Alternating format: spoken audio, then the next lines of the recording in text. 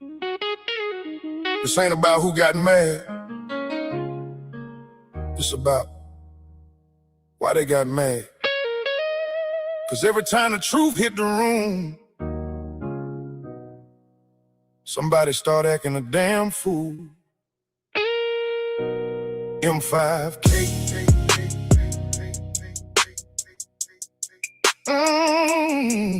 M5K.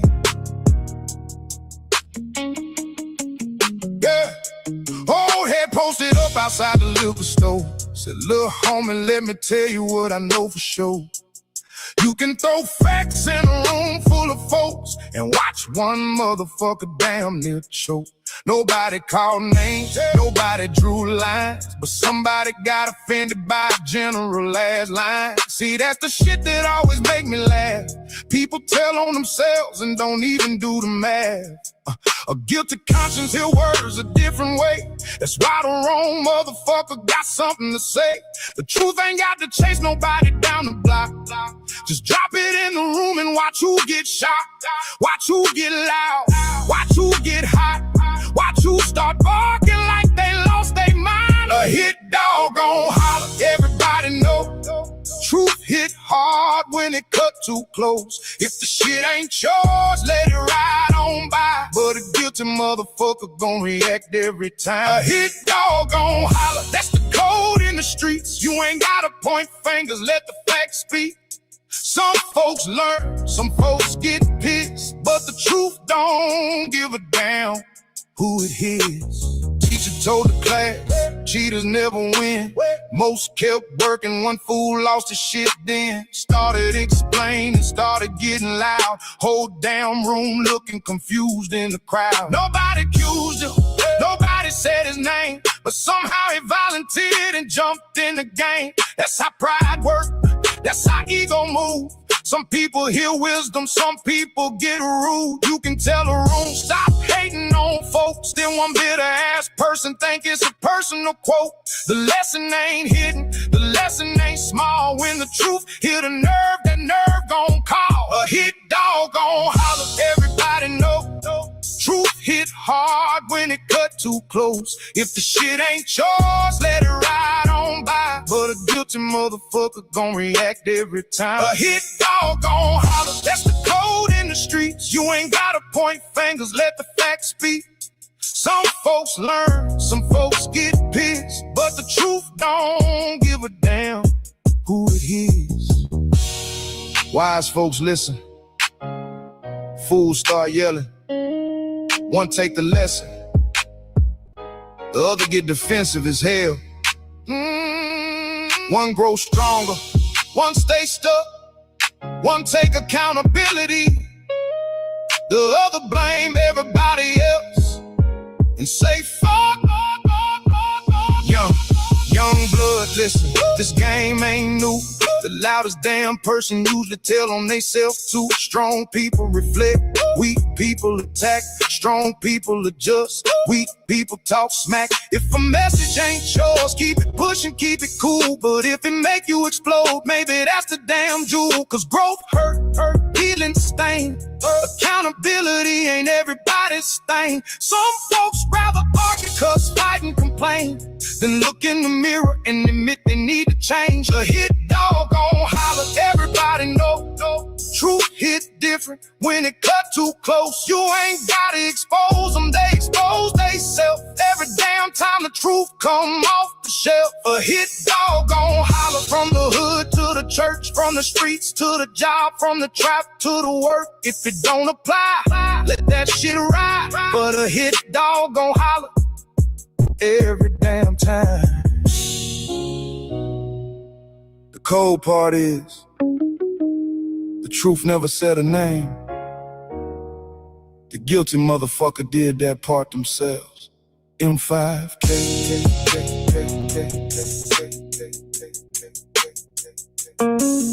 M5K.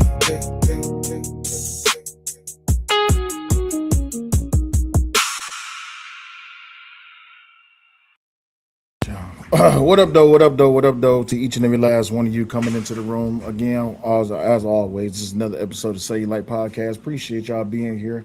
I am your host, who does not do the most. My name is Sale. A lot of y'all know me by Will, but also I go by Sale, or in other words, I go by Wilhelm Gobert. Or some people be like, oh, it's hard to say the name Sale. I'd be like, okay, well, let's go by this then, right? Let's do terminated sale. Let's do that, right? We're gonna go by terminated sale today. For a lot of y'all that get the inside joke, you already know what it is, because there is no wokeness allowed over here. Now, let's go ahead and address a few things, right? And I want to give a shout out to my man's Izzy Bands. I went ahead and I watched his stream earlier today, where he was really asking a very pointed question.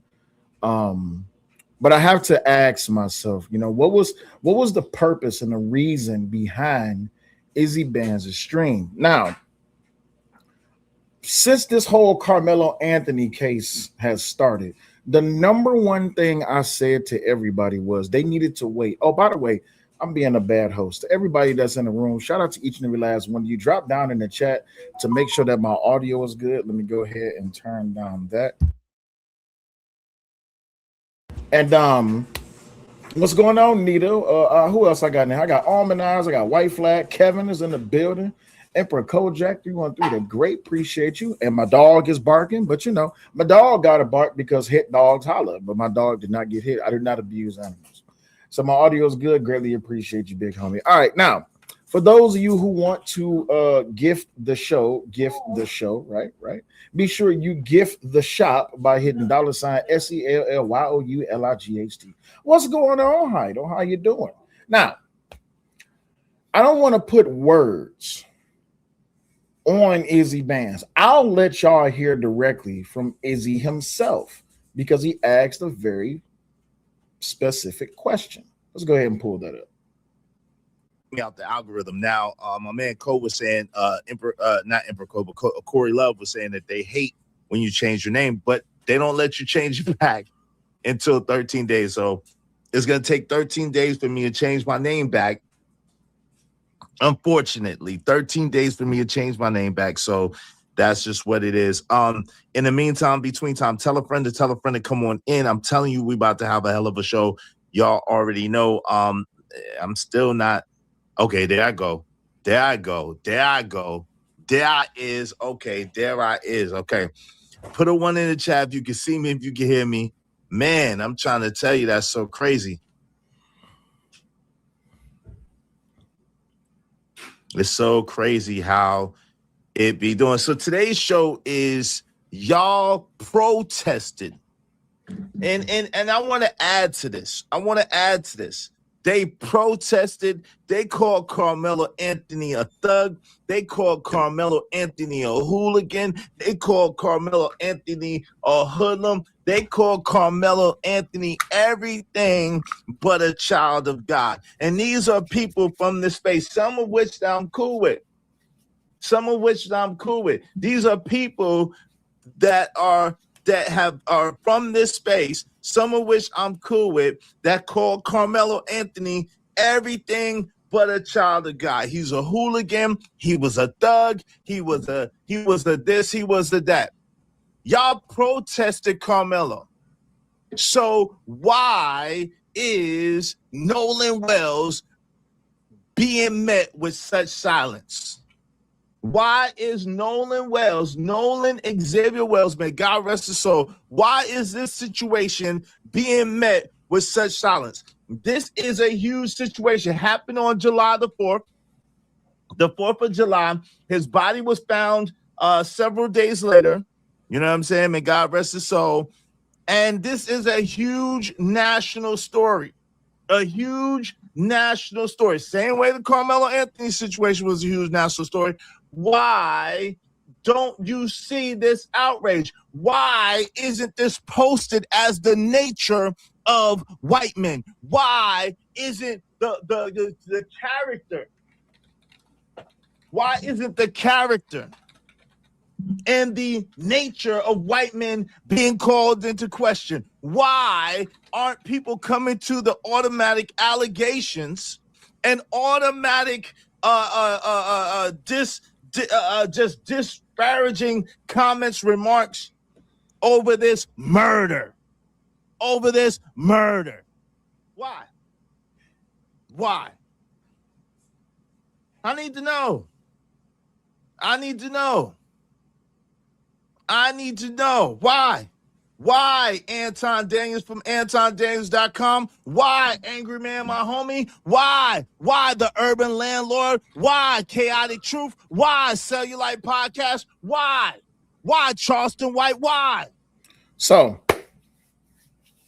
with respect to my man's Izzy Bands, right? Me and Izzy done had a few drag out, barn burner, angry conversations. We've had quite a few educated, intellectual conversations. We've shared perspectives. We disagree. We have agreed. And as a matter of fact, I want to appreciate and give thanks to Izzy Bands for putting me up there with some of the greats, such as the Angry Man, Anton Daniels, Charleston White, and a few others who have called into question about the Karmelo Anthony situation. But Israel, brother, with respect to you and your question that you raised, you looked at the energy that we put into the Karmelo case.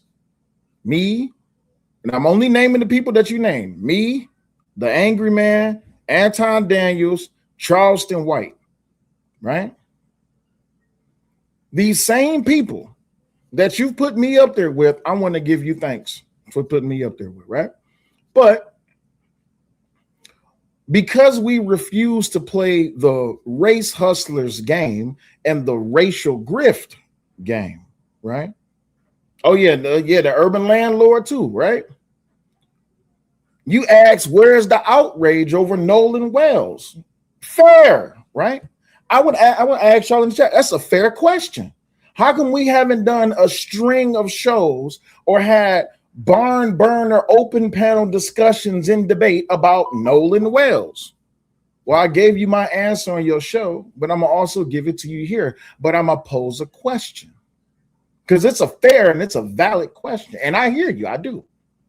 But Israel, really quick, I'm gonna flip that same question onto you with the same energy and respect that you brought. Instead of asking me, because I can't speak for Angry Man, I can't speak for Anton Daniels, I can't speak for Charleston White, I can't speak for the multitude of other Black male and female content creators and public figures and political figures and celebrities and private figures who have spoke on this Karmelo Anthony issue. Instead of asking us why we haven't matched the vitriol and the energy, why are you not asking why is Ben Crump and Al Sharpton showing up for Nolan Wells when they were completely silent on Karmelo Anthony? Why is it that all of these other content creators who were speaking up in defense of Karmelo Anthony, how come they're not doing a string of shows talking about Nolan Wells? Why not? Why is that not the first question? Why is it that when it comes to a case like Nolan Wells and you try to sister it up with a case like Karmelo Anthony, why is that not the first question? Why is it that the first question is always aimed at Black men who actually talk about Black accountability, who talk about self-accountability, who talk about self-reliability, who talk about self-inclination when it comes to these things? Why is it always about us and what we have to say instead of the professional race hustlers who only appear when they think a check is ready, right? Because I got the answer for you. Shout out to Moray. What's going on, Moray? Appreciate you. They didn't show up for Karmelo because there was nothing in that case that they could make money off of. Nothing. Zero. There was no white villain. There was no racist system storyline that sells. There was no multi-million-dollar settlement waiting on the other end of this so-called civil lawsuit. There was no mainstream mass media protest. It was just a bunch of TikTokers and YouTubers who was speaking up in defense for the watermelon felon. But instead of looking at that and asking, why are y'all showing up now? How come y'all didn't show up then?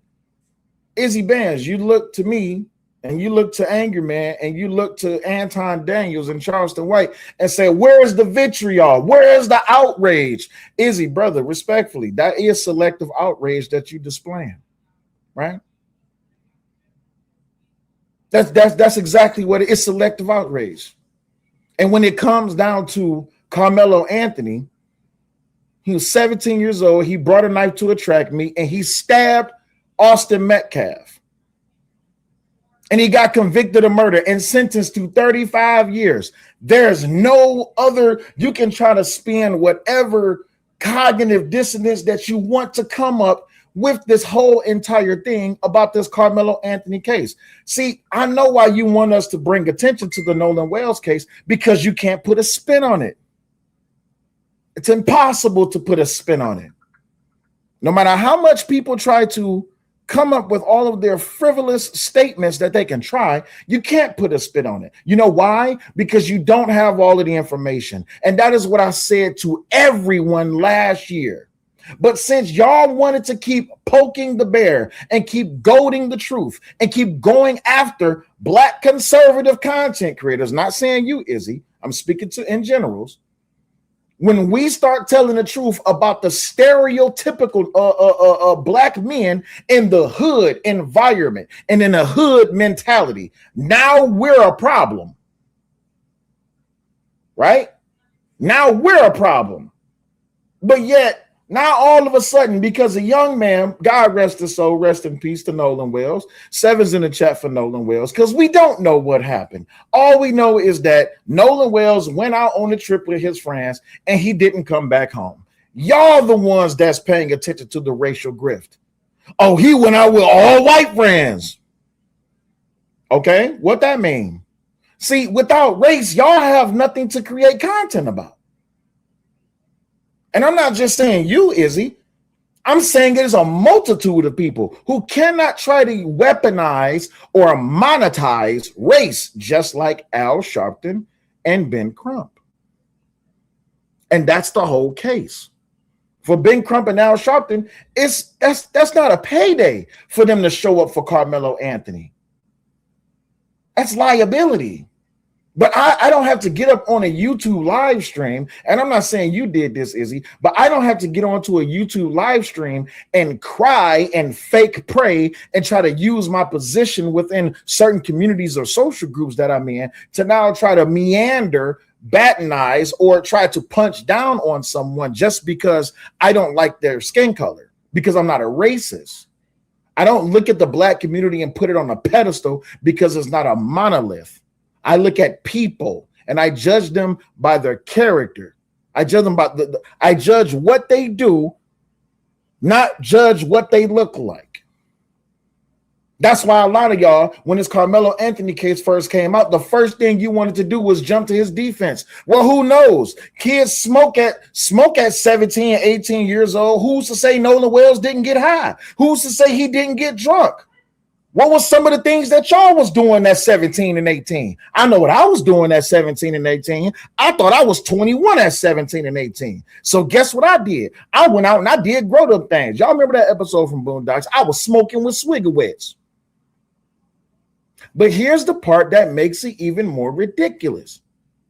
Maybe they should have shown up for Karmelo, because everybody then and now, and now I'm getting to the point of my direct response to you, Izzy.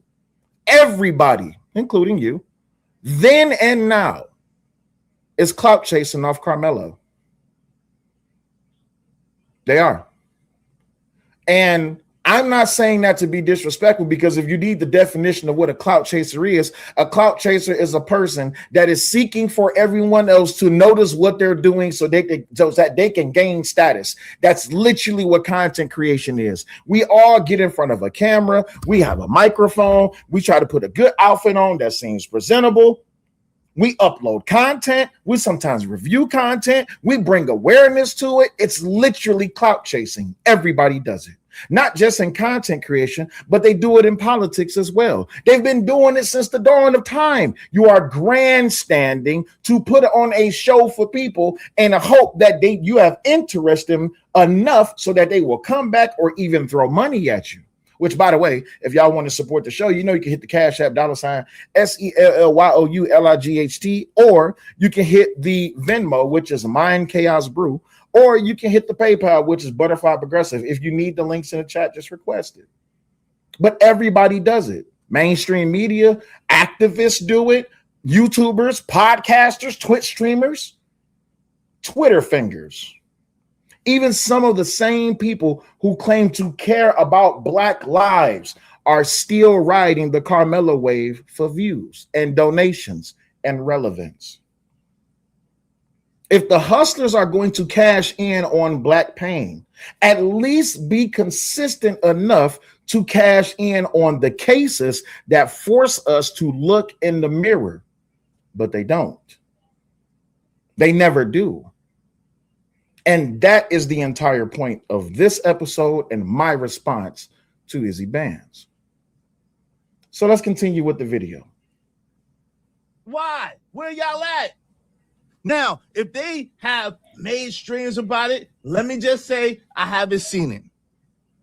If they made streams about it, calling these names, saying these things, let me just say I haven't seen it. And it definitely has not been with the vitriol. It definitely has not been with the amount of angst. It definitely has not been with the amount of passion and the amount of vibrations that it was for the Karmelo Anthony situation. Yeah, you know why? That is because a white boy did not die and a Black boy had a knife. That's because that no one is calling us coons just because we're not doing streams about Karmelo Anthony. That's because people aren't drawing a line in the sand and saying that we hate our own race because we're not talking about Nolan Wells. That's because it hasn't happened yet. But I guarantee you, by this time next week, if it haven't already started, people are going to start, well, how come Anton Daniels an angry man and cellulite? How come all these Black conservatives, how come they ain't doing shit? Oh, I'm sorry, Izzy, you just did this a few days ago. So you can be the catalyst of what's going to kick off these people who hate Black conservatives so they can start continue to hate Black conservatives, right? But we know the facts of the case. Karmelo, April 2nd, Frisco, high school track meet, 17, stab Austin Metcalf, dead. Y'all made it about race. Y'all needed to continue the racial grift about Karmelo Anthony because that is what paid the bills, right? Y'all knew that speaking on Karmelo and his innocence and trying to make him seem as kid-like as possible is what would pull at the heartstrings of the people so they could send you cash apps and super chats and subscriptions. And this is not about just you, Izzy Bands. I've seen a multitude of content creators who even grew their own channel. I find it funny that you brought up Anton Daniels, but these same people that is grifting off the Karmelo situation is the same people that was grifting off the Anton Daniels situation. So my question, to flip back onto Izzy, where was the vitriol for these people that was grifting off of Anton Daniels? Oh, I know why. And again, Izzy, you know this is where I respect. You grifted off Anton Daniels too. Everybody grifted off Anton Daniels. So to sit here and to look at me and say, where's the vitriol? Where is the mirror? Where's the mirror? Why are you tagging me and calling me out as if I did something wrong? I'm asking y'all in the chat, is telling the truth wrong? I just want to know from everybody in the chat, because if I'm wrong for telling the truth, I'll be quiet for now. While everybody's trying to draw distinctions and come up with conclusions about this affidavit, a new trial, come up with all these reasons that he had a knife, that he was being jumped, that he was getting attacked, and they were chasing him to beat him down. We see the video. The video should dispel all questions. It should dispel all lies. But no. No. All it did was just bring up more old school racial pain, and now you sound like the very white supremacists that y'all say y'all hate and that y'all behave like the most. Simple. But here was the problem with the whole entire Karmelo Anthony case. Snow says it's only wrong when you tell the truth. Got it. So, no Ben Crump, no Al Sharpton, no national marches, tons of justice for Karmelo shirts and and hats, and tons of that. That race hustlers, people who were grifting off of Karmelo, while people were sending money to the Give, See, and Go.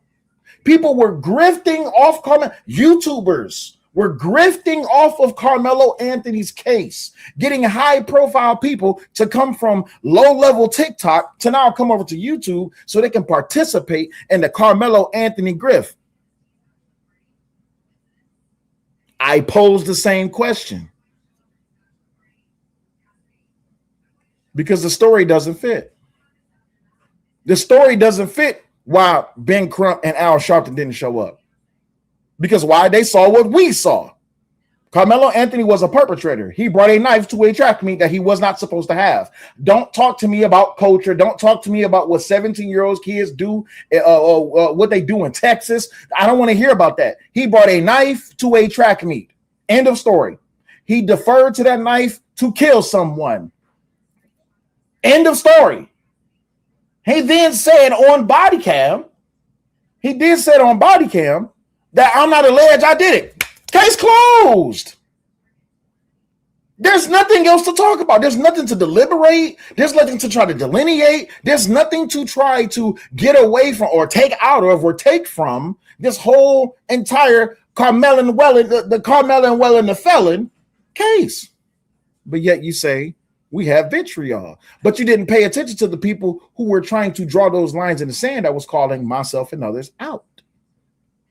Because these same people that's crying about Nolan Wells losing his life while going out on a trip, or Karmelo Anthony getting sentenced to 35 years, how come ain't none of y'all did content on the two black boys that just went up and shot up a mall? Izzy Bands, where's your video? I don't see a video about the two black boys that went and shot up a mall. I don't see the video about the young boy that just stabbed up the person down there in Texas because he wouldn't sell him a black and mild. I didn't see the video from you. I didn't see the video when it's so many different situations. Because people don't care about justice. They don't care about right and wrong. They only care about race. What up, plug? So again, there was no, a black and mild, Kevin Cook. This young boy 17-year-old young boy went into a corner store and requested to purchase a black and mild cigar from the teller. He said he was too young. He's not selling it to him. He then stabs him to death. Oh no, we definitely about to talk about Nolan. We definitely gonna talk about Nolan, right? We definitely gonna talk about Nolan. What up, gas mask? So it was a clear video, a conviction, no systemic racism angle that opens corporate checkbooks or foundation grants other than Give, and Go, right? Then we got Nolan Wells, July 4th, Horn Island, Mississippi, 18-year-old black football player, goes out on the boat with his friends for a holiday. His body found 2 days later in the water. Authorities is saying accidental drowning and strong currents. The family says the story don't add up. I agree with everybody. The stories do not add up. So prior to y'all attacking black conservatives, because Izzy Bands, you named me, Angry Man, Anton Daniels. I don't know about Charleston White. I don't know if Charleston White is conservative or not. But me, Angry Man, and Anton Daniels, you named us three specifically in your video. Instead of attacking us and asking us where's the vitriol, how come you're not asking why weren't y'all not there when Karmelo needed support, when Karmelo needed help? Because we see that Karmelo truly did not have no support, no help, because his parents left him during the sentencing phase. But Nolan, his keys was recovered, his phone was tracked. There's deleted Snapchat messages. There's questions about an altercation. And now suddenly, out of nowhere, because here's the thing, and I want to point this out, right? Here's the thing. There was more questions in the Karmelo Anthony case than there was in the Nolan Wells case. And why did Ben Crump and Al Sharpton show up? Oh, I know why. Because Ben Crump and Al Sharpton, they saw a dollar sign on top of a black life that was lost. Ben Crump and Al Sharpton didn't show up for Karmelo Anthony because there was no dollar sign on a black boy for killing a white boy in Texas. That's why Ben Crump and Al Sharpton didn't show up. Shout out to everybody in the building. Appreciate y'all. Again, now there's a press conference. Did y'all see the press conference? Hold on. We get to the press conference. Let me hear some more what Izzy was saying. Or any other situation when they're disparaging black men, right? When they're disparaging black sister. Wait, hold on. Wait. Say that again. Vibrations that it was for the Karmelo Anthony situation. Or any other situation when they're disparaging black men, right? You're disparaging black men, Izzy. I'm black. Angry Man is black. Anton is black. Charleston White is black. Hell, John Galt, the urban landlord, he's black. You're disparaging black men on a live stream. Here, let me paint this out for you, because live streams have replay value, right? You have the ability to go back and rewatch the live stream. You specifically called out black men and questioned us in front of the world on a YouTube live stream to say, how come we didn't show up and do a stream about Nolan Wells? I'm sorry, don't they already have representation? I hold the same position on Nolan Wells that I held on Karmelo Anthony before everybody start disrespecting me vehemently and asking me to say something about it. And the crazy thing is, everything I said about Karmelo was true. Everything. He was a hoodlum. He was a thug. He was acting like a nigga. He was up under that tent talking shit. He was threatening people. Karmelo was behaving in a way that he thought would get people to leave him alone. He thought, I need to be like a nigga so these people will leave me alone. Sir, you don't belong on this team. You ain't gonna move me. Y'all a bunch of pussies. Y'all team is ass. Y'all some bitches. Oh, okay. So then when Hunter steps up, hey man, why don't you get from up under the tent, bro? You ain't gonna do shit either, bitch. So then Austin steps up. Hey man, look, I ain't trying to fight you, bro. Touch me, you gonna find out, little bitch ass nigga. What? Bro, you ain't got nothing in this bag. This Frisco, bro. Ain't nobody trying to fight you. Go ahead and get your ass from up under here. Yeah, you put your motherfucking hands on me, it's gonna be a problem, bitch ass nigga. So Austin was like, all right, cool, bet. I'm about to push your ass from up under this tent. And what did Karmelo do? Everybody put in the chat. When Austin pushed Karmelo, what'd he do? He got pushed, and that nigga came back with the swift motion. came straight up out the bag like a samurai with a sword. He came up out the sheath. That book bag was his sheath because the knife was already open and ready. And y'all said, well, he feared for his life. Let me ask y'all a question. Watch this. Because all y'all said that anytime black people is in the presence of a multiple of white people, y'all said that black people have a reason to fear for their life. So now, since you wanted me to say something about it, I'll say something about the Nolan Wells case, Easy Bands. Why didn't Nolan Wells fear for his life? Oops. See, you didn't think this through, Easy Bands, my brother. You know I love you, but you didn't think this through. Why didn't Nolan Wells fear for his life? He was around a whole bunch of white people. He was surrounded. There was no way for him to get out. There was possibly smoking and drinking going on.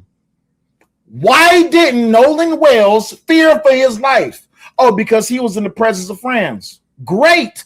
And what do y'all say about white people? You racist, black, niggerdom folk. What do you say about white people? I don't trust them crackers. I don't like them crackers. Because white people are evil. That's what y'all say. But see, I'm not a racist like y'all. And I'm not saying that you're a racist, Izzy. I'm just speaking to the general public. I'm not a racist like y'all. I don't look at people and think they're evil just because they're white. Nor, just like I explained over there on This Might Be Risky, shout out to DJ Hemp for even having me over there to do the interview. Like I said to Cheeky, I don't look at black people and say that they're all niggas. I look at niggas and say that they're niggas. I look at black people and say they're black. But unlike Cheeky, who's a liberal, and this is why you can't listen to the left, nor trust the left, nor deal with the left. Cheeky says, oh, well, I can't tell the difference between black people and niggas. Oh, you mean like the white supremacists did? You mean like the hooded white folks did? The motherfuckers who was riding around on horses? The motherfuckers who was going out into the middle of the night, banging on black people's doors, shooting guns into the house, saying send her outside? You mean like that? Y'all can't tell the difference between black people and niggas? It sounds like you're practicing the same racial tropes that the racist white people did to black people. Ain't that a bitch? Ain't that a bitch?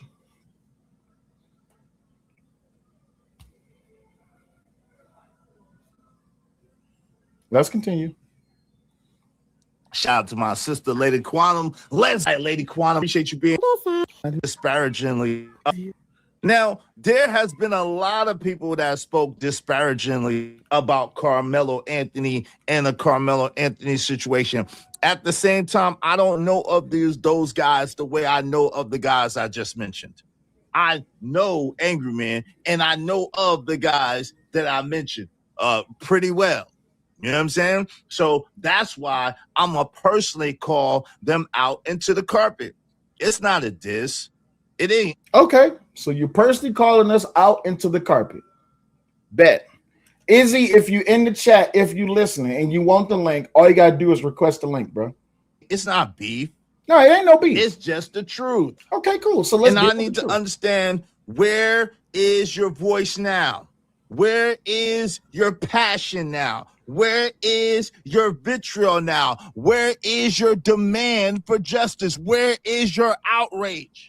There is a demand for justice. And you know, justice needs to move swiftly. Whereas my outrage is that people need not look at the Nolan Wells case the same way that they looked at the Karmelo Anthony case. You cannot say that white people are racist and you hate white people because they're evil, because that just makes you just as racist as them. Instead of waiting on the facts to be presented, where you can then draw a conclusion. You get the situation and you draw a conclusion, and anyone that does not agree, they're a traitor. Let's continue. Is it? This is a 17-year-old, an 18-year-old kid. This is an 18-year-old kid. Parents, and my condolences and much love and peace and grace to the parents. Parents lost their child. Hey, Izzy, how come you don't do a slew of streams about all the black murders that happen within the black community by black people? How come you don't do a slew of streams about all the black stabbings that happen within the black community by black people? How come you don't do a stream about all the black robberies that happen to black people committed by black people within the black community? How come you don't do a slew of streams about all the fraud that's going on within the black community committed by black community against black people? How come you don't do a string of shows about that? How come you don't do a string of shows about black people selling to black people shit that's not theirs so they can make some money? Like ideologies, like thoughts, like intellectual statements, like positions. I don't mind you calling me out, but I'm going to answer it because there's a ton of content that you can do about the black community. It's tons that you can do. You can talk about the single mother rate. Oops, don't want to talk about that. You can talk about Planned Parenthood. Oops, don't want to talk about that.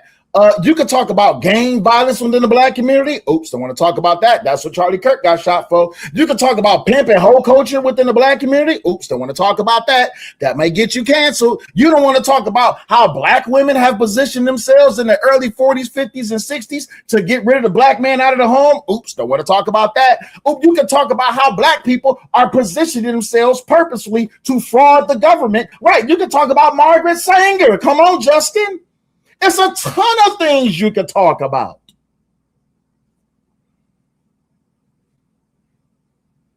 You could talk about young black men walking around in their neighborhoods with guns. I want to talk about that.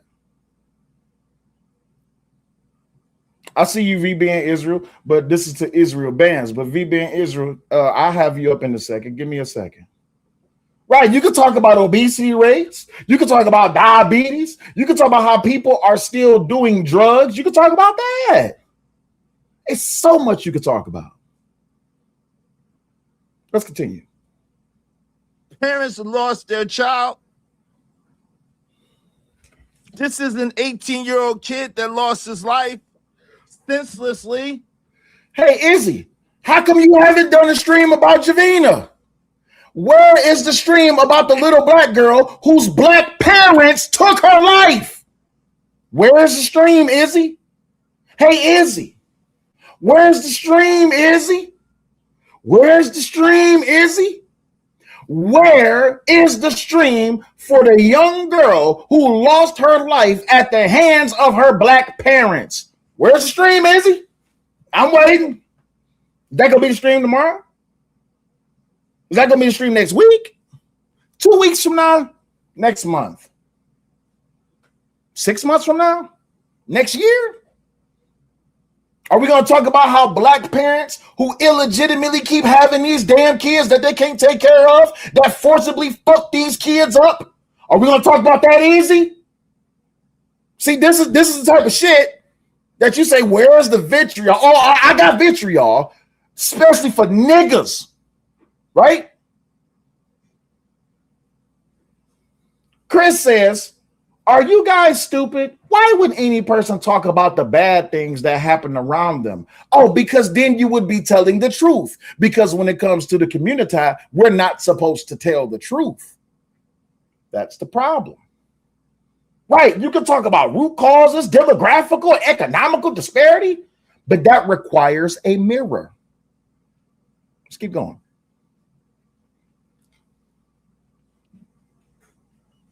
What's up, JD 1975 in the building? Let me speak to everybody real quick. What else? Sure, everything is. Bear with me for a second, because outrage. Why is the outrage so different? Where is the outrage? Why is the outrage so different? Where is the outrage? Where is it at? Where is it at? I need to know, where is the outrage? Same country, different case, different reaction. The question isn't what happened. It's why we react so differently. Situation happens, young white man loses his life, people lose their mind. Young white man loses his life. May God rest his soul. People lose their mind. All of a sudden, this good kid, by all measures and accounts, been doing the right thing almost his whole life.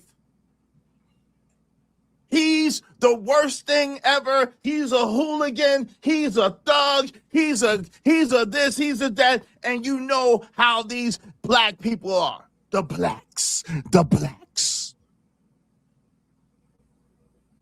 Now, when we're talking about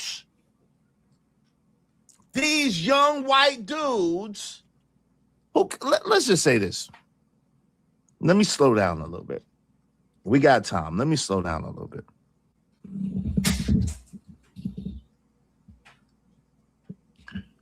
Put a 1 in the chat. Put a 1 in the chat. When you were coming up, if your parents told you, drilled in your head, if you come together, you leave together. Put a 1 in the chat. If your parents drilled in your head, if you go together, you come together, you leave together. Put a 1 in the chat if you heard that. If your parents drilled that in you. If your parents let you know, no man left behind. Andrew Taylor heard it. Lady Quantum heard it. They're the only two that heard it. No man left behind. You come together, you leave together. So it's only me, Andrew Taylor, and Lady Quantum. Our parents are the only ones. TB Truck, okay? Justin said in the chat, and I put a 1 in the chat, if you've ever left the club that you went to with your friends with a girl. If you ever went to the club and you went with your friends and you left your friends at the club, if you a girl, you left with a guy, or you left with a girl. If you a guy, you left with a girl, left with another guy. Put a 1 in the chat if you ever left your friends at the club. Ain't that a bitch? So people leave people all the time. Dummy missions. Right. Are they still there waiting for you when you leave the club? I watched to see if any of them was going to do a show on it, and they didn't. Bar. Hey, TB Trucking. You know why I didn't do a show on it, brother? Let me tell you why. It's the same reason why I told everybody I was not going to do a show on Karmelo, because I wanted to wait on the facts, not on the speculation, which everything that came out about the Karmelo Anthony trial prior to the day it happened. I can't stress that enough. Hold up. Let me go solo. I cannot stress it enough that everything everybody was saying about Karmelo Anthony and his innocence, none of it came out in trial. The only thing that came out in trial is that you brought a knife to a track meet, you was being the aggressor, and you stabbed someone in the damn chest. That's all that came out in the trial. There was no jumping. There was no multiple attackers. There was no people chasing him. And it's funny, I said this last year. But hey, y'all might want to wait on the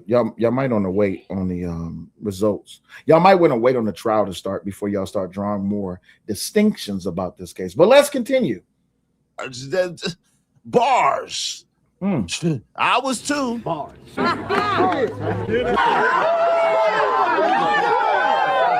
They are the same people that will scream and yell and talk about cases that we've never heard of before, that were never televised, that were never posted, and then they'll ask us, why haven't we talked about it?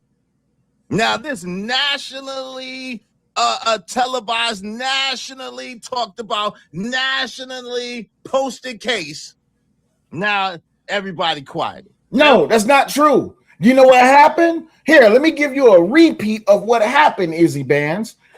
After Karmelo Anthony killed Austin Metcalf, Dominique Alexander came on TV and said that this is not about race, but there's clear implications of racial issues within this case. after Jeff Metcalf came up and did an interview and said this has absolutely nothing to do with race. Izzy's in the chat. He says, because we heard the crackhead deal Karmelo Anthony's lawyer made. I understand that. But here's the problem. Izzy, here's the problem. I told everybody to wait. And Izzy, if you want to come up, I'll just request the link. I'll drop it for you. But when I told everybody to wait, everybody was like, oh, as much as you talk about the black community, why ain't you talking about Karmelo? I said, because I don't have all the facts. But then, well, now you a coon, you a self-hating, this, that, and this, that. Okay, fine. Since that, cool. Max level contrarian coming. Because now all I'm going to do is tell the truth about the black community. And some more, and some more, and some more, and some more. Let's continue. Everybody quiet. Everybody silent. Everybody quiet. Everybody silent. What's up? What's up, Bucket 88? Bucket 88's in the building. JD was told that too. Okay. TB Trucker said my mom was a little more toxic. She said, if one bites you off, hey, that's my Nana too. May God rest her soul. She said, someone come to the door, baby. Y'all drag them in and we all gonna beat them. Damn. Say, hey, listen, don't go to nobody's house looking for trouble. And if anybody come to this house looking for trouble, y'all take them out. Drag them in the house and take them out. Right? Drag them in and take them out. But I'm trying to understand. Yo, what's up? Sharker, what's going on? I'm trying to understand. Help me understand. Help me understand because I really don't.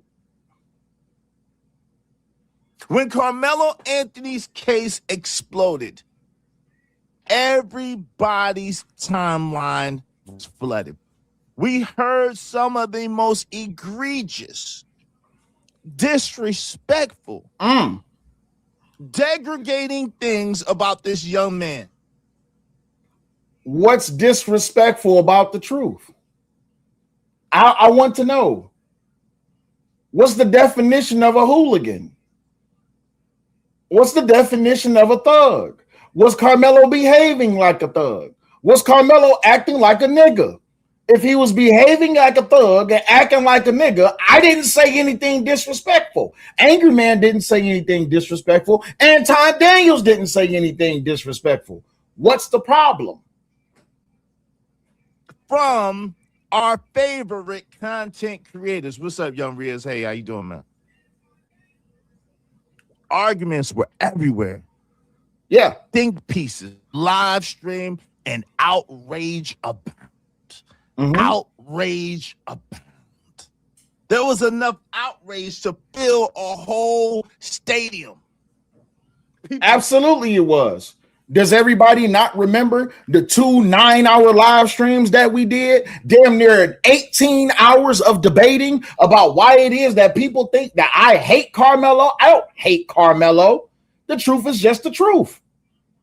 And as far as from last time I heard, when Angry Man did a live stream the other day, he definitely talked about this. And he uploaded the video afterwards. Angry Man spoke on how it is that Nolan Wells' friends came back without him and their story doesn't add up. Oh, no, it was definitely mentions made about it. So you can't put Angry Man in this boat. Sorry, Izzy. Can't use Angry Man for this one, big homie. Can't say Angry Man didn't say anything about it. If he literally did, if he spoke about it in the live stream and he did a video upload about it. Can't say Angry Man didn't say nothing about it. I didn't say anything about it because guess what? Me and Angry Man are two different people. And this video got over 13,000 views. So anyway, let's continue. Click here, remove this, get that, and push play. Were incensed. How could he use a knife to take a life? How could he use a knife to take a life? Now, again, this is very new. This happened the 4th of July of 2026. It just happened. They just found the body maybe about 2 days ago now. 2 days a day ago, something like that. At the same time, from the beginning,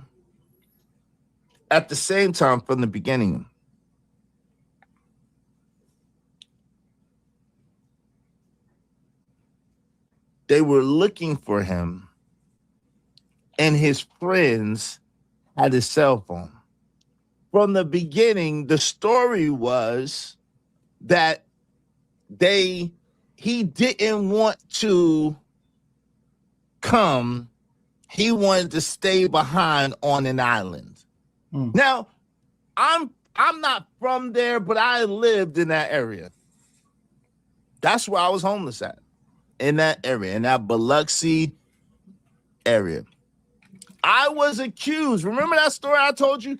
I was accused. It was the Ocean Springs police who had accused me of committing this crime. Now, admittedly, the guy looked just like me. The guy that they posted looked just like me, admittedly. It was the most craziest thing. But now I have to say this.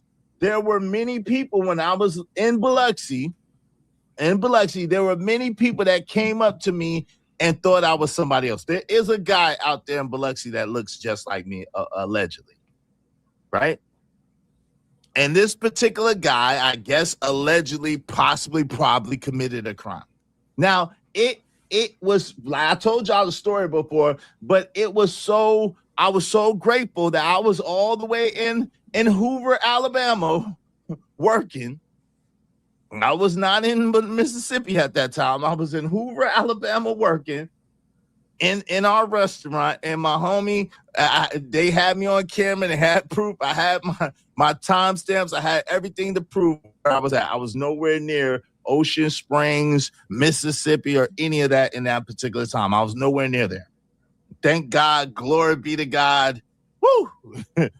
But, like I said, if I would have scratched my nose wrong, I would have been up out of here. The whole walk backwards, don't turn around, don't look at us. It's 15 guns at me. And they was looking like they was ready to pull something off. If a fly would have came on my nose, if I would have scratched my ass, if I would have did anything, that was my ass. So how come? Now, I'm going to ask y'all in the chat, and I am saying this to be jokingly, but I'm going to lead into a strong point. When the police pulled up on you, where was Ben Crump? Where was Al Sharpton? Where was anybody to show up for Izzy Bands? Where was the outrage? What's going on, Dallas? What's going on, OW Teddy? Where was anybody to show up in response to Izzy Bands getting falsely accused? Let me give you some examples of why no one showed up. Because Izzy didn't die. I'll say that again. And I'm not wishing death on Izzy because I have love for Izzy. That's my brother. But had Izzy gotten shot or had he died, you said you didn't need him. But guess what? Guess who else didn't need Al Sharpton and didn't need Ben Crump? Trayvon Martin didn't need Al Sharpton and Ben Crump. You know why? Because Trayvon Martin was dead. Michael Brown didn't need Ben Crump or Al Sharpton. But guess who showed up? Ben Crump and Al Sharpton. George Floyd didn't need Ben Crump and Al Sharpton. But guess who showed up? Ben Crump and Al Sharpton. Breonna Taylor didn't need Ben Crump and Al Sharpton. But guess who showed up? Ben Crump and Al Sharpton. Ahmaud Arbery didn't need Ben Crump and Al Sharpton. But guess who showed up? Ben Crump and Al Sharpton. Dante Wright didn't need Ben Crump and Al Sharpton. But guess who showed up? Y'all notice a pattern here? Tyre Nichols. Even though the officer was black. Guess who showed up? Ben Crump and Al Sharpton. Sonia Massey. Guess who showed up? Ben Crump and Al Sharpton. Every high-profile case where there was a white face that can be put on a camera and a check, Ben Crump and Al Sharpton show up, feet smoking, pockets open, checks signed. and it's blank. Every single time, the formula works. It's there. There's a press conference, there's suits, there's settlements, and then they just move on to the next one. That's not advocacy. That's a business model. That business model is called a grift.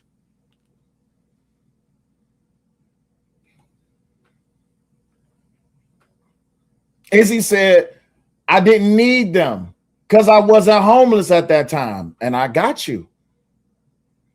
Right. Marissa Alexander. So many examples. Every single year in America, there's an overwhelmingly majority of Black homicide victims who are killed by Black perpetrators. Where is Al Sharpton and Ben Crump when it's Black on Black crime? Somebody tell me, where is Al Sharpton and Ben Crump when there's Black on Black crime? Nowhere to be found.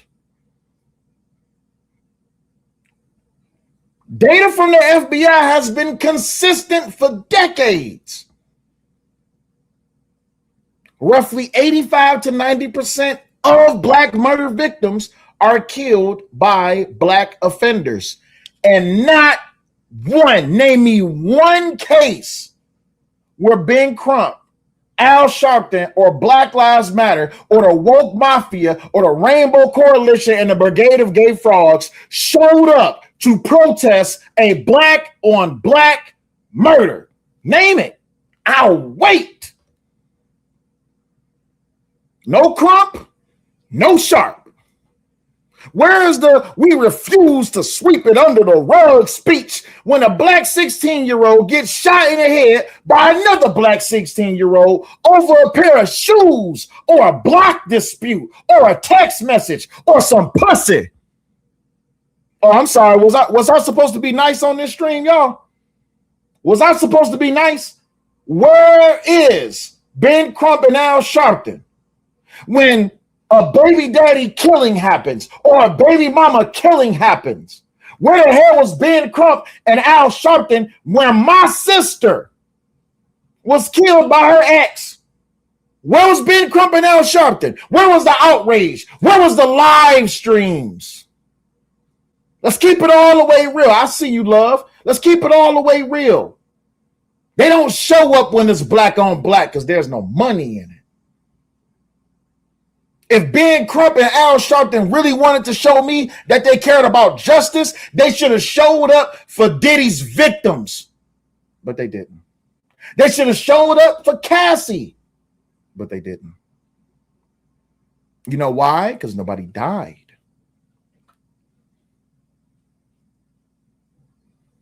Right? Every week, every year, when they celebrate Freedom Day, Freedom Day, Freedom Day, every year they celebrate Juneteenth by killing each other in mass in Chicago. No Ben Crump, no Al Sharpton, no Black Lives Matter. Where in the fuck is the outrage? But if I'm telling the truth, when Angry Man speaks about it, when Anton Daniels speaks about it, no show, nobody shows up. Nobody in this space has done a stream about Javina, the little girl that was killed by her parents. Where is the outrage? Oh, I'm sorry. Y'all didn't hear about that one? Y'all didn't hear about that one?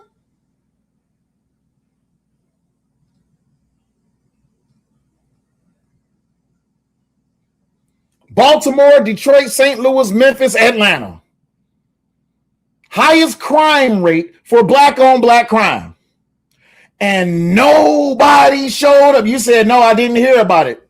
So then why are you tagging me in a live stream about the Nolan Wells case? But I told you I was gonna respond to you, brother. You know, in all respect, I told you I was gonna respond to you. What up, Savage? What's happening? Freedom, my tongue and my lips is red is because my wife feeds me very well, and I love cranberry juice. I love watermelon juice too. You said because it's national. It's national news about Javina. Black mother, black father killed their baby. You know what else was national news? My niece and nephew in that Detroit casino parking lot. That was national news too. Where was the streams? When my niece and nephew froze to death in that car because they ain't shit ass mama didn't do her fucking job. Where was the streams? Where was Ben Crump? Where was Al Sharpton? Where was the streams?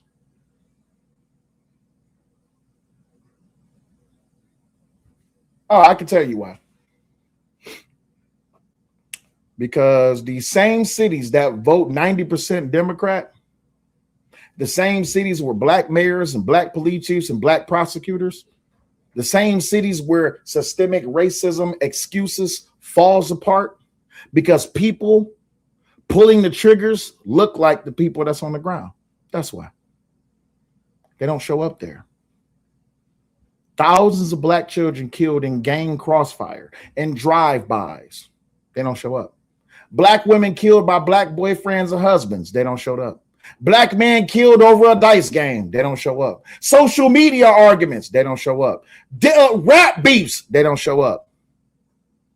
Black babies left fatherless because their daddy was a YN who chose the streets instead of choosing his child. Didn't show up. Because there was no white face to sue, no corporation to extract the settlement from, no Netflix deal, no corporate DEI money, just dread and shame. It's nothing left but just black dead people and broken black communities. And they don't pay. The sad part is I literally just named you everything about the Karmelo Anthony case. He was the YN that had the energy that the hustlers refused to touch because Ben Crump and Al Sharpton and Black Lives Matter don't defend niggas. Here, I'll say it for you again. Ben Crump and Al Sharpton is not showing up to defend niggas. They're not. It would look bad on their record. You says, don't those perps usually get caught? So we're gonna leave it. We're gonna leave it to the law and not do no comment. Well, hold on, Izzy. Thanks for walking into that trap. We're gonna leave it to the law, and we're not gonna do no commentary on it. We're gonna wait for the facts to come out. That would be nice. Those perps usually do get caught. Like Karmelo, he got caught. But you know what the problem was? The community came out in droves and was upset that Karmelo Anthony not only got caught, but he admitted, and they didn't want to accept what was said in the police report, that I'm not alleged, I did it.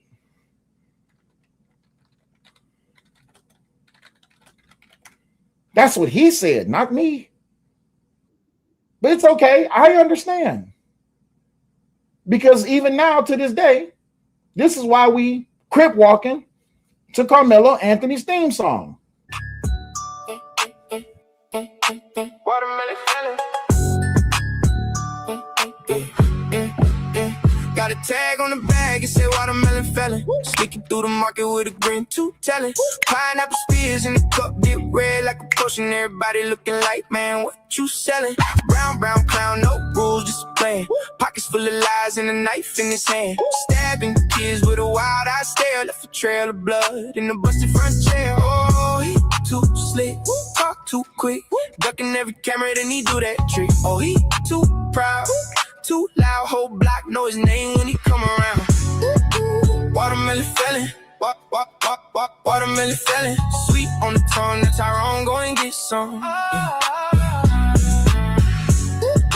Watermelon felon, watermelon felon. Laugh now, run fast, can't come back. Anyway, let's get back to Izzy's video. I told y'all, I ain't here to disrespect or argue with Izzy. I'm just telling the truth. Let's continue. But they say I've been to Biloxi by the casinos. Hey, yeah. All right, shout out to you, Cole. Y'all make sure y'all support the show, Sports Street. I mean, so I'm familiar with this island, so to speak. It's not really an island. Let me say that again. I'm familiar with this island. That wasn't Music Soul Child. No, it wasn't. It's a dude that looked like me. I don't know.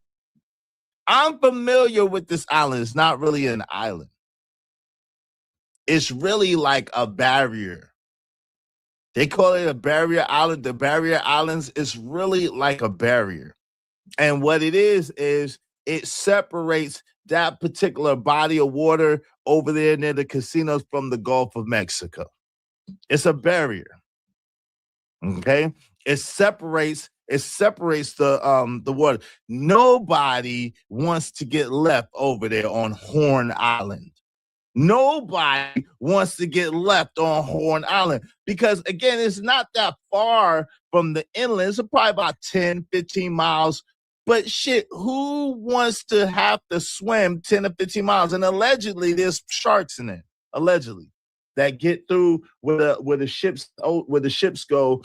Allegedly, there's sharks in there. My son was petrified. He's like, Dad. We on the jet skis, but nobody wants to get left on Horn Island.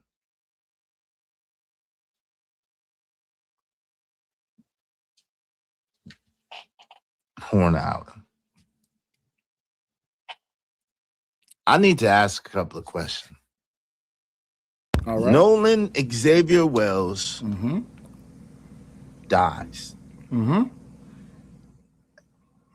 most suspicious thing is that his friends all come back in one piece to their family, to their friends, to their homes, and their friend that they went out there with is not with them, Nolan Wells. Upon them coming back, they allegedly gave Nolan's mom his cell phone. So first question would be, why would someone want to stay on an island without their cell phone? Like, what kid, 18 years old, wants to be on an island by themselves without their cell phone? Now, there's a video that is circulating throughout the internet. We're gonna take a look at it. That shows an altercation where it seems to be Nolan cursing them dudes out and like, yo, give me my effing phone. Give me my effing phone.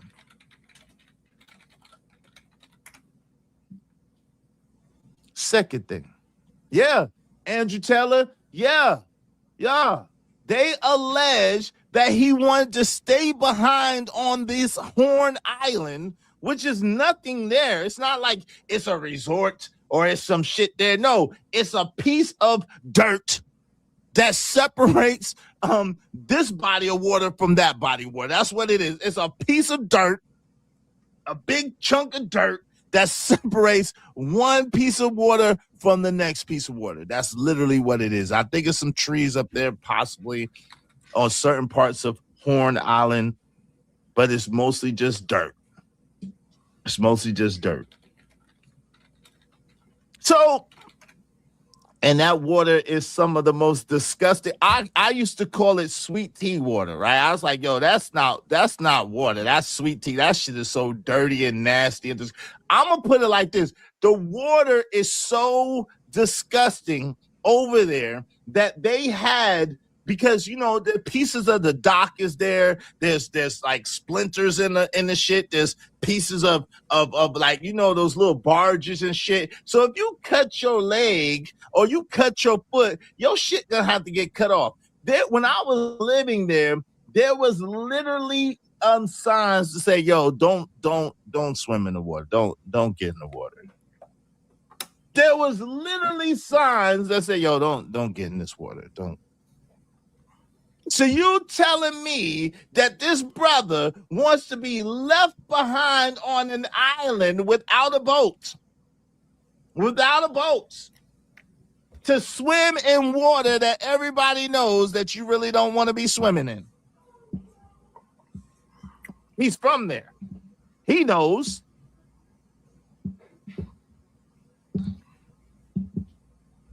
Yeah, it's a sandbar. Yeah, Money Marco, it's like a sandbar. It's more like a sandbar. Yeah, a big sandbar. That's about right. All right. What's up, Marcel? What's up? Your trucker says, so another naive black man decided to be around a bunch of white folks and ended up deceased. Shaking my head. When we gonna learn? We're gonna talk about it. So Nolan is deleted. Let's just keep it what it is.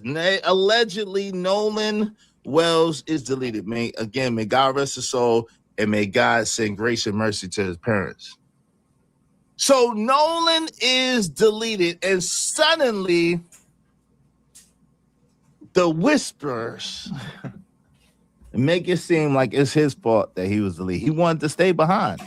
What person, much less a kid in see, telling my age. What kid in 2026 is gonna let you take their phone? No.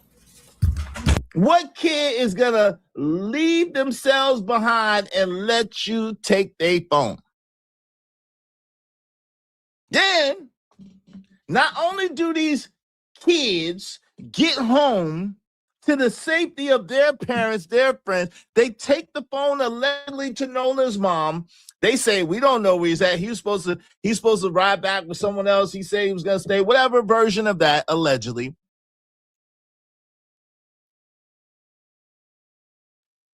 Got his phone. They all allegedly delete their social media immediately and lawyer up.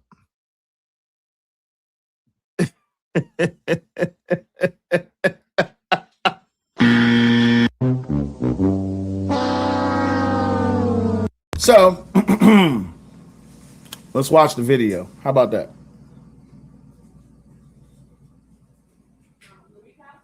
Hey, put a 1 in the chat if y'all can hear the audio from this video, please.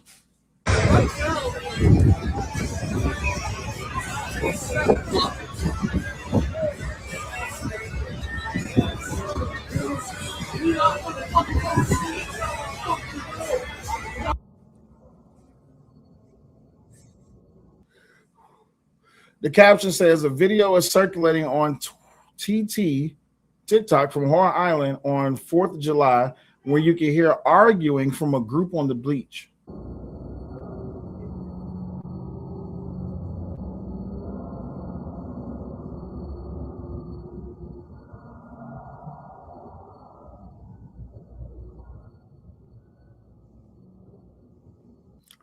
I don't see all white people. Omni says another case where there was black people there too, but we're only focused on the white people again. Come on now. Hey, Omni, I didn't want to say it about Brother Izzy and the rest of the people that's making content about Nolan Wells, but when are we going to stop this whole it was all white people there, or there was a majority of white people there, or we're only going to focus on the white people? You know, y'all show y'all racism more than y'all like to show, right? You know y'all do that, right? Y'all really do show y'all racism a lot. Without question, y'all do. Let's continue.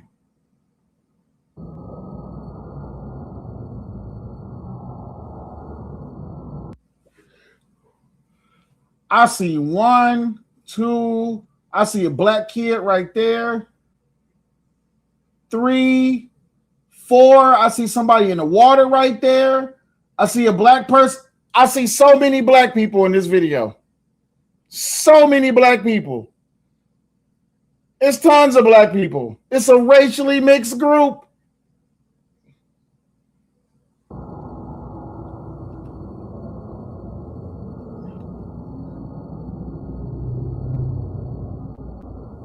I see a black lady right there in the front of the camera, right there at the water with her child.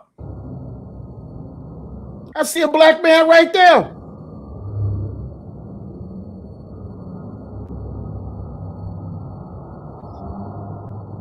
Nita says, so they weren't all white like they've been saying? No, it wasn't nothing but just white people there. It was a racially mixed group. It's the beach.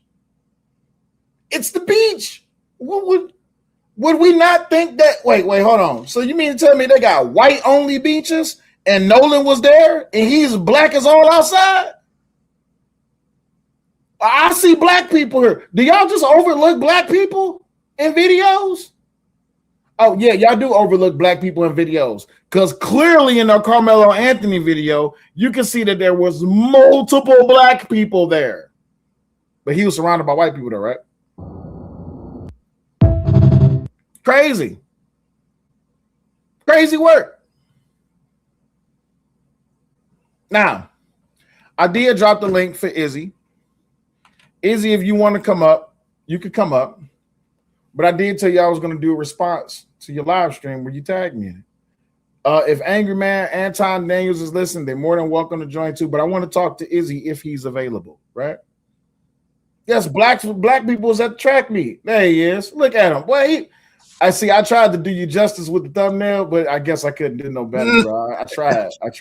You couldn't do no better, bro. What the freak? You could have did much better. I tried. It's all good. Whatever, man. You ain't got your Kool-Aid lips up there looking like Kool-Aid Jones. Like, what you talking about? Hey, you ain't got your Kool-Aid lips up there, so don't even try. Hey, yo, you know you bugging out. How am I bugging? Whole time I told you I used to live there. You know that last comment. You know what to do, brother. You know what to do. That last comment is the comment that got me up here because I know you freaking lying. It was like 300 white people and 5 black people. It's the same shit. What you mean? It's like, yo, if you look up the daggone ratio of Ocean Springs, Mississippi, you already know what it is, bro. And then you forgot about this. The only way to get to Horn Island is on a boat. Most of the black people in that area don't own boats. There you have that. So was there black people in the video?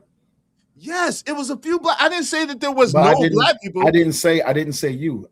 The question was, they said Nita was the one that, so they weren't all white like they've been saying, not like Izzy been saying, like they've been saying. But the point is it was 90% white. And the friends and the friend group, it was three white friends and Nolan Wells. So that's the situation or scenario. Gotcha. Cool. Appreciate you. So again, you know I love you. I wasn't doing this to cuss you out and draw no beef or nothing like that. But I did tell you respectfully the other day I was going to respond. I was gonna let you rock until you said that crazy shit just now. I was purposely out, and I think you did it to get me up here. But so you said I was racist, and we be showing our racist side or whatever. Absolutely, it got nothing to do with racism. It got nothing to do with racism. If you literally, if there are 100 white people if there are 300 white people and 20 black people, what does that mean? There's mostly white people. That's just what it is. It's not racism that says that. Gotcha. So, but the reason I said that comment is because the majority of people that's looking at this Nolan Wells video is the majority of people that looked at the Karmelo Anthony video and said that there was no black people up under that tent. I know he did, Omni. I know he 100% did it to get me up. Absolutely. He's slick. I know he did. I know he did because I wasn't coming. I was going to let him rock. I was not coming up here. I was going to let him rock. And you're going to do your stream tomorrow. Yeah, I know. It's all good. But here's the thing, right? Because I want to, now that I got you here for live, I want to respond to you directly. I appreciate you asking a question about where's the vitriol and the smoke and all this, that, and the other. Well, it's a mirror, right? Because I said from the get-go, I don't think nobody should be talking about the Karmelo case, but everybody talked about the Karmelo case. And then when it came time for me, I'm gonna name the people that you named. Me, Angry Man, and Anton Daniels and Charleston White to have a comment on the Karmelo Anthony case. You've seen the vitriol that people showed to us just because we gave an opinion, right? So my thing is, why do people ask us for an opinion? And when we give an opinion, people get mad, not saying you, but other people, they get the drawing the lines in the sand, calling us coons, saying that we're self-hating and all this, that, and the other. It's like they don't like the truth. I wasn't saying that Karmelo Anthony was a nigga and a thug and a hooligan because he's a young black boy. I'm saying that was his behavior. Go ahead. Oh, listen, everybody's entitled. That's why, because I didn't like none of the shit that you was talking about, that you were saying. That's why I didn't come over here. You know what I'm saying? I watched for the cloud. I shut up. I ain't say shit about what you had to say or shit about what you was doing because you're a grown man on your show and you're entitled to do what you want to do, right? So I didn't have nothing to say about it. Like, you know what I'm saying? The only time AM got pushback is when he came over and was trying to say something to me. I didn't go over to his show and tell him what to say or not to say. I didn't tell Charleston White what to say or not to say. I didn't tell Anton what to say. I'm never upset with a person for their opinion. But now, this you got to be real about. There are people in your audience right now, which I could care less. It don't bother me. They shoot, I'ma shoot back. They pop, I'ma pop back and have fun, right? But the truth of the matter is, there's these people that have this vitriol because they think that my opinion is a certain thing, which they're not even accurate about what my opinion actually is. But they have vitriol towards me because they think that I'm defending Karmelo Anthony and I think he's innocent, which I don't. Fair assumption. But my thing is this, right? When we talk about, as content creators, when we talk about content, we're speaking in the majority, not from a personal perspective. Although we can give anecdotal experience when it comes to this whole Karmelo Anthony situation, and I'm a wrap in the Nolan Wells case. Go ahead. You can't do that, Sal, real quick, because you just named specific names. You named Angry Man, who I named. You named yourself. You named Charleston White, and you named Anton Daniels. So being that you made it a personalized perspective, that's how I'm able to come back to you and say, with a personalized perspective, this is this. And we on the other side get the same, if not more, vitriol from people who disagree with our particular stance or our particular point of view or perspective. Yeah, but they do that because y'all are content creators, not because y'all are either conservative, liberal, independent, or non-political. You see what I'm saying? It's I can prove my point. Specifically, when everything that I've said, Angry Man said, Anton Daniels said, I'm not gonna say Charleston White, but everything that we've said about the Karmelo Anthony case, and what I'm going to say, because I can't speak for Angry Man, he ain't here. Well, I wouldn't speak for him anyway, even if he was here. I can't speak for Anton. But even if they do say something, oh, that's some black conservative type shit because y'all hate yourselves and y'all hate this and y'all hate that. Y'all just hate the black community. They only do that because we are conservatively black, not because we're just a human being and we're grown men and we're giving our opinion, but it's always because we're a conservative. That's a problem. Okay, but I could understand that, and that's why I really don't never come from that perspective. I don't believe in the lines of delineation. You know that I don't play them type of games. With that being said, we got to admit that a lot of the vitriol and attack are on the people who they think are pro-black, so pro-bliggity black, pro-black. Y'all always no matter what, y'all gotta defend black people. You know, and so again, it's really the same way, either or. And one could argue the same argument with y'all. It's because y'all are content creators, whatever the case may be. But it goes both ways. It really does. In more ways than one it do. But here's the biggest problem with that. If it wasn't just because of that, then I wouldn't have a problem with. Like even with the question that you posed in the very beginning. How come we have so much to say about Karmelo and yet we didn't have nothing to say about Nolan? Well, I said, like I said before, I'm going to wait until more facts come out. That way I won't be delving and involved in the speculation. And I find it crazy, of all the people that has been talking about Karmelo, everything I said about Karmelo was true. That when it came to up into this case, all the speculation, it was true. Now with this Nolan thing, now everybody's doing the same thing that they did before. They're using race again, as always, because that's the only thing that they can add to this whole entire thing. They're not looking at maybe something is suspicious about this. What if it don't have to do with race? Maybe we should just look at this and say, this is some fucked up shit, and it looked like it's some foul play involved. But no, it's only because he's black and we're not willing to defend him. We ain't shit. Well, let me say this. And first of all, man, my sincere condolences. I didn't know that was just. I heard vaguely about that situation, but right hand, I didn't know that was your sister. My sincerest, deepest You condolences. talking about the kids in Detroit? Yeah, for that the loss. wasn't. No. That was so. My sister was a few years ago.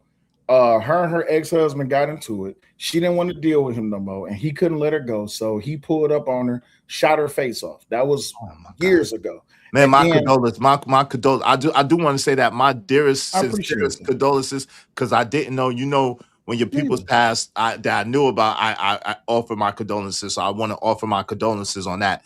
So I didn't know about it. So and that's what I said. And I said that on the stream. You guys do that a lot. Y'all say, well, what about this and what about that? Well, 9 times out of 10, if it's a big case and I don't cover it, is because I didn't know about it yet for whatever reason. I just didn't hear about it yet or know about it yet. That's the pushback I gotta give, Izzy. It's tons of black on black shit that happens all the time. Why do we only focus on, and this is a real question I got for you. What up, big bad boy? Why do we only focus on nationally covered cases when it comes to black people when you can literally just go outside? What they call it, Juneteenth mass murderings happen all the time. What just happened with that little girl Javea happens all the time. Black people kill black people all the time. So I don't have to wait until, now this is my legit pushback, I don't have to wait until it happens to talk about it. I'd rather talk about it before it happens to bring real awareness to it. Well, my thing, okay, so shout out to everybody in the chat. I apologize. I'm on my computer, and when I'm on my computer, I don't know why it doesn't let me type in somebody else's chat. But shout out to y'all. I gotta do all kinds of crazy stuff to work it. But shout out to y'all. If I miss you, I'm not trying to diss you. Shout out to my man A-Dub. Shout out to everybody that spoke to me. Much love to y'all. Right. With that being said, my thing is this: when it comes to black on black crime, 9 times out of 10, somebody's gonna get caught. And they're going to get caught expediently. Now, I could think of some higher profile cases or some cases where no one did get caught. However, for the most part, we know that when it's a perpetrator in a black on black crime, somebody's going down because it's not hard to tell who it was or where it came from most of the time in most cases. Can you at least agree to that? In most cases, the perpetrator is caught expediently. Can we agree to that? When it comes to black on black crimes, yes, that the perpetrator is typically caught expediently. Yes. Typically. Not all the time. Typically. It's more people not caught than there is that is caught. So I couldn't agree. Well, I would say in most of the cases, like for example, right? Let's just take Big Tigger's wife, right? They knew that Big Tigger's wife got that little girl with one of her family members or with one of her peoples. They know that, right? They know that they knew who the people were who allegedly pew-pewed Tupac. They knew who the people were. Now, some of them people lost their life or whatever before they could get to them on this case or whatever the case may be, right? So generally speaking, they have a good idea who it is. This is the thing, though. The disproportionate, whenever it comes to the loss of a black life in a case with racially ambiguous or white people, 9 times out of 10, they try to sweep the deletion under the rug under the guise of accident, under the guise of, oh, we don't know what happened, under the guise of there was no foul play. And that's what a lot of people push back on and a lot of people understand. That's the problem. Yeah, but you speak into a problem that has an undertone. And that undertone is what I myself, and I've heard, I'm not saying I've heard like I heard hearsay, but I've listened to them talk about the only naming the people that you name, Anton Daniels, Angry Man, and Charleston White, right?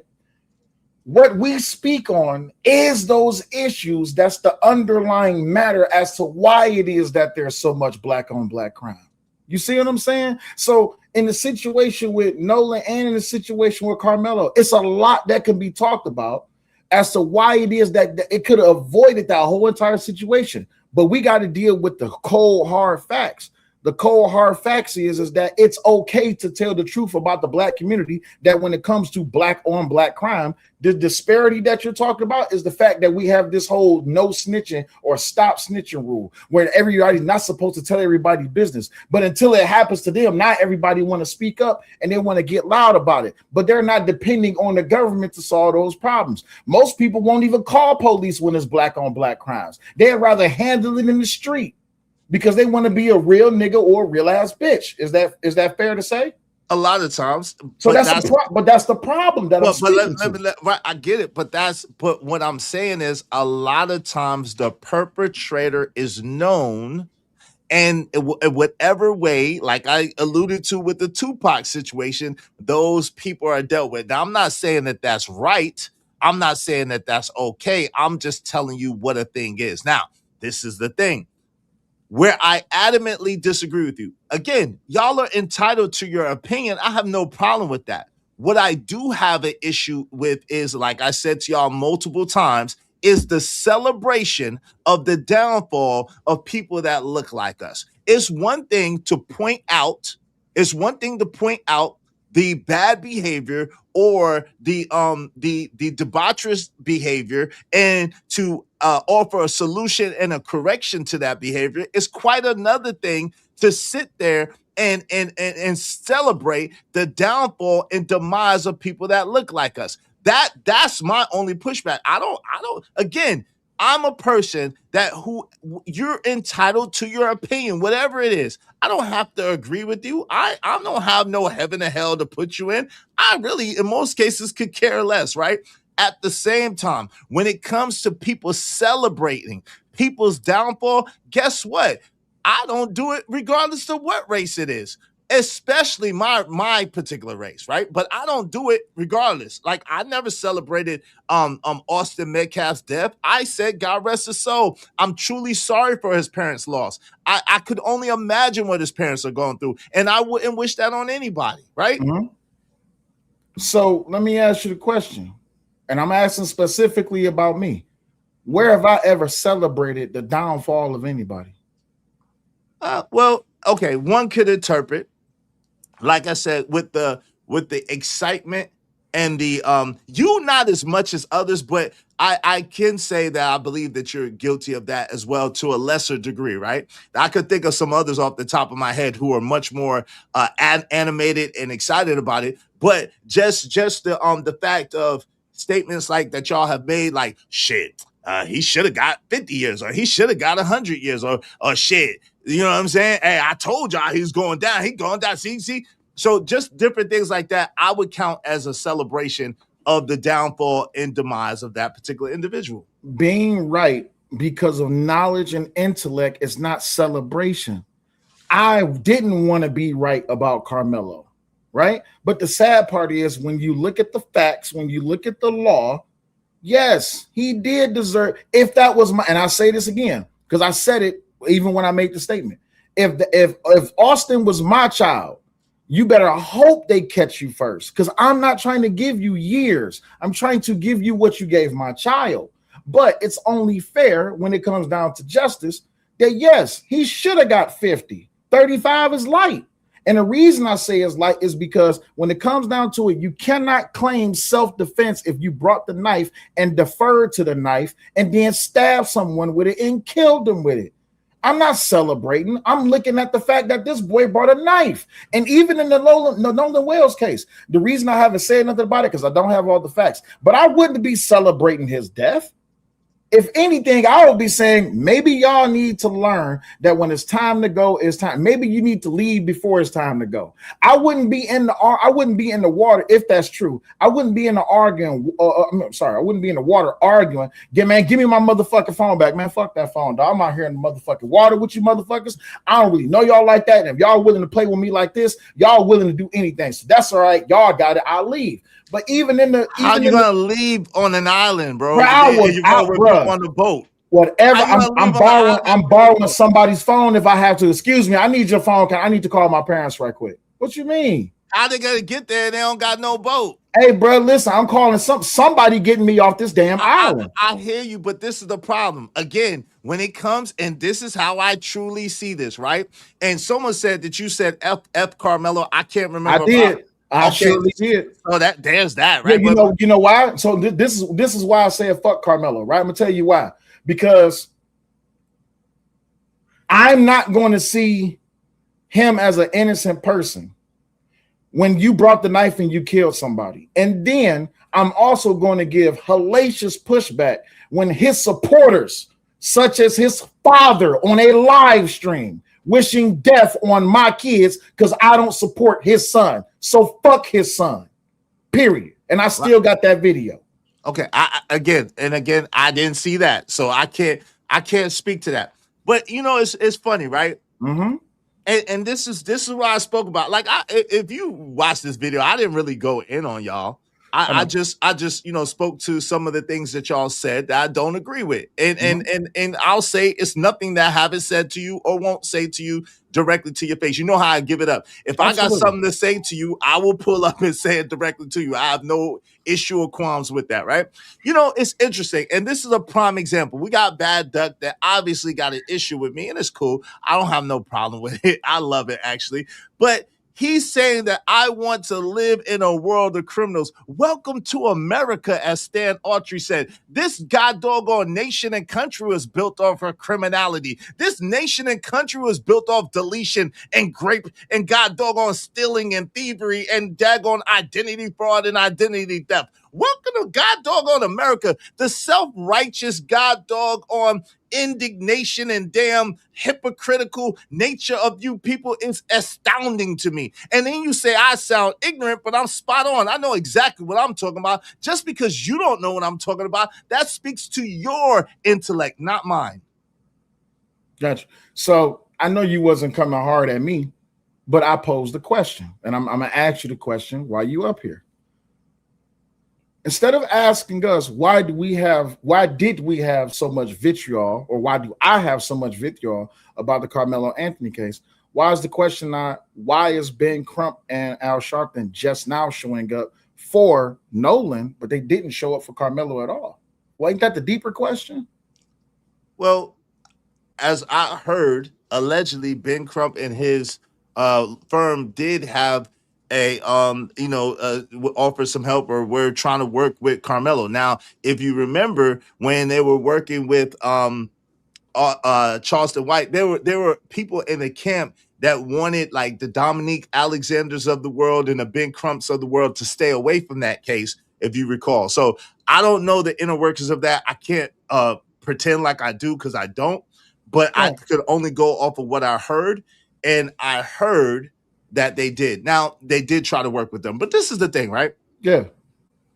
I find it astounding, right, that we always talk about how we don't work together and how we don't never have each other's back and how we just leave each other out to dry. Now, I don't agree with Greasy Al Sharpton, even though he's from where I'm from. I don't agree with him, right? However, he's all we got. He's all we got. Al Sharpton and god doggone Ben Crump, like them, hate them, or love them, they get results in the area that they're good at getting results at. And so at the end of the day, if they are advocating for justice of people that look like me, who am I to tear them down and to try to stop them from getting some semblance of justice? Yeah, but they only do it when it's a dollar sign on top of a black life that's been lost. Welcome to America. Welcome to America. Welcome to America. How Sal, you laughing, but you acting as if you don't know that we live in a free market capitalistic. Yeah, I'm laughing. Hold on, wait. I'm laughing because what I'm doing as a podcaster, I'm only speaking for myself, even though you name other people. What I am doing as a podcaster is no different from what they're doing. But you know what the problem is that they're the ones that show up only when it's a white face that they can get some money out of. So it's not real awareness when the awareness is selectional. It's not real outrage when the outrage is selectional. Because if it was really about getting justice for people who look like us, then Ben Crump and Al Sharpton would show up anytime a black life is lost. That includes the multiple people that just lost their life over the weekend during Juneteenth in Chicago. I didn't see Ben Crump or Al Sharpton speak up not one time. Cool. So I hear what you're saying, but respectfully, it's pork. I'm gonna tell you why it's pork, because it's not we care about black lives. Black people never cared about black people. You know this to be true. When it comes down to it, they only show it when it's a dollar sign on it. Well, Come listen, on, man. Okay, Come on, listen. That soliloquy that you just gave was pork, 100,000%. Like, yo, at the end of the day, the crazy thing is this. Yo, them 3Ks, they only show up when it's racial injustice too. Them people with them swastika things, they only showed up when it's racial injustice too. Like, come on, we got to stop the bull crap. At the end of the day, we understand that, yo, most people are opportunists. Am I saying that's right? No, but I'm saying it is what it is. This is the American way, good, bad, or ugly. It is what it is. So behave like the racist to prove that we're not racist. No, it's not behaving like the racist. Listen, it's not behaving like the racist. What it is you get justice because they're not putting burning crosses in people's yards. They're not hanging people from trees. What they're trying to do is get some sort of restitution and God doggone what's the name of that word? What's the name of that word? That word that we can't get. 1 second. Anita, put your question in the chat again. It's been so many chats I didn't see it. Put your question in the chat again. Go ahead. Sean boy, I bet you I am dumb, right? I bet you I am dumb, right? So reparations, right? It's a way of getting restitution and reparations in an unjust situation. There's multiple ways to get restitution and reparations, and one of them happened to be to extrapolate money and monetary gain from the other people. That's the tort law American system that we live in. But that's the problem. I'm so glad you just said that. So don't show up for real justice when it's black on black crime, but when a white person kills a black person, now it's a form of reparations? Listen, at the end of the come on. I know you're smarter than that, bro. You got to be smarter than that. I'm not dumb at all, but you're not understanding what I'm saying. So let me break it down to you a little bit more. What I'm saying is that when it's a black on black crime, somebody's black ass gets deleted or somebody's black ass gets locked up, right? There's a black ass dead and there's a black ass locked up, or either two or multiple black asses dead. So that is the restitution and reparations. Now, in this particular society, let me land it, because y'all saying I'm sound stupid, which is astounding to me. Y'all kind of sound slow to me that y'all can't comprehend what I'm saying. So, yo, and let me break it down. So with that being said, if those people they can't go and run up and delete the son of a judge, the son of a doctor, they're not never going to get away with that. So you do what you can do to be able to get compensation as much as possible in the situation. Blood in, blood out. You're not going to get that. So the next best thing is our tort law system, where you file a civil suit and you get paid and restored in that way the best you can. So, I don't understand why y'all are so upset with the system that's in place already. It's not like they're doing anything that's not already in place or in play. So there's a price on black life? When hasn't there been a price on black? Okay, cool. Life? What's the price on black? How much did George Floyd family get? When hasn't there been a price on black life? I got you. How much did George Floyd's family get? How much did Mike Brown's family get? How much did Sonia Massey's family get? How much did Trayvon Martin's family get? I don't know. I ain't pocket watch none of them. I got you, but you know who do pocket watch? How much did Lily Gaddis get? How much did God doggone what's George Zimmerman get? How much did Lily Gaddis didn't kill nobody? No, but Chauvin did, and so did George Zimmerman. Chauvin's in jail. Yo, but George Zimmerman isn't. Yeah, because he defended his life. How much yo, come on, fam. How much did the deleter what's your man that you love, Kyle Rittinghouse, get? How much did he's a deleter white too? people that was trying to kill him. So what? He got what the hell? Oh my God, Izzy. Hold on. We're not don't do it. We are talking, you talking about money for money. And you mentioned people you mentioned Trayvon Martin's family, but Trayvon Martin was a victim. You mentioned Trayvon was not a victim. He was a victim. How? How was Trayvon a victim? Let me tell you how. He was a victim because the police officers told George Zimmerman to stand down. They told him don't approach him. They told him don't go up to him. They told him they had it. And George Zimmerman decided to approach Trayvon Martin anyway. That's how he was a victim. He lost his life. That's how he was a victim. It wasn't a police officer that told George Zimmerman not to apprach him. It was a dispatcher, and dispatchers do not hold dispatchers cannot they do not have the legal authority to give you lawful orders. So why did he call them? I don't know why he called him. Whatever his reason. Hold on, wait. Whatever his reason why he called him, he didn't follow the advice that the dispatcher gave him. When he approached Karmelo, when he approached Trayvon Martin, they ended up getting into a fight. Did you see the pictures of his head bashed and gashed open? And did you see the picture of his nose broken? I'm not interested in relitigating any cases. I understand that, but hold on, wait. But you misstepping facts, because Izzy, if you have a kid, if you have someone on top of you and they're bashing your head into the ground and you have a gun in your pocket, you gonna use that gun? Bro, at the end of the day, answer the question. Okay, no, let me answer. I am going to answer you. I would not get out my car and take my self-righteous, God doggone hypocritical ass. I am answering you. Let me answer you. I would not take my self-righteous, hypocritical ass and approach no kid like I was the police, and I'm not the police either. I wouldn't do that. I wouldn't go grab the kid across the crib, try to stop the kid. I wouldn't do that. So I wouldn't be in that situation. I don't know what you mean. I wouldn't be in that situation. Still didn't answer the question. The answer is I wouldn't be in that situation. The question is, if you have someone on top of you bashing your head into the ground and you cannot get them off of you and you have a gun in your pocket, would you use that gun? It's a simple yes or no. No. My head is bashed.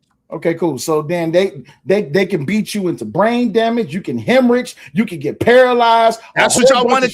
That's what y'all wanted Karmelo to happen to Karmelo. What you mean? He brought a knife. That's what y'all wanted to have. Y'all didn't want Karmelo to use anything. Y'all wanted that big burly brother to go and beat up on Karmelo and have a seizure and have epilepsy and God don't get his brain bashed in. So why is it any different now? Why is it different now? So different? Because Karmelo didn't fight.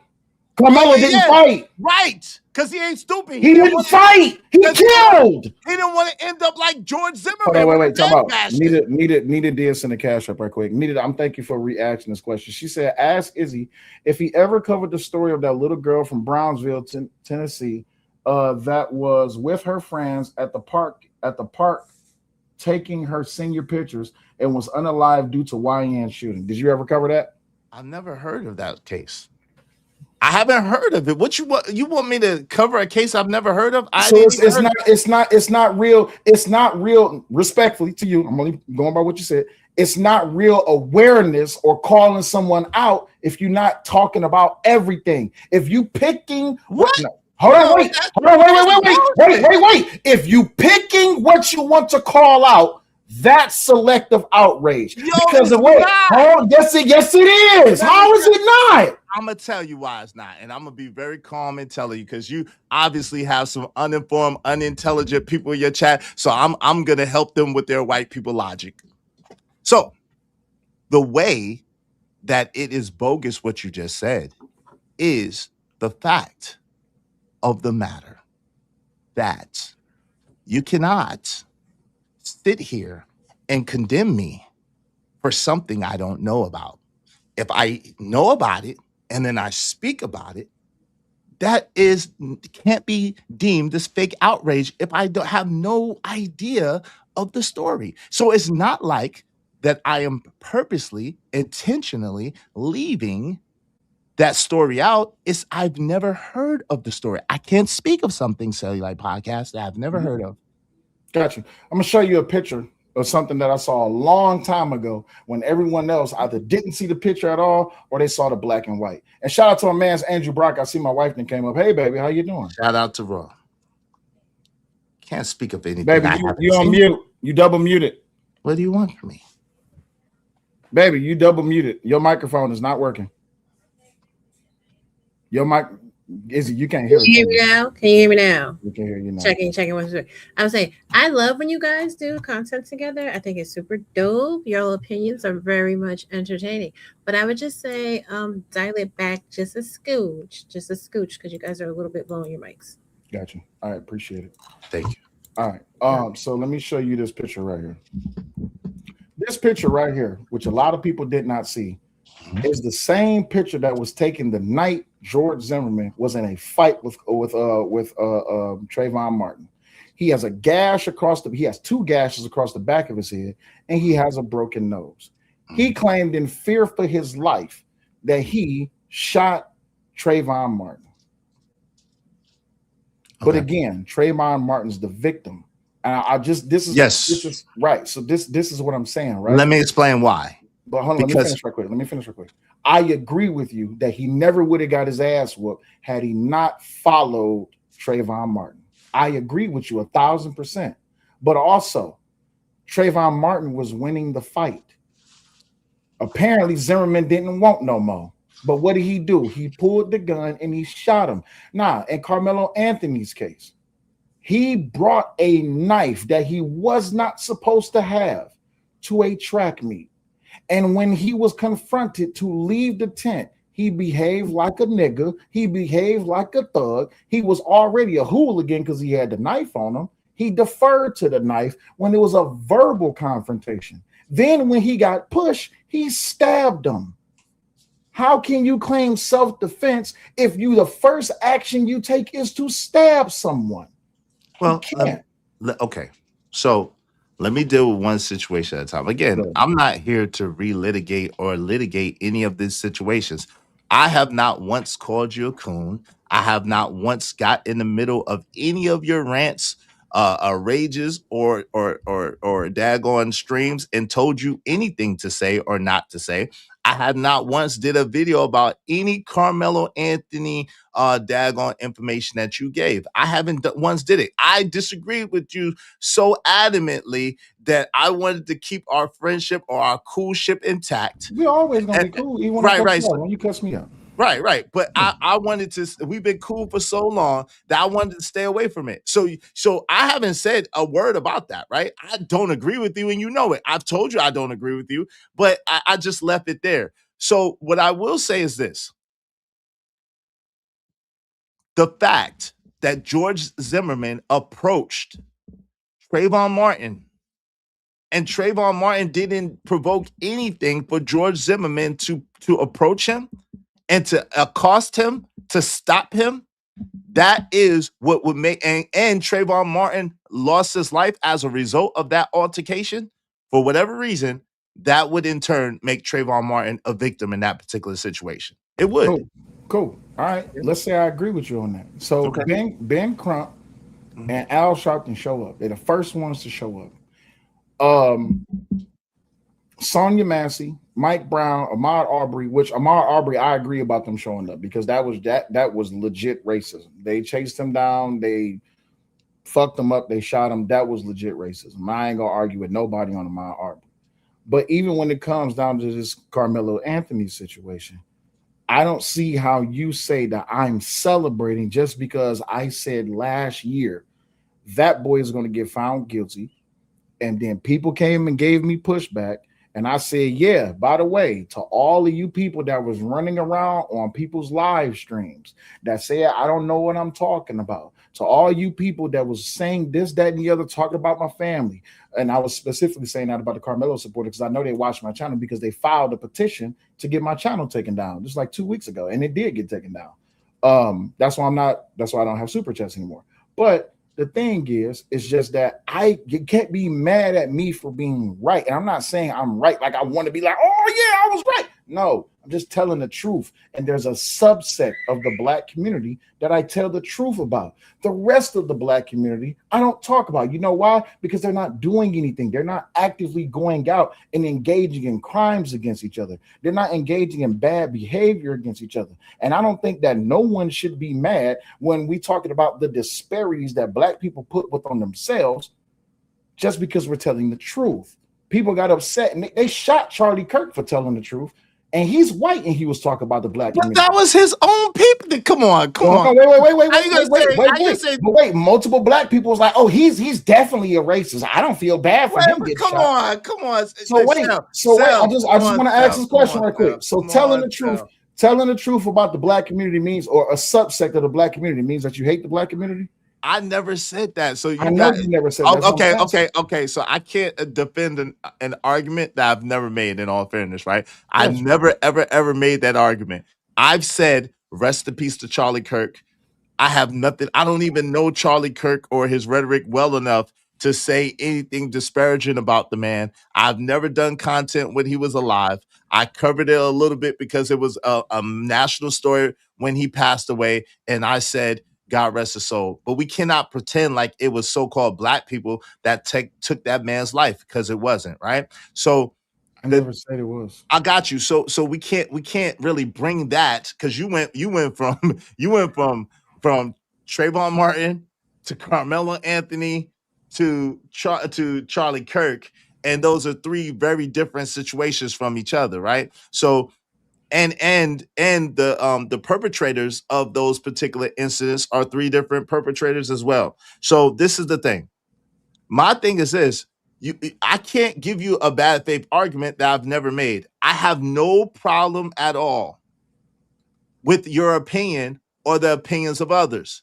I do think to say F him and F everybody that look like him and F his family and all this other stuff, I believe that's a celebration. I believe that that's going way too far. I wouldn't do stuff like that. So when I say celebratory or I say going over the line, I'm referring to stuff like that. And I feel like that's a fair argument and a fair assessment. I don't, because if you're going to say that people are celebrating just for being right, are people celebrating when I'm saying you have to answer this question. I'm just speaking to the point.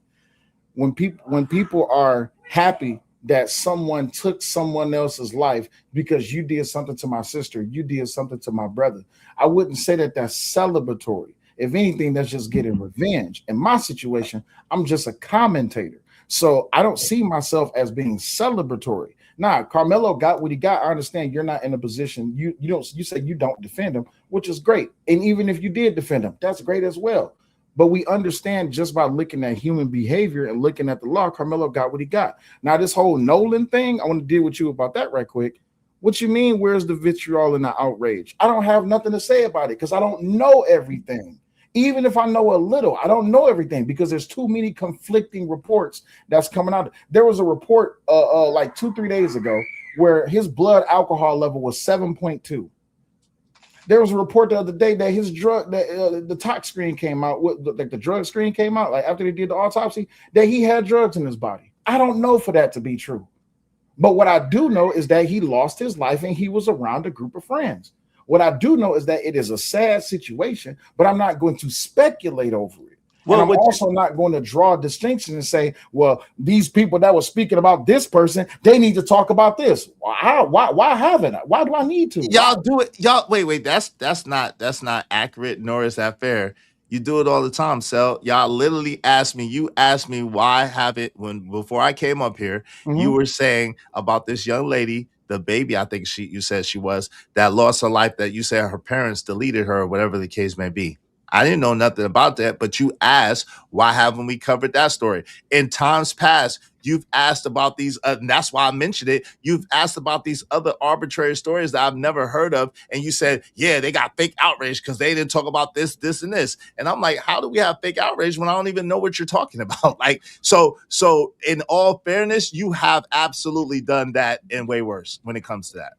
Yeah, but you know why? I usually do that in retaliation. You know, as long as you've known me, you've never known me to attack people. I always retaliate, right? I would say I'm not gonna. I can't agree to that accurately. What I will say is maybe you felt attacked, and then maybe you retaliated based on feeling attacked, and that's more accurate and more fair. Is that can you concede to that? Maybe you I felt don't. attacked, and as a result of you feeling attacked, maybe you come out because you've said things like I said, like you said, I was having fake outrage and stuff about stuff, and I ain't say anything to you about any of it. Like I didn't say nothing to you about it I wouldn't or say about you about it. if I did say that you have fake outrage, then I was wrong for saying that. But what I'm saying is that's an example of what fake outrage is.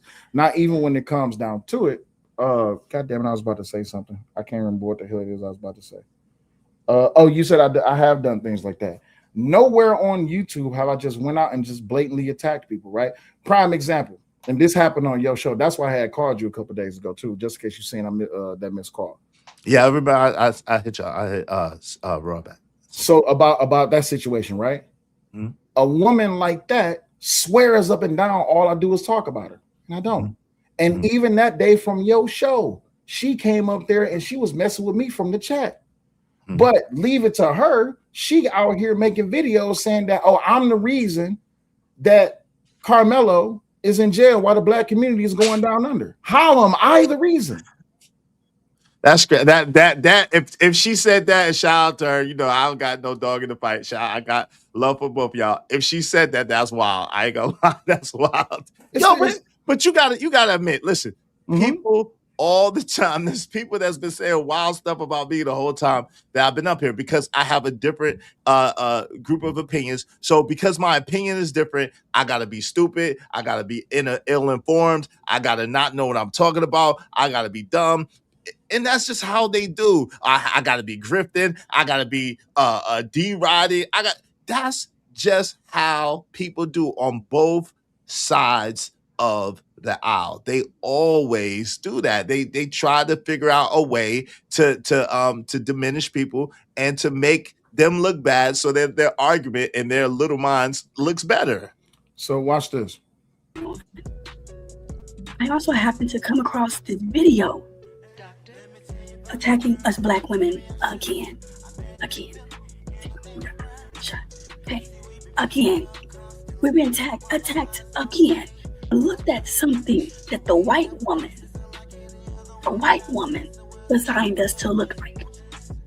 Because really, all these other race of women are either as and or more ghetto than what a black woman is. Now you would think that she's doing content talking about black women, right? That's what it sounds like. All right, cool. He's very antichrist, and a lot of antichrist people are coming out, especially the black ones that you see on this internet space, trying to make an excuse for what happened to Karmelo Anthony, trying to make an excuse for whatever happened to any black person. There are a couple of people on this internet space, like Cellulite, an angry man. See what I'm saying? that's the thing. And then she swears up and down. Yeah, that was Tyranny Von Bryant. She swears up and down. And this was 3 weeks ago. We got into it on your show months ago. But this is what I'm talking about when it comes to misinformation. She's literally, and then she went up on LA Project stream and was like, oh, I never said nothing about Cellulite. And Raw was like, yes, you did. You said you told him shut the fuck up. And then you called Raw a bitch on Izzy's show. I never said that. So of course, we the receipt king and queen. We go pull up the receipt, and she still won't admit to it. But this is what I mean, right? I don't never go after people. I don't go after people until they come after me. Now, if you say something out the way to me, I'm definitely coming for you. But in response to what you said in your video, I don't have no vitriol. I never had vitriol for Karmelo until people put me in a position to where they wanted me to be quiet about Karmelo. See, that is what's going on right now, right? I'm not going to bring up the Anton Daniels situation because we already been there, done that, and handled that. But when it comes to speaking on topics, it's like people want black conservatives to be quiet and not tell the truth. And when you ask the question, where was the vitriol? How come y'all don't have, where's all of the live streams and all? I'm like, bruh, I could ask, but I love to point out hypocrisy in what everybody do. Where was the mirror in that situation? You asking how come I didn't say nothing about this? I can ask why you didn't say nothing about this, right? You talking about me personally? Yeah, you. Say nothing about what? About Wells? It's a multitude of situations. No, but you have but in all fairness, you already have presented that in an argument previous, and in my good recollection and Pisces brain was like, oh, bet. So this is a good time to shoot that shot. But you know how we do. Absolutely. This is a good time to shoot that shot. Absolutely. Absolutely. Yeah, you're supposed to. Because you did it first. Because guess what? Because why I shot. You know why I shot that shot at you. I didn't do that one first. I didn't do the outrage thing first. You was on me because y'all was, and again, we're not gonna go back, but y'all was on me because I was doing the videos about Anton, and then y'all asked, y'all was like, what about this and what about that and what about this and what about that? So I quietly stored it in my mind.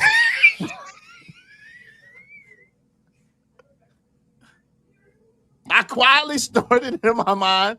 And just like this was just the most opportune time. Ain't no secret. What you mean? I ain't gotta lie to you. Ain't no secret. I'm gonna ask you a dangerous question. I don't want you to take offense to it, right? So you was clout chasing? Clout chasing? Not really. Wait, what you mean back then or right now? Right now. And I don't want you let me educate a little bit. Clout chasing, not in the negative connotation.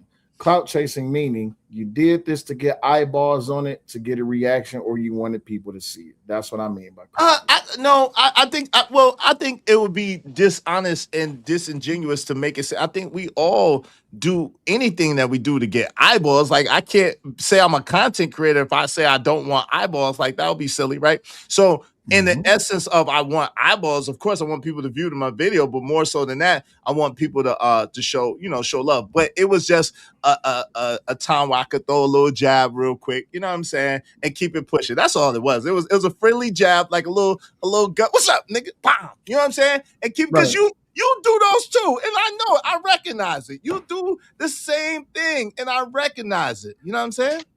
I recognize it, my brother. So because you do the same thing, and every once and again I catch it, I catch the the vibes. I'm gonna give it back. That's just what it is. Ain't nothing. And like I said, I don't agree with you on this particular issue as well. So there's that. I appreciate it. Here, throw these away from me. What's going on, brother? V-Ben, go ahead. Say something. I just dropped. Shalom, my brothers. How y'all doing, man? Shalom, good brother. How you doing, man? Well. I wanted to talk a little bit about Benjamin Crump and this. I remember way back in 2010, right? Because that's when I first got in this space and started podcasting because of the Marissa Alexander case. And that was Benjamin Crump's first time on the national stage. And they tried to paint a narrative back there that it was self-defense, it was wrong, it was injustice because he got 20 years for firing that bullet, right? And the narrative was that she was doing self-defense and she fired a warning shot in the garage. But when the evidence came out, there was no bullet hole in the garage. The bullet hole was in the kitchen, 6 inches above where his son was standing. She tried to shoot at him.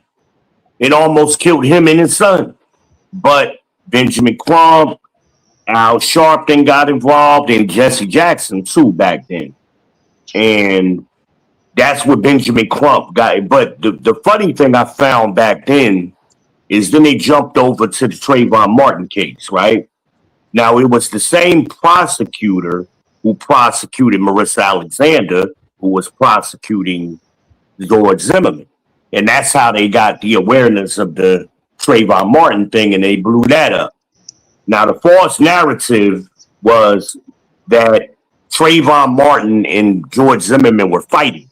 There was never any evidence of that. That Except his story bruises. came directly from George Zimmerman. No, there's no evidence of that. Give me a And when second, brother. Wait. There's no evidence of them fighting. Wait, hold on. Before y'all get Nope. into that, can I give me 1 second? Because I'm not versed in that at all. So give me 1 second, because I'm gonna be here, but I'm gonna be quiet. Let me just ask you a question, Sel. Yeah. In your opinion, before y'all go there, right? And just to keep it before y'all go there. In Yeah. your opinion, Sel, do you think I got any problem bringing smoke to you if I got smoke with you, or I disagree with you? You know how many times we done argued? Right. So I don't know what Big Bad. I love Big Bad Bull. But I don't know what Big Bad Bull is talking about. I told him I threw a shot. Yeah, like I told him I threw a shot. And like he does it all the time. So I'm not above throwing a good shot back at him. What you mean? Like, of course. He does it all the time. I'm not scared of nobody. I don't have no problem announcing that I throw shots. I throw shots, and usually I put names on it. But lately, because everybody don't put names on it, I decide to be a little cute every once in a while. You know what I'm saying? And do what everybody else do. But like usually I put names on it. I put names on my bees. I'm not scared. Yes. Izzy, that's just simply the commenters not understanding the idea of having your own channel. We don't, as a person who has your own channel, you don't need to go to somebody else's channel to tell them what you think. You can post. You're there to get your own views. You don't need to give them your views. Hey, y'all, hold on for 1 second. Hey, shout out to Big Bad Boy. Appreciate you, big homie, for helping us hit the go. Let me go ahead and that's a good point, by the way. Shout out to Big Bad Bull. Shout out to Big Bad Boy. Let me go ahead and play the yams right quick. Here's Charlie Wilson. Can I get to the yams? Sweet yams. Show me the way, 'cause I got bills to pay. Can I get to the yams? Sweet yams. Show me the way, 'cause I got bills to Hey, don't shoot the messenger. Shout out to Bad Duck. He says for Izzy, clout chasing for sure. Laughing out loud. Bad Duck loves me. I don't know why Bad Duck is so obsessed with me. He loves me. Shout out to you, Bad Duck. Salute.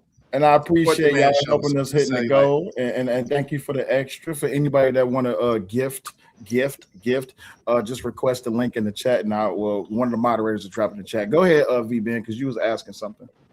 So my point is, with all of this history, that's when the narratives really started and got popular, because we saw Marissa Alexander, Trayvon Martin. Then we went into Jordan Davis. That was the kid that got shot also down there in Florida, I think, when he was sitting in the car with his cousins, and the guy shot him because they wouldn't turn the music down. Then we went to Rakia Boyd, and then Philando Castile, and then we went to Mike Brown, and then all hell erupted around the country with the riots and the protesting, right? But narratives kept getting told, and we still see that coming forward into today's future with Karmelo Anthony, with the Bolton kid down there in Columbia, South Carolina, with 14-year-old kid that got shot by the Chinese store owner, right?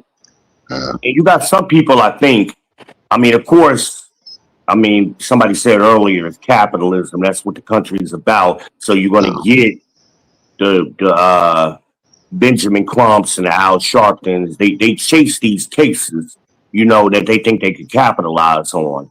That's vulture behavior, though. That's vulture behavior. That's yeah. It's sad, man. And I was the same way. I waited for the Karmelo Anthony the facts to come out in the case, because I'm like, wait a minute, this is crazy. Right. And it was only one person. One person said, "Oh, there was a video that he got jumped." Well, that was his friend. That was his friend that said that, and the video nobody's ever seen the video. But everybody adopted that story. Oh, he got jumped and this happened. No, I ran track all 4 years of high school. You don't take knives to the track meet. And I'm like, that's crazy. And he was supposed to be a coach, not a coach, a captain of the team. Captains of the team don't just walk around and walk up by themselves in people's other team spaces. I could be wrong, but I actually think that's a misunderstanding. It was that the Metcalf brother was a captain. I don't know that Karmelo was, but I think that was superimposed. People assumed that it was Anthony that was the captain. Well, I didn't assume nothing. That was reported.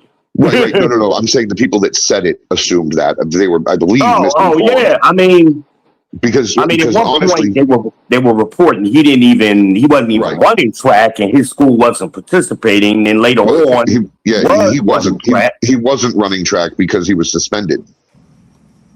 So really quick, then my question is why? Then that would explain why he was just walking around by himself. He was not allowed on school property. He was not allowed to go to his graduation, and he had been suspended from all student athletics for carrying that knife. So why was he there? He was for carrying that knife at school prior to the murder. He was there his coach asked him to come or something, basically because he felt bad that the kid got suspended.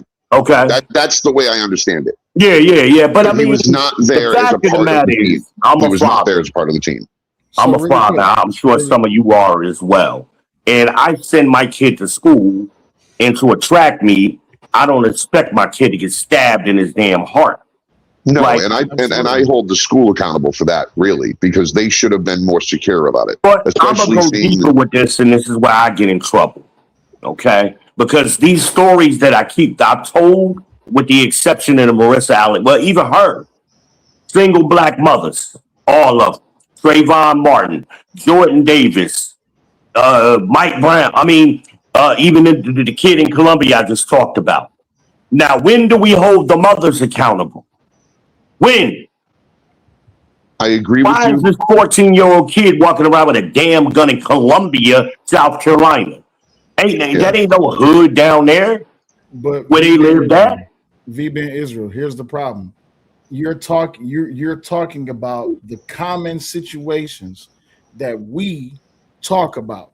The problem is when we ask the question, why is it that it's normal or common for a 14, 15, 16, 17-year-old kid in the hood to be walking around with a gun? People say that, we selling out the black community. How is it not true that it's common for a 14, 15 kid? Hell, you got people who's celebrities now. I ain't gonna say no names. You got people who's celebrities now who told everybody I was selling drugs at 12 and I carried a strap. And they'll make songs about it. They'll glorify and put it to the moon, make money off of it. 14-year-old kid, right? Columbia, South Carolina is not the hood. Okay, I lived there for years. I know Columbia, girl. I used to live right on Two Notch Road. I know Columbia. You don't need no gun walking around Columbia. Like, really? That's one of the softest damn cities I ever lived in. And I've lived everywhere. I'm from North New Jersey. I lived in the south side of Chicago. I know the hood.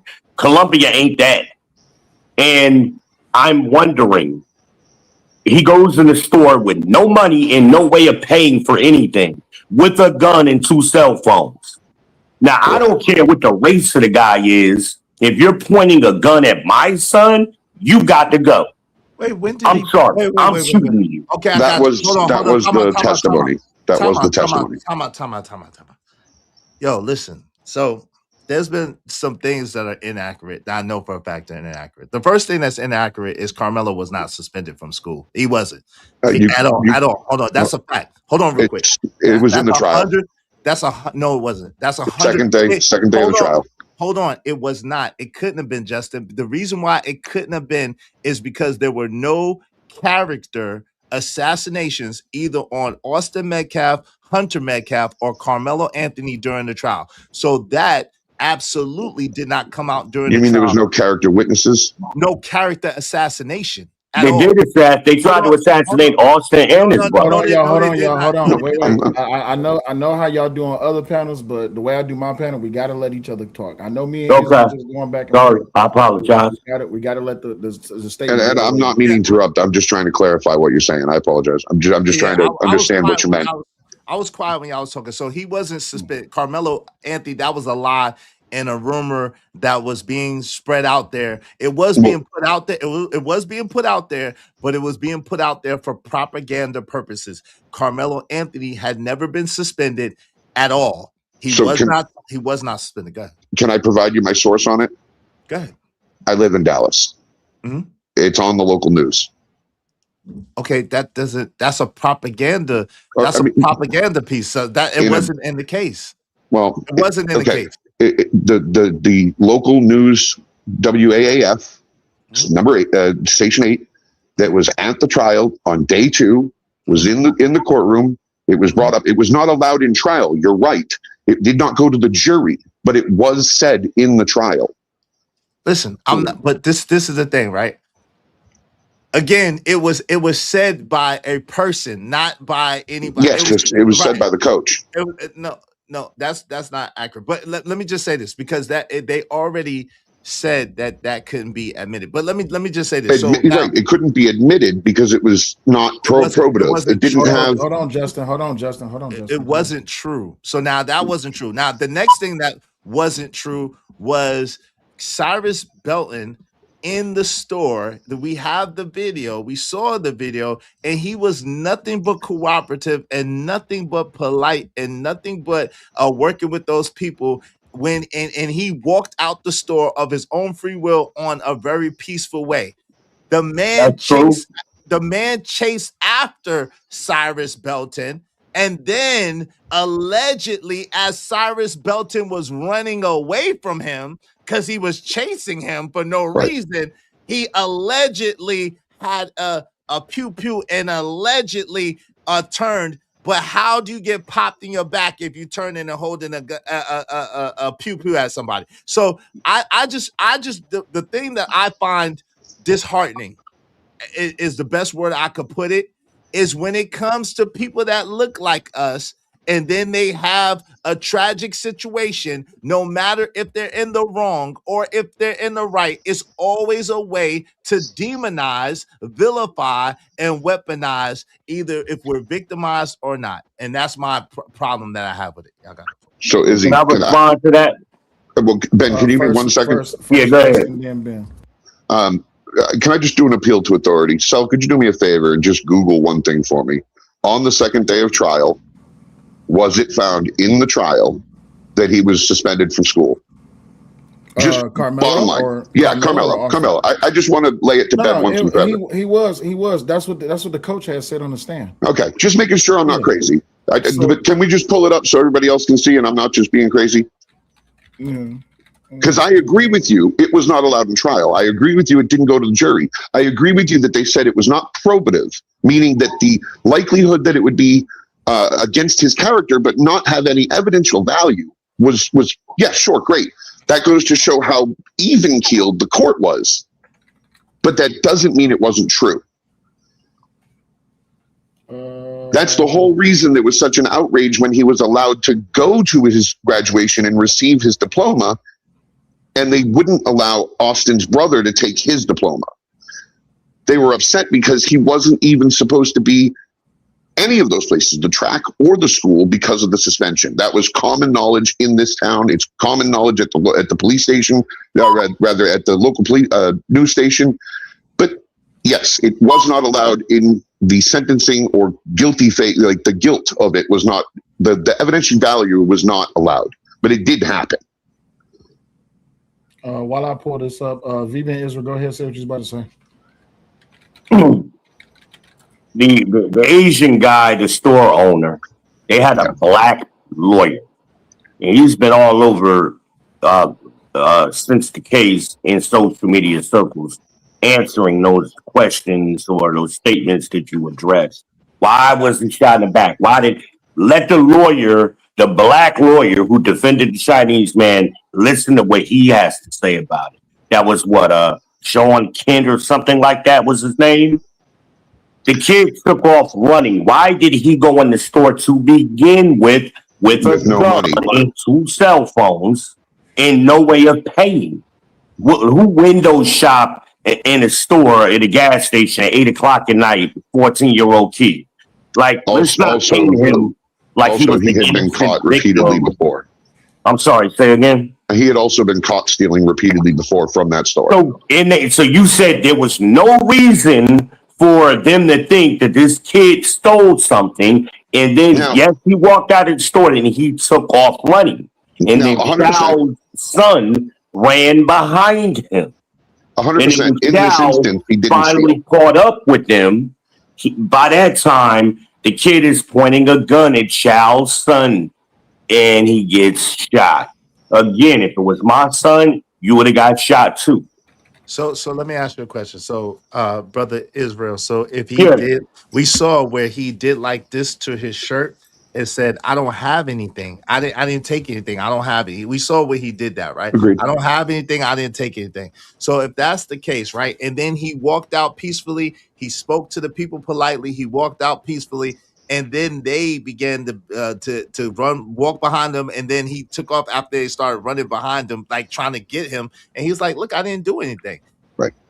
brother, what you're doing right now is you're trying to Hold on. relitigate the case. No, I'm not. All of this Hold has on, already hold on real been quick. V-Ben, I'm hold on. asking, hold on, V-Ben, hold on. I'm asking you a question. The question is, and this is amazing to me that people really could justify this. You could justify someone stealing losing their life No. for stealing a water No, for stealing. no, I think it's tragic what happened to that kid. And being that I have a connection to that city, I went to South Carolina State. I went to USC Honors College. I know Columbia. So I know those people. I'm very saddened that another young black boy had to go through this. But that's not what we're talking about. We're talking about evidence, and it's already been tried. So you talk about why he did this, then where were the cell phones at, brother? Well, I can answer why he lived in this. The cell phones were in his pocket. They weren't in his hoodie. Right. So And maybe the gun, there The was gun a was in gun. his hoodie. I'm not They saying recovered the that gun. I'm not saying that he did or didn't have a gun. What I'm Right. saying is that when he was in the store He didn't steal. on video, he didn't steal. Number Agreed. one. There's no evidence that he stole. That's not the point. Right. But hold on real quick. And then number two, on video evidence, it did not show him pointing or brandishing a weapon or brandishing a gun. Right. So Right. so they should never have chased behind him to begin with. That's the whole point I'm They making. chased behind him, as the brother just said. He had previous stole before. So they had past behavior, and he went into that store with no way of paying. So why was he in there? I don't know that to be true, but that's wild. But go ahead. That came out in the trial. He had and Sean Kent, the lawyer, talked about this. He had no way of paying. No cash, no card, nothing. Why was he in there? Then one And second. this is a black lawyer talking this. So we can't do this community stuff. First of all, there is no black community. It died in 89. That was the last year of that. So since then, we've had a black demographic, but there's no community. Where was the funeral at? Well, how did the whole black community die in 1989? I'm probably even though I don't look it. I don't know how old you are. I mean, if you don't mind me asking, so I understand who I'm I speaking was to. just about to tell you, even though I don't look it, I'm probably close enough to your age, right? That I know that the black community didn't die. I'll be 50 this year. And I'm already 50. Okay, good. Now, you remember a time when we grew up in neighborhoods that we had neighborhood watch, we had fathers, we had men in the community. That doesn't exist anymore for us. But why'd you say 89? And what happened It wasn't 89 when that I'm sorry, happened. go ahead. No, I'm sorry. brother. I'm saying it wasn't 1989 when that happened. And again, I'm already 50 years That's old. the end of it in most places. Because then the old people, the silent generation, they started retiring around that time and moving back down south. I don't know where you're from. I'm from Jersey, right? I'm from So Brooklyn. this is my experience. I'm talking about in Jersey, New York area. All of from these Brooklyn. old people moved back down south. I don't deny that. Listen, I'm from Brownsville, Brooklyn, New York. Okay, so you know what I'm talking about. And I moved down south. Why? Hold on. I moved down south in the early 90s. Me too. 92 for me. Right. So I can't say that that the so-called community died in 89. Hey, y'all, I gotta step away Well, from when one you go second. back Hey, to hold on, New York V-Ben, and New hold on, Jersey V-Ben, and hold the tri-state area, V-Ben, it ain't like it was when we V-Ben, were kids. V-Ben, hold And on for 1 most of second. us ain't even there no more. Other people have. Hey, y'all, I'm sorry. I hate that I had to mute him, but y'all give me 1 second. I'll step away real quick. Y'all got it. Good conversation.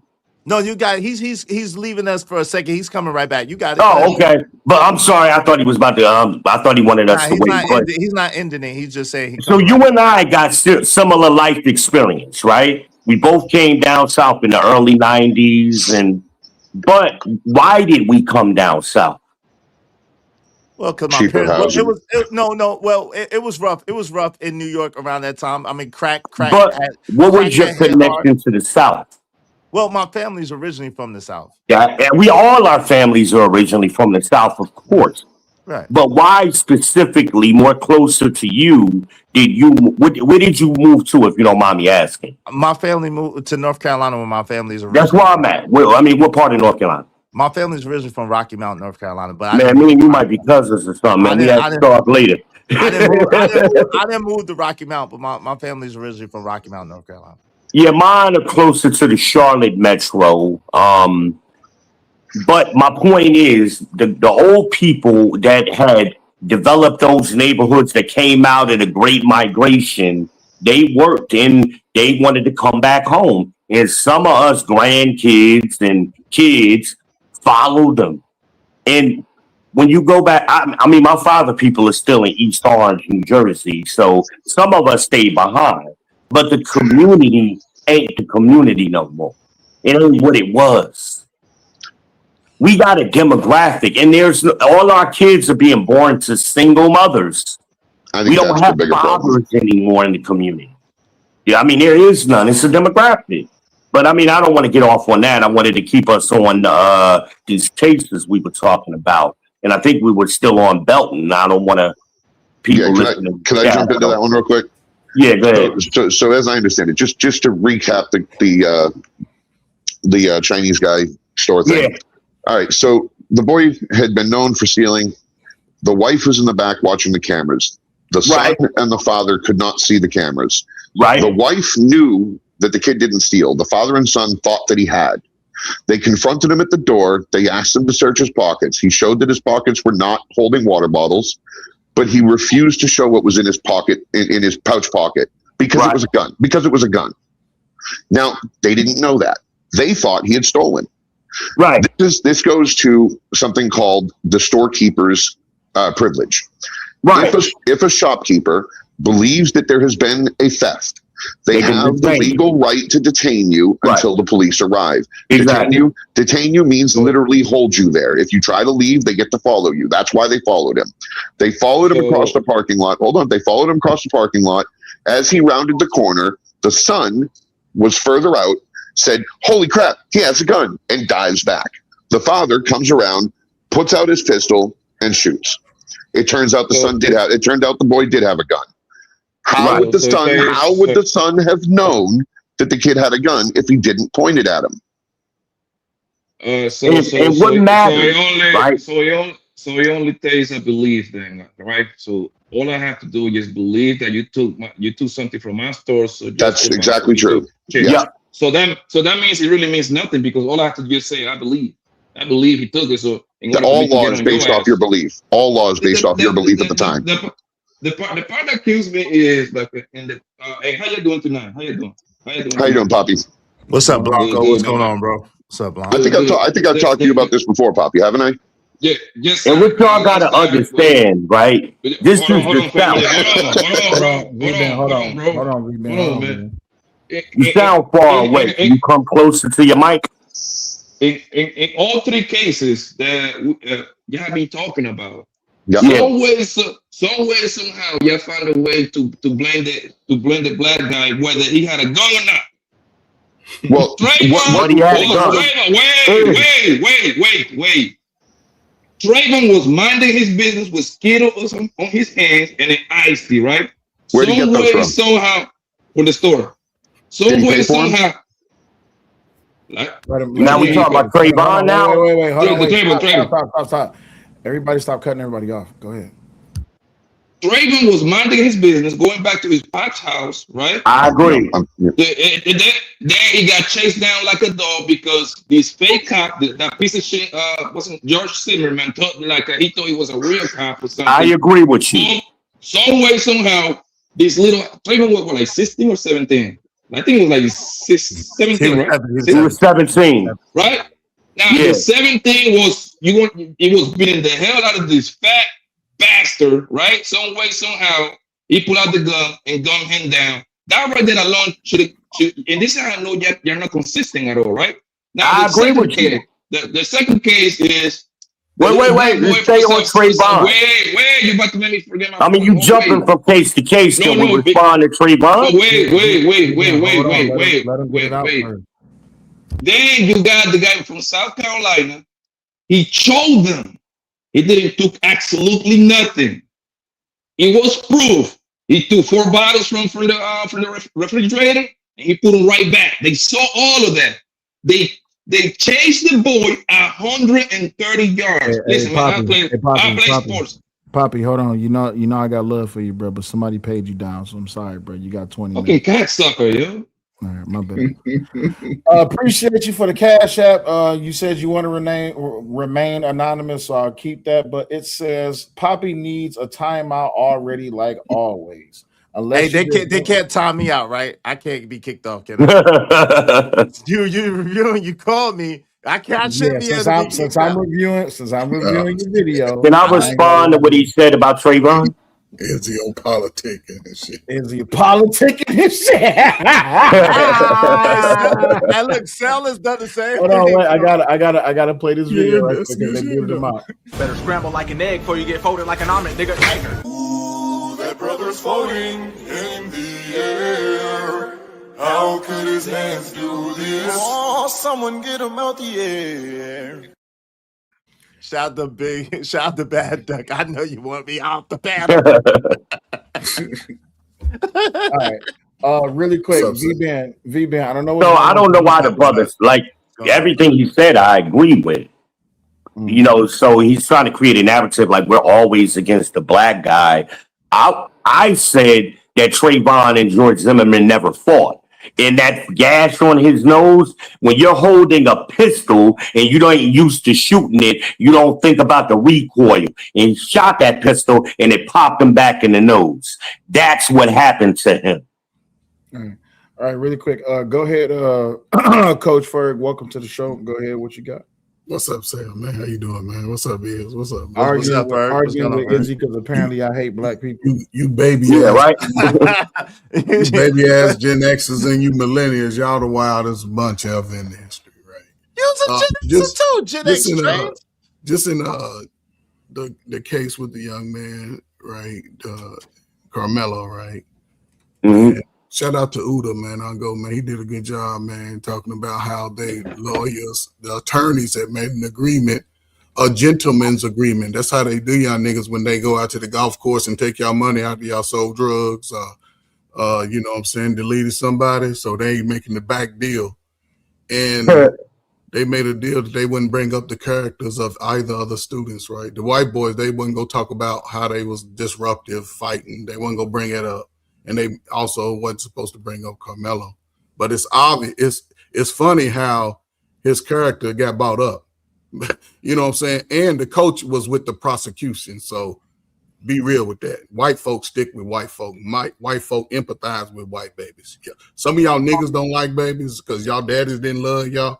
But that's the way it is. That is what it is. Some of y'all sold drugs, don't give a damn about the use. Some of y'all use drugs. Y'all, man. And I don't know who. I'm just speaking to the audience. Even me, I tried to help as many stay off the drugs. I smoked a little weed, but that's as far as I went.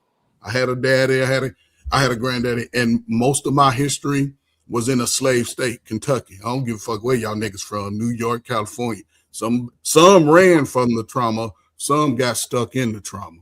And those that made out of it, salute to them. However, when it comes to these cases, right,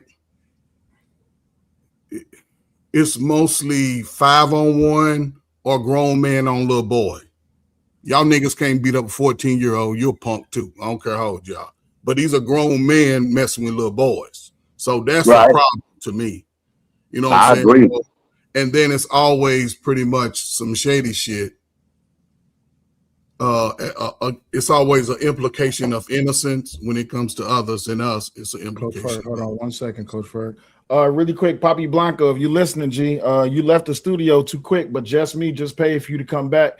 She said, bring Poppy back. So, Poppy Blanco, if you're still listening, you come back up. Your bounty's been paid, G. Shout out to our sis Jess. He's stormed off. He's stormed off. Go ahead. No, just funny how things, with us is we presume guilty, which sometimes it plays right into the hands of those that want to lock you up or used to lock you up and want to lock your nephew and up. So it's just odd, you know what I'm saying? It's unfortunate that young brothers are being taken out. And it's for them, it's always looks shady. They find Ray Ray and Nug Nug within 48 hours. Those shows are based off niggas deleting niggas 48 hours. That's what Izzy was saying earlier. But it's 48 months, 48 years. February. Everybody else. So, it is what it is, man. I just hope people use these things with intention to learn, especially if you young. If you old niggas, don't give a damn. Y'all scratch y'all shit off. But these young folk, I just hope they use it to learn and not only be weary of just, white people, be weary of y'all neighbors to a certain extent. I'm more worried of niggas than I am of white people. I mean, no, I need some, white folk to get it done and some badass Negroes to rock out. Right, but the thing is though, when it comes, they gonna talk about you, call you funny looking. They call me ugly, light skin. I love that shit. Right. But the thing is, what I'm saying is that and Poppy's back, so he did get booted out. I'm gonna let him finish his statement. Go ahead, Poppy. Yeah, I was on the second thing, right? The boy from South Carolina he went to the store, grabbed 4 bottles of water, put them back. He's backed up by the cannery. Put them back. Some way, somehow, he get followed 130 yards. I don't know for the people that haven't played sports. I play some football. I play some basketball. I play all kind of sport, right? 130 yards is a long way. Yeah. Okay? It's a football field plus a quarter of a football field, right? So they came up with an excuse talk about that boy point out the gun at him. Okay, some way, somehow he was running at full speed, get time to turn around, point out the gun, and then continue running. Because he got shot in the back, right? I hope you know that, right? So in plenty of states, when you get, I think California is one of them. I don't know about the other state. Like if you get shot in the back, you didn't automatically guilty. That's not true. It's a state that got that kind of law, bro. That if you get shot in the back, retrieving from a situation, you got to fight it out in court to get off that case because they're going to charge you. But at that moment, he wasn't retreating. No, but this is the part you're missing. Wait. This is the part you're missing. The boy was running, getting away. And guess what? He's the only pretty much witness on his favor. So now, since he died, they get to determine how the story goes, bro. But you're kind of proving our point. You think that 14-year-old kid couldn't outrun that Asian guy? Is that what you think? It's a 14-year-old kid running against a grown man. You can't outrun a 22, a 14 can't outrun a 22, 23-year-old. And when you running with intention to hurt somebody, you running fast. The Asian dad's not 22 though. The Asian dad's 50. No. His daddy caught up. 23. His son. His son was 23. His son outrun your ass. And then the father was 60 in his 60s.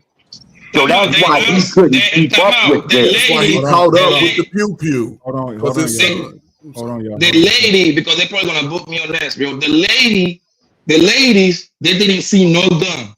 By some way, somehow, the father saw some guns, man. The father didn't have to see the gun. All he had to do was believe that his son was in danger, and he was reacting to what his son said. He got a gun, so his father shot. He didn't have to see the gun. It only matters what he believed in that moment. V-Ben, I hear what you're saying, and I agree with you because that's the letter of the law. But we got to stop cutting people off because he in the middle of saying something. We keep repeating this. We said this like 3 or 4 times. But it's, y'all this and y'all that, and we getting accused of the stuff we already addressed. And I apologize if I'm being rude. You good. It's just, when people's in the middle of their thought, let them, even when they wrong, let them be wrong. Go You're ahead. right. I'm sorry. I got to do better. I got to do better. And then you got the Carmelo situation, right? So the moral of the story is that if the black boy is getting away, he's guilty. Yeah, he's guilty. You know what I mean? Yeah. People, I don't want to say yeah. Let me take that away. People find excuses why this fake cop and this goddamn bodega store owner to Clapton, right? In the Carmelo situation, he had a weapon. He guilty, so they guilty no matter what, whether they got weapons or not.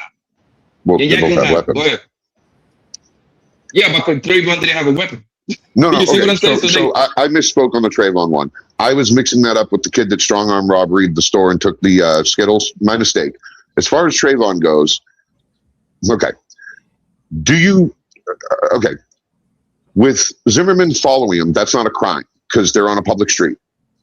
The kid wasn't committing a crime being there either. I'm not saying he did. The crime is committed when the assault happens, when the fight starts and Trayvon winds up beating his head off the ground until he's nearly unconscious, gives him a concussion, splits his head open. There's no evidence of this. There is evidence of it. Because no, it's not. That came from George Zimmerman's story. Stop.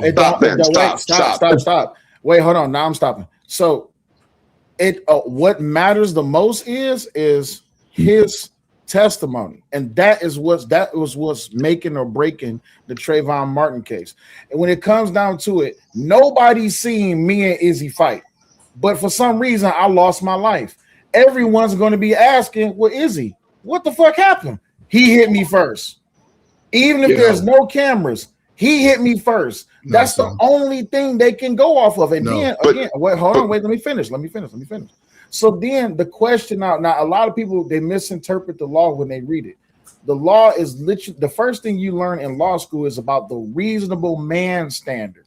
So this is why I always ask people, Coach Ferg, me and you get into a fight, I'm bashing your head on the ground and you have a gun in your pocket. As much as you don't want to shoot me, but you can't get me off you and I'm not stopping. Are you going to go for the gun to save your life? If you believe your life was in danger? Of course. I'm a little paranoid. I'm gonna back you up as soon as you come at me at first. Right, but then I end up in trouble for that. I'm gonna get you in the leg. I ain't gonna try to take you out. But you might end up in trouble for that. I mean, you'll get aggravated assault for that. I might, but however, we know that. Listen, he intentionally tried to take that little boy out. Wait, hold on. If he intentionally innocent, that can be a black man is presumed guilty already. That's not true. That's just not true. That's not the way law works. That's not true. I know ain't the way law is written, but that's the way it's implemented. It ain't the way it's written, but that's the way they acted out on niggas. What are we talking about? Black people aren't automatically, because when have black people automatically been considered guilty unless by other black people? No. That's only in theory with black people. We can only talk that shit about us being guilty. But the white then what we talking about? But see, the actual law is going to be locking you up, taking your resources. Gotcha. Hold on, Justin. So now prove this point. As black people, we don't automatically jump to they're guilty just because they're black. We automatically say, hey, you know what? The law says they're innocent till proven guilty. So let me ask you, Coach Ferg, do you believe white people view black people like that they're automatically innocent or that they're automatically guilty? Automatically guilty. Stop right there. When we hear that it's white on black, do we automatically assume that it's white people is guilty? Not always. Come on, man, don't do that. Hold up. Well, Sal, listen. Again. I'm not an '80s baby, so yeah, y'all probably do that. Most of y'all. Me, I'm looking at it like let me. I look at the act of it, right? Because black folk are pretty much impulsive. We don't plan stuff out. We're not that tight. Maybe it's a new breed of crazy niggas coming up, but we in post delete. Some races will hide out in the bushes for 2 weeks on you and set a plan to make you disappear. White folk. But boom, checkmate, right? Because the thing is, if I believe that Karmelo was innocent based on the law, then that's me believing that he's innocent based on the law. If I think Karmelo's innocent just because he's black, I'm a racist. And by that measure, wait, I'm just using it as an example. If I believe George Zimmerman is guilty just because he's white, I'm also a racist. But if I think George Zimmerman no, he was white. His father was white. Hold on, let me finish. If I look at the letter of the law and say, yeah, I believe he's guilty because of this law, that's not racist. But by your own example, and I'm glad that you always say that you're the oldest Gen Xer that there is, because now you just point out something that's wrong with the baby boomers. Y'all are naturally racist. Thanks for proving it. Not really. It's the logic that goes with everything. There's no logic in saying that you're guilty just because you're black or white. The law is written a certain way. It's written a certain way. Yes, but it's written even. No, it's come on. If you agree with me on that. If you're going strictly by the law, I think I'll smoke with you then. It's even, but it's ambiguity in it. It allows you to persuade either way. Sale, you're a prosecutor. You're wasting your talent. You need to go be a prosecutor so you can have that theory coming into the cases. I think you'll win a lot of cases. But when you black look people at can't be racist. Wow. I'm sorry, I read the comment. Perpetrated, you can always look at the difference in the number. By numbers, there's a larger quantity of white people than black people by the numbers. But by the percentage of the numbers, we're going to even out in the worst of ways, or maybe Trump in the worst of what you're talking about the propaganda is about. So in more ways than one, because I do want to get back to Papi Blanco, right? Yeah, go ahead. In more ways than one, you just prove why, even though Izzy didn't probably mean it to irritate me, he irritated the shit out of me when he made that video. He did. Okay, he got you. I'm gonna tell you why Izzy irritated me, because he's utilizing the same theology that you're speaking from. I'm not going to say that Karmelo, and I'm not saying that he's saying this. I'm just thinking from a philosophical introspective, right? Yeah. I don't have to look at Karmelo and say he's innocent because he's black. But I'm also not going to look at him and say he's guilty because he's black. I'm just going to look at the facts and say, hey, y'all, because Papi Blanco's up here. I've been arguing with Papi Blanco about this for a damn year now. Wait, but what part annoyed you? Because I'm confused. The part that annoyed me is when you was like, "Where's the vitriol? What vitriol do I need to have?" I'm looking at the letter of the law. That's when you irritated. No, but F him, and the opinionated piece of it is not about the letter of the law. Again, when you were sitting there breaking down the case, and you sat there and you stated your case based on the facts of the case, I didn't have anything to say. The only thing like I've constantly said that I've spoken against is the celebration or the my perception of celebration behind the demise or the downfall of a person, of a human being. So that's it. Let me ask you: do you think that there's been celebration on the black community at the death of Anthony? Of Metcalf. Yes, I believe some people have. So that's wrong, right? Yes, it's absolutely wrong. So do you think that there's been a mass outpouring of celebration at the loss of a life, the loss of 35 years of a boy's life in the jailing of Karmelo on the white side? Do you think that white people are gone to you and been like, yeah, we won? Yes. Yes. Hold on, Ferg. He asked me. Let me answer it. Oh, I'm sorry. So first and foremost, the frame is off a little bit, Justin, right? Because you asked me, do I think that there were some black people who celebrated Austin Metcalf's demise? And hold on. Let me go a step further. Hold on. Give me a second. Just let me land it real quick. I didn't interrupt you. Let me land it. Sorry.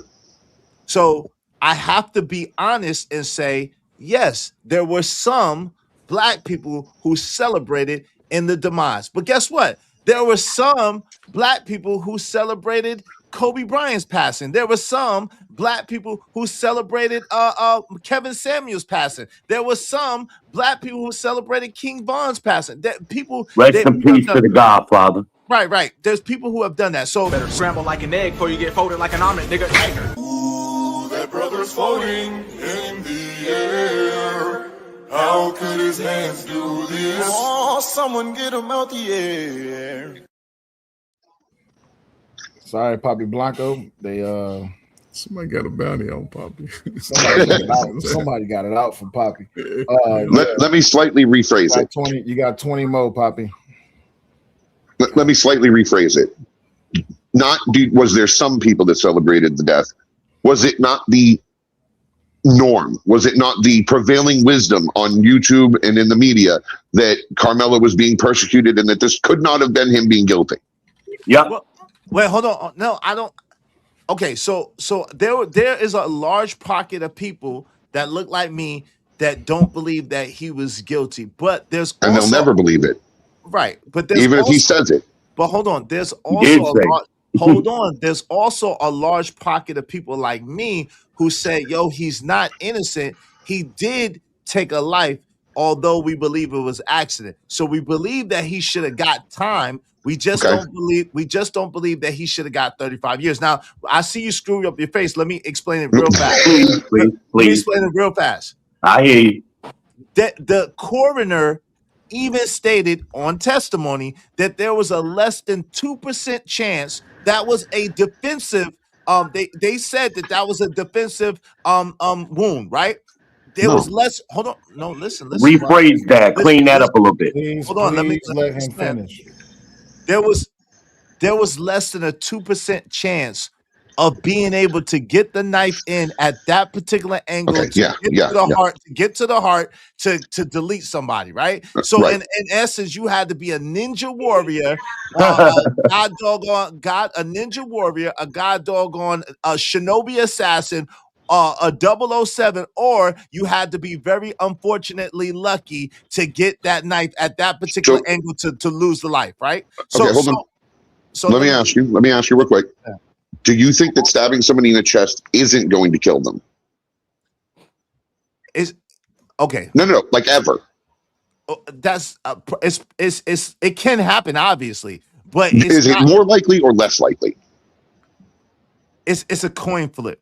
I think it's a lot more than a coin flip. No, it's not. Because if you're saying that it's less than a 2% chance to puncture the heart, at 100%, yes. Especially with that particular blade, it's less than a 2% chance to puncture the heart and to puncture an artery like in the chest. You gotta remember, you got your breastplate. There's a lot of meat. So when I say with a 3.5-inch blade that it's highly unlikely that you're gonna delete somebody. Can you hurt them? Yes. Can you really hurt them? Yes. But can you? Is it likely that you're going to delete them based on the fact of you puncturing their chest? Not necessarily. You can really do some damage. Doesn't that sound like intent? No. So if there's only a 2% chance that he can stab that in his chest, and he did it hard enough and at the right angle enough, sounds like he meant to do it. No, that's exactly what it sounds like. Hold on. Okay, but Justin, I don't even understand how you can say that. If you're telling me there's a less than 2% chance that particular blade at that particular measure could delete somebody, then you have to understand that is purely accidental. That is not intentional. There's no. The intent is in the action. The accident is in the success. Well, listen, unless he's a ninja assassin, again, unless he's shinobi, unless he's 007, unless he's Jet Li, Bruce Lee, Kung Fu, Karate Kid, that is not intentional. So I'll give you a better statistic. Did you know that 80% of the time you get shot with a pistol, it's not lethal? Does that mean if I shoot you with a pistol, I'm not trying to kill you? No, that's different. It depends on where you pop me. It depends on where you pop me at, right? Right. So if he hit him just a centimeter to the right, he wouldn't have died. But that doesn't mean he didn't try to kill him. He did. Unless he didn't. It happened. Let me just say this. It happened too fast. It happened way too fast, and we all seen that in the video. I agree with you that he was surprised he killed him. No, it happened too fast. Whenever y'all on this layout, I don't stop nobody from interrupting. Right. I believe, shout out to Mind Chaos Brew. I believe that he intended to cause bodily harm. I do believe that. Great. But I don't believe that he intended to delete him. Fair. Intention doesn't matter. Hold on, fair. And I'm not meaning to cut you off. I want to hit the points as you're hitting them. Do you believe that would be great bodily harm? Do you think that there's a likelihood you could die from that? Of course, he That's died. murder. So, That's murder. That's murder. no, but it's not. But see, that's the thing. No, hold on. Again, I'm not trying to relitigate the case, right? But in Texas, you have to be clear that if he felt like if he was in danger and if he felt like he was in danger, reasonable. And he used reasonable force to be able to protect himself from that danger, then that's all subjective. No, but his own witness testified he was the aggressor. So the thing of it is I'm not trying to relitigate the case. He's already been found guilty, and he's already doing 35 years. I'm not trying. Why y'all keep trying to go and relitigate this case? Saying things it's not fact. Two parts. Hold on. No, I'm saying actual facts. I'm saying what I believe. So that's actual. But how do you believe against what the evidence already said? No, I believe that it wasn't. I believe that it wasn't intentional. That's what I'm saying. It doesn't matter. Okay, that's all I'm saying. So it's no question. I mean, people say that all the time. I didn't intend to do this. I didn't intend to do that. Hold on. He asked me a very direct question. I'm sorry. Go ahead. I interjected. I'm sorry. I gave him a very direct answer to his question in earnest in answering this question. I'm sorry. Let me redirect a little bit. Back to the reasonableness statute. And I'm only arguing law, not morality. Okay. It's not that he felt in danger. It's that a reasonable person would feel in danger. Reasonable people do not respond to a push with a knife. He's reasonable. Hold on. But this is the thing, Berg. Reasonable people are not approached by 200 and something pound people, multiple people at the same time. So listen, multiple people didn't approach him. That's not true. It's literally on the video where we've gone over the video. It's literally on the video. His testimony said otherwise. It's literally on the video, and Hunter Metcalf said himself that me and my brother approached daggone Karmelo Anthony. So they approached the tent. Right. They approached Karmelo is what Hunter Metcalf said himself. He said, I think he was talking about the tent. He said, Austin and I went to the tent. Yeah. Approached Karmelo. Now, on the other testimony, multiple of the boys indicated that they too were saying things to Karmelo, including "get the hell out the tent." So again, so one could perceive subjectively, one could perceive that multiple people are attacking them. No, that's not an attack. Approaching somebody, telling you to leave. Hold on, Ben. Hold on. Telling somebody to go is not attacking somebody. Telling somebody to go is not attacking somebody. Yeah. If you're standing over me, telling me to do it. He was invited. He was invited by one and told to leave by 20. But that's hearsay. Hold on, but that's hearsay with the kids, right? Because you're dealing with kids, right? You're dealing with teenagers. Agreed. I don't know. Do y'all know what happened that Monday in school? No, because there's no testimony to that. Oh, hold on. So that Monday, what they do in every school across America, they have a morning session, a whole half day of school. But they don't go to school together. You're not listening. The kid that got deleted at his school and across other schools, they have a moment of silence, a moment of talking to the counselor about that incident. All of those kids that saw that incident are traumatized. Allegedly, however, they all were with the prosecution and with the parents being the consentors of those children. They can, if your child is in school, right, you're the consenter for your child. Yeah. Right. Okay. So the trauma that was imposed by the state on those children, the whole scene of that. Okay, well, how did the state impose it? Because they all were with the prosecution. No, they weren't. Listen, they were with the defense. Listen, the testimony of the kid was it was all for the prosecution. Yeah, it was. It was all. That was on cross, but those were defense witnesses. The defense called one witness. They called one witness. Exactly. Why would he call one witness with 40 kids out there? Because only one person said what he wanted him to say, and then he didn't even do that. Because again, it was all for the prosecution. Yeah, it was a prearranged agreement. Listen, yes, I may be misunderstanding it. I'm trying to understand what you're saying. Okay, as far as the incident, he has a knife, right? Right. That's the trauma. He the knows trauma was watching somebody die. In Texas law, niggas can carry a knife, but not on school property. But not on school property. Exactly. Any school property, whether it's your school right. or so it's a crime. So it's a crime. Hold up. So that's a crime within itself, right? Yeah. And it's also trespassing. It was impulse reaction. It was an impulse reaction. But it was intent to bring the weapon. No. But he had a knife. Right. And it's not reasonable. No, he had a knife, but he was already told he couldn't have the knife. He brought the knife anyway. But that's part of the school law, so everybody should know that they can't wearing a knife. That's why nobody else had a knife. That's why nobody else had a knife. However, we know, and I don't think the knife was for school. I think he's in a racist ass town with crazy white boys when they get drunk. I know he must have stabbed like 50 people already, right? So he's so that's part of protection. He had a knife. So why has he not stabbed like 100 other people with all the racist people trying to hang him? Because he's not violent. It's for protection. He's not violent. It's for his imaginary protection. It's for no, it ain't imaginary.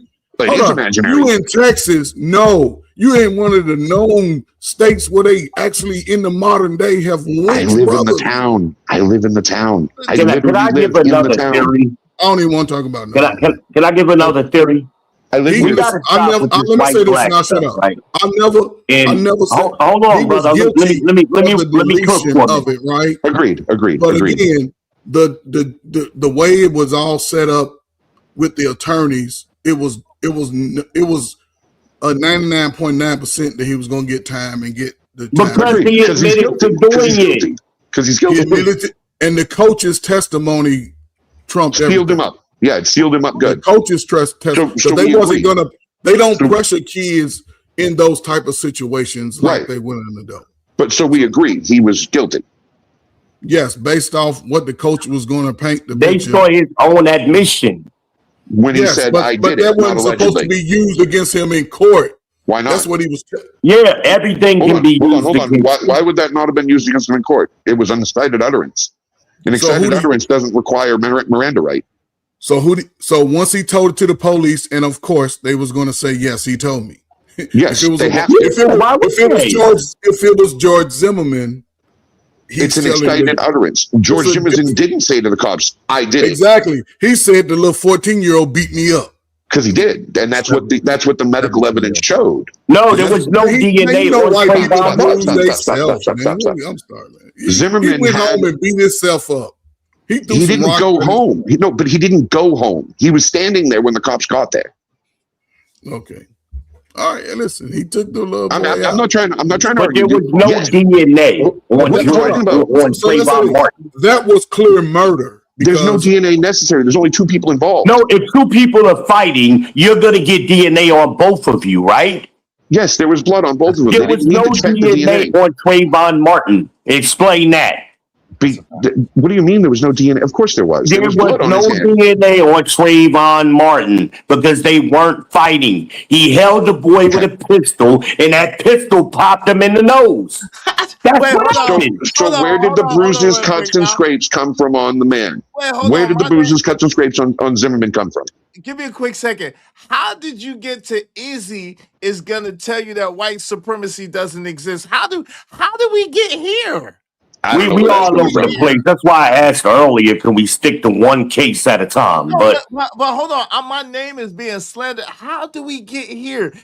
Justin is saying that I'm being, in essence, but he's been real good sport and have a good conversation. But many people are saying that I'm being pro bliggity black and I'm just defending black people.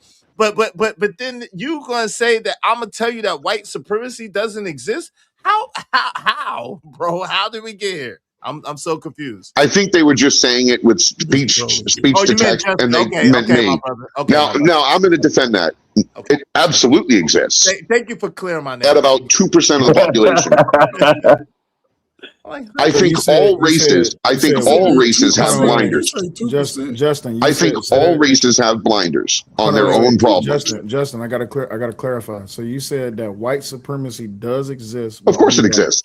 It's a small, I don't know, a small percentage. Man, wait, hold on. But then that means that you don't really understand white supremacy. White supremacy. No, I disagree on the definition. white supremacy is a systematic right. situation. I'm not counting it that way. White supremacy is not an individualistic or a group. Right. No, I 100%. I understand what you're saying. Right. I am not going to take responsibility for a system I didn't create. I can only take responsibility for my own actions, and I only hold other people accountable for their own actions. No, that's fair. And I would say that it's a teeny tiny percentage of white people out there that go, "Heil Hitler, I'm better than you." It's a tiny population. But that would be prejudice. But see, this is the thing. I agree with the latter part of what you said, right? Because I operate in much the same way, right? I treat people on a case-by-case basis. Yeah. If you're cool with me, I'm cool with you. It doesn't matter if you're black, white, or candy stripe. It doesn't matter. If you treat me with respect, I'm going to treat you with respect. I don't have nothing against people. But just don't get into a fist fight. Well, what you're talking about? What you're talking about is actual prejudice and bias. Racism, white supremacy, and racism. I'm glad you said that. Hold on. Prejudice and bias, meaning that you're an individual or a group of individuals, and then you say that you don't like these people because of these predisposed trait, bring it out, colors, or whatever the case may be. That is not quite the same thing as racism. No, it ain't. It's totally different. Agreed. Hold on. Okay, now here's the reason I don't like that argument. Because I'm white. If I see problems in the black community, would that be white supremacy? No, that he's saying y'all both saying the same thing. No, maybe not. All right. So as I'm understanding it could fringe on the lines of it's a little of both. It's a little of both. No. It's nowhere near white supremacy. Listen, you have to be in a position and power. I know this, right? I don't like that argument. Yeah, I get you. Listen. I lived in Arizona around all white people, right? I have a lot of white people as friends, right? So I understand that just because you're white or just because you're of a certain complexion of whiteness, that does not mean that you're in a position of power in America. So the white supremacy is to be, or racism is to be in a position of power and to use your prejudice or your bias against those people in order to affect policy, laws, and procedures that affect them in a disparaging way. That's what white supremacy or racism is. But prejudice and bias means that you might call me the N-word, or you might call me a junk monkey, or whatever the hell y'all say, people say. But that's that. But can I expand on your definition? Yeah, it's a difference in definitions. Fair enough. So Dr. Claude Anderson, 30 years ago, defined racism as a competitive relationship between groups of people. They're competing for wealth, power, and resources. And when one group gets so much wealth, power, and resources, they can force other groups to act against their own best interests. Yeah. Prejudice and bigotry are not racism. Racism is about economics. But we use all of those words interchangeably. Yeah, and you don't know what the hell anybody's talking about. I agree. And that's why I'm trying to be very clear on the definitions. I'm not trying to paint a picture that it doesn't exist. Because, here's the flip of that, right? So I live in South Dallas. I don't know if anybody knows South Dallas at all, but it's a almost homogeneously black community. I am one of very few. So few. Does that mean I can't be racist? I'm the minority. Are you using your wealth, power, and resources to be racist? To hold people down. Are you using the system? Right. Okay. I see what you're saying. Well, right. I mean, by definition, the system wait. So can we flip this? So this goes back to the "can black people be racist" argument. In a situation. But I live in a community that's all black. Can they not be racist to me? If they have wealth, power, and resources in that community, they own the town. They can make you act against your own best interest. Hold on, real quick, Ben Israel. When you say that they own the town, what does that mean? It's 90% black. They own all the property. It's $500,000 homes. They are on the top of the board. They're the governor, the entire police station, all of it. It's all black. Okay, so they make the rules, policies, and procedures. But are they using that to make you act against your own best interest? Right. They could. Are they? I don't know because I can't see that. Well, then we can't determine whether racism has occurred if they haven't acted. What I'm saying is I can't see race in laws. I don't see a racial tint in laws. I see them as written as ambiguous. I would argue And the most same. of us do. I would argue the same in the reverse. Just I'm like agreeing with you. I know, and I'm just trying to clarify. Just like in an all-white town like Biloxi, Mississippi, or whatever town, Oceanside, Mississippi, where it's an all-white community, I wouldn't say, whatever the hell it is, I wouldn't say that they're racist just because it's an all-white community until I see evidence of that racism. Well, you can't just be assumed. As a dude, Right. as a dude that's actually lived there, let me assure you that it is a racist place. I'm sure it is. I just haven't seen evidence of it, and I don't see evidence of it in that case. Because there's policy, and I'm not saying that it was racism. That's all I want. Now listen. So let me say this. This is the nuance right here. Those three boys, I'm not saying that they're racist, right? I don't think that, but this is the shake of it. When it gets to the police station and the court system, if they wash this, if they sweep this under the rug and just say, "Oh, he just drowned," or we don't see any foul play and there's some foul play, then that can absolutely be racist. Now, would you? Huh?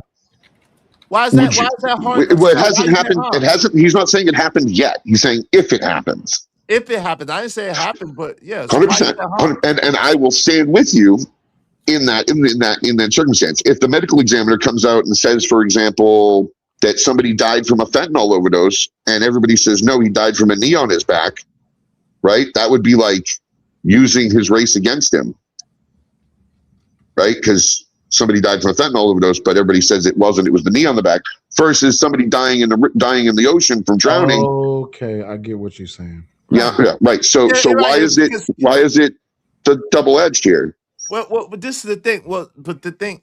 So, like now, y'all bringing up George Floyd. I'm just trying to be intellectually honest. Let me say this right quick. If someone, hold on, real quick. If someone apologize, real quick, Sal, real quick. You good? If someone is saying I can't breathe, you got. Do you know how many times that's been said during an arrest? Hold on, real quick. Family. And these will be the things that we be teetering, right? It's inhumane. I agree. The man was already in handcuffs. He already was subdued. I agree. It's inhumane to have your knee on somebody's neck, regardless to what creed, color, whatever they are. Can I explain why? Hold on real quick. For 6 minutes or for an extended period of time, especially after they're saying that they can't breathe. So I'm not here to litigate. Did he say I can't breathe, or was you calling out for us, mama? No, that was at the very end. That was at the very end. He said I can't breathe a few times. He said I can't breathe a few times. He didn't say it. Okay, I don't remember. A little bit of both, but okay, I don't remember. I was asking. I'm sorry. It's a little bit of both, but that's neither here nor there. The thing of it is this, right? That person lost their life. Yes. Another person went to prison. It was convicted for it, but yet and still, y'all. Where was the institutional racist in that? Why if the system is rigged against the black man, why did a white man go to jail for that? There's always hold on. You can't force me to make an argument that I'm not making. So I'm simply asking a question. Okay, so let me just say, number one, I'm not making that argument. Now, number two, let me answer your question because I can. There are always anomalies, of course, outliers, and daggone extenuating circumstances in situations. Sure. Like exceptions to the rule. We can't, right? It's essentially exceptions to the rule. So we can't be verbose and try to make it seem like, oh, well, if one person gets away with this, that means that it doesn't exist. Come on, let's don't play that. No, that's not that. I agree, and I'm only asking as a kind of a double-edged question. I'm asking because I want you to say that so that we can say the same thing in every other situation, to be intellectually honest and even-keeled in all situations, regardless of race. That's fair. And then we should not be saying that you can't hang out with white people because white people will kill you. That's ludicrous. Wait, hold on. Hold on. Well, but the reason, can I play devil's advocate? Hey, Justin on y'all neck.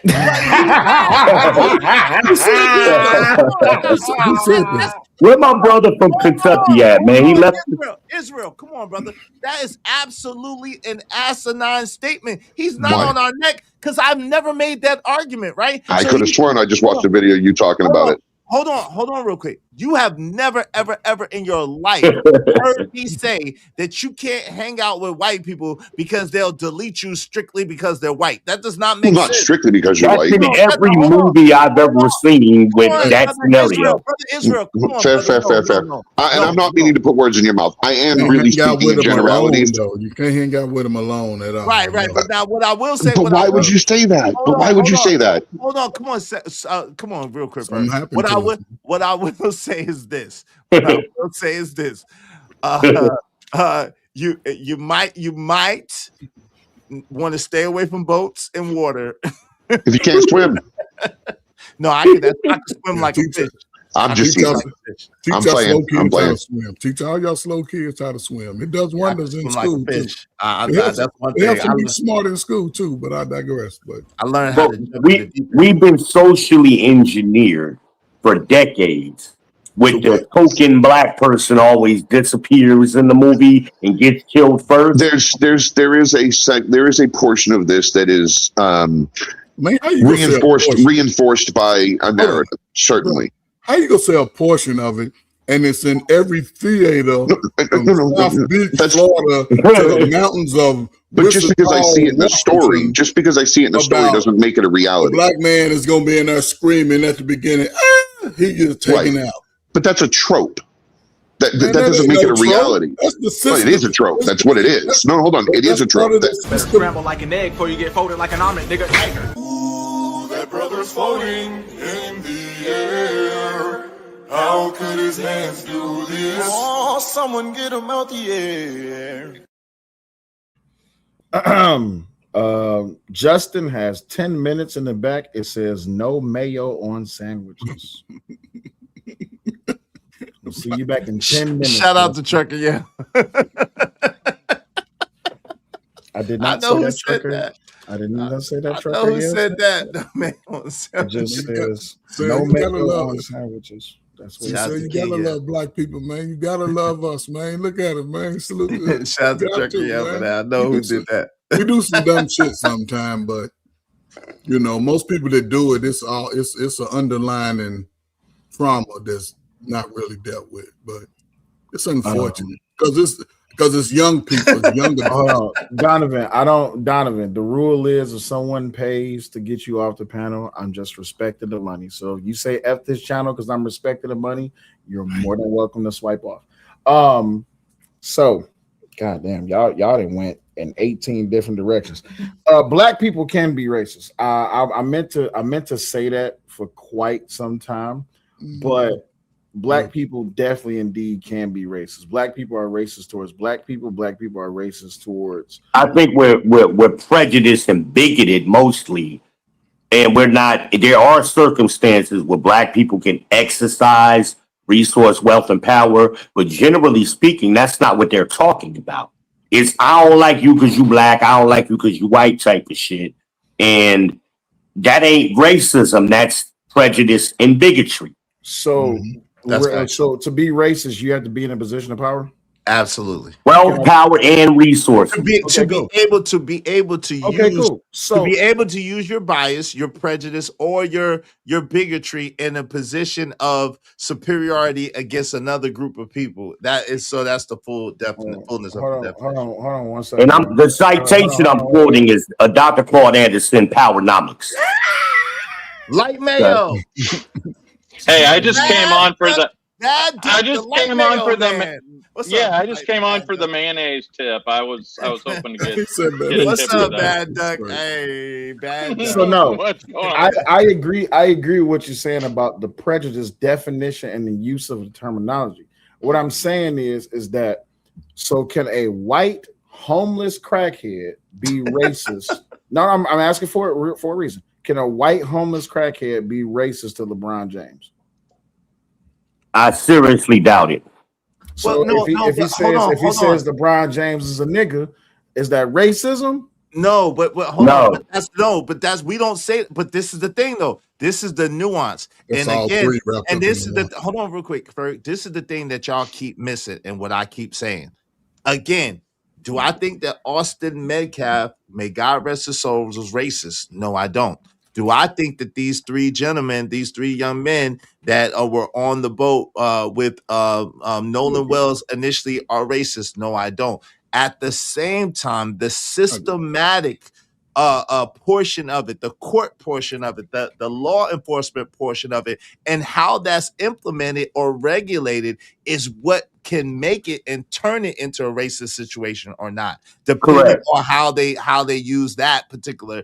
But it wouldn't be on his friends; it would be on the court system that's being racist. So then racism. So racism isn't based on structural power. Then it absolutely is. All it is. If a white homeless crackhead can call LeBron James a nigga, and that's perceived as racism. It's not. No, it's not. That's what we said. That's prejudice and bigotry. We've already said that multiple times. That's not. Yeah, that's prejudice and bigotry. I misheard you then. Okay, so when it comes to black people, I don't like Coach Ferg because he light skinned. Yeah, that's prejudice and bigotry. That's colorism and bigotry and prejudice.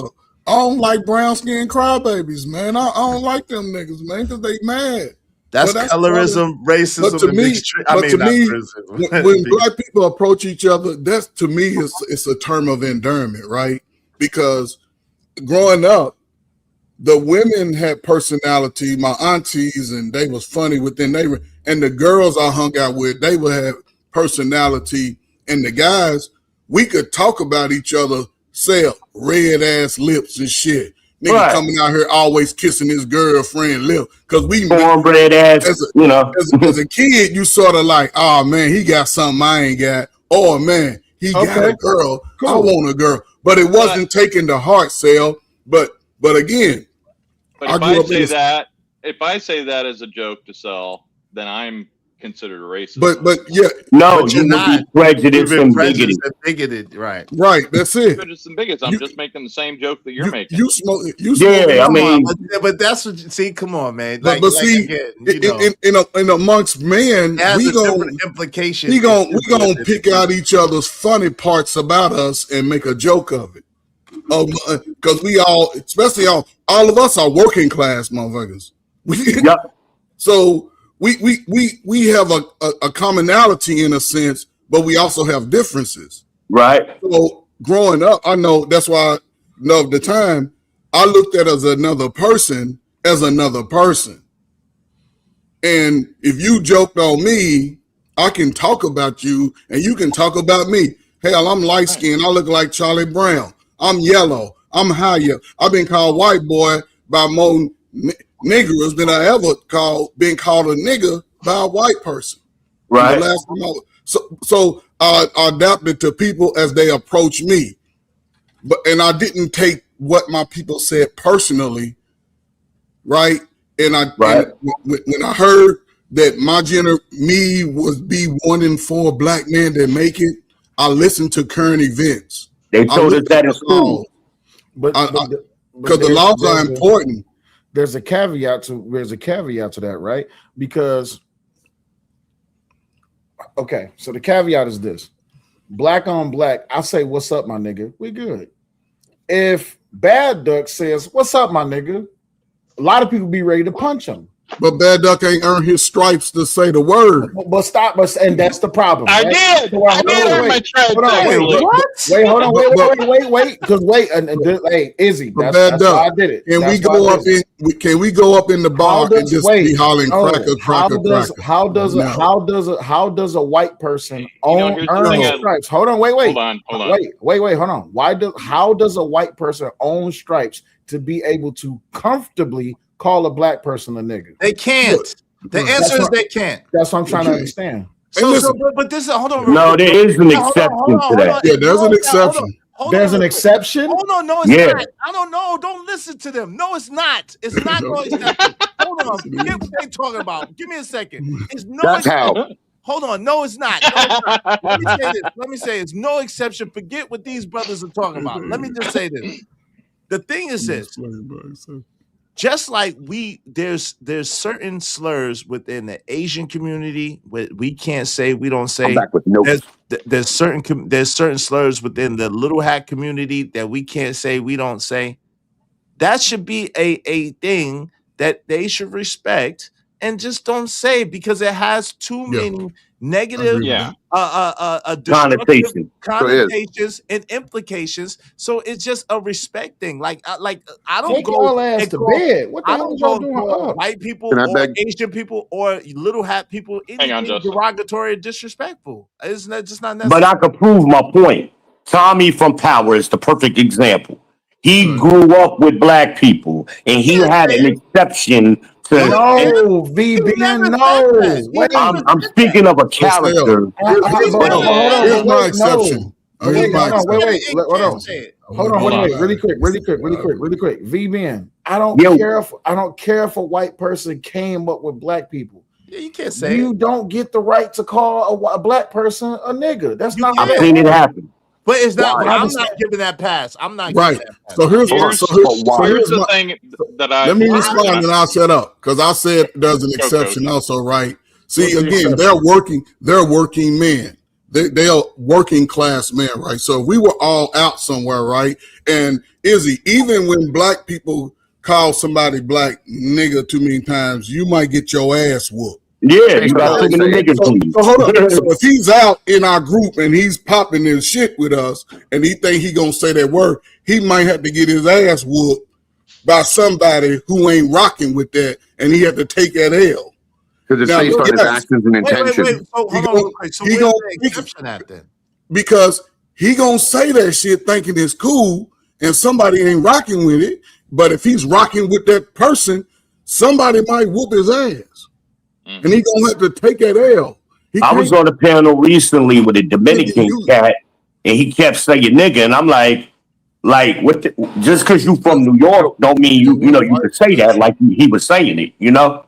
But everybody, I'm surprised everybody letting them get that. Just because he's Dominican. If somebody called you that too many times, you better be ready. I was ready to fight. But this is the thing. Hold on, real quick. And I'll be honest with you. If you notice, even when Bad Duck is up here, Just is up here, I haven't said the word not one time. Because I do think that we do need mixed company, right? We need to be conscious and aware of how we use it and when we use it too. Because at the end of the day, if we're saying it in front of them, and we're referring to ourselves like that, it becomes the norm and it's hard to avoid. Right. So then we put ourselves in a position where they might feel comfortable saying it because we're saying it so much in their company. So I just say, if you notice, ever since they've been up here, I haven't said that one single time, and I'm not, right? Because it comes down to human nature. People, by generalities, conform to their community. If you're in a community that accepts it, you're going to say it, and it's got nothing to do with skin color. It's just because you're chameleon. You're fitting in with the group you're in. Yeah, but they shouldn't. That's true when it comes to that word, but black people can't blend into white culture in a way where they can, white people don't go around calling each other crackers. Right. See, that's a word, but because that's offensive to somebody white. That's what I'm saying. Anybody would give a hell. That's offensive to somebody. I have never met a white person who would give a crap being called cracker. They wouldn't go redneck or anything else. They'd be more upset being called a Yankee. Hold up, y'all. Let me address. Well, they did that recently, so I got that a lot. Hold on, brother. Bad Duck has been patient. Y'all give room for Bad Duck, y'all. Come on. Yeah, because I wanted to address what Coach said when he said, "If I run in the room yelling cracker." The truth is, in most cases, only and somebody who's extremely KKK or whatever, white people don't care. And there is a big difference between the word cracker and the N-word. I agree. And I have learned from talking with people that why that is and the history around it. And, so, you can't compare the two. Cracker's just a slang. Pejorative, But when you say it's fair, but Bad Duck, honestly speaking, hold on real quick. And honestly speaking, wouldn't you say it's fair to say it's again like saying something disparaging about a little hat person in a way in the trauma that they've been through. Like, I mean, that's the difference. But there's no real trauma behind cracker. Like, millions of people haven't been deleted in the name of cracker. Millions of people haven't been enslaved in the name of cracker. Millions of people haven't been raped and god doggone put to horses one end and another end and called less than a human being in the name of cracker. Like, cracker is it's like a cracker, but it's not less than a human being. That's the metaphor. No, I agree with on that. What is the one word that gets white people offended? And my man said it. It's the Yankee word. But just to push back a little bit, there have been millions of white people who've been died for being called Protestant or Irish or WAP or Jihad or thousands of others, and nobody cares. Nobody cares. No, that's not true, because that's absolutely a lie. Because, like I implicated slight community does because they allow it to define them. Justin, most people don't say those words out of respect for the plight of those people and what they've been through. And at the most, media, institutions, and daggone businesses will be the ones to implement some kind of punishment or some kind of retribution as a result of even saying those things. So hold on. So you don't So you don't think that there's anybody out there that thinks that Italian people from Sicily are mobbed up? That's not. But that's a very hyperbolic question, right? Of course, you say anybody anywhere, or Russians. Okay, but anybody anywhere. But what we're saying not anybody. I mean, I mean society. No, but I mean, like in movies and on TV and but this is the thing, right?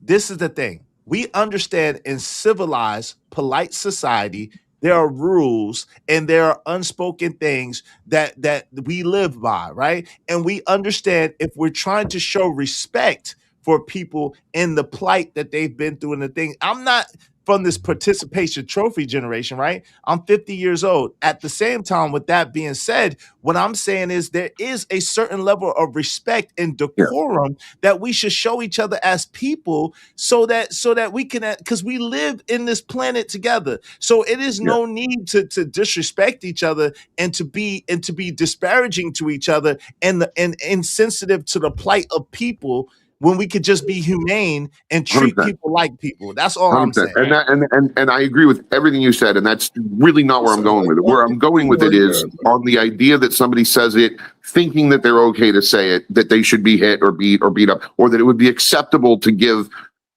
a receipt to get back at them for it, even if they didn't say it with hate. Like if I said the N-word thinking I'm cool with all you guys, but I don't have these up.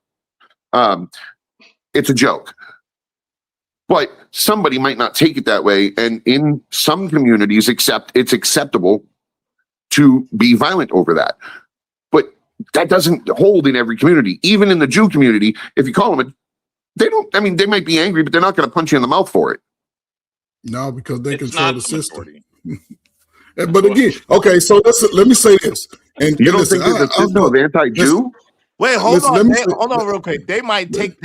That's not true. They might take your life behind it. They might take your career behind it. If you said that you even seen a video that would remotely implicate that those are not the actual people, they might take your whole career and take your whole lineage out as a result of that. But I would even argue that it's not the majority of them. Come on, Justin, listen.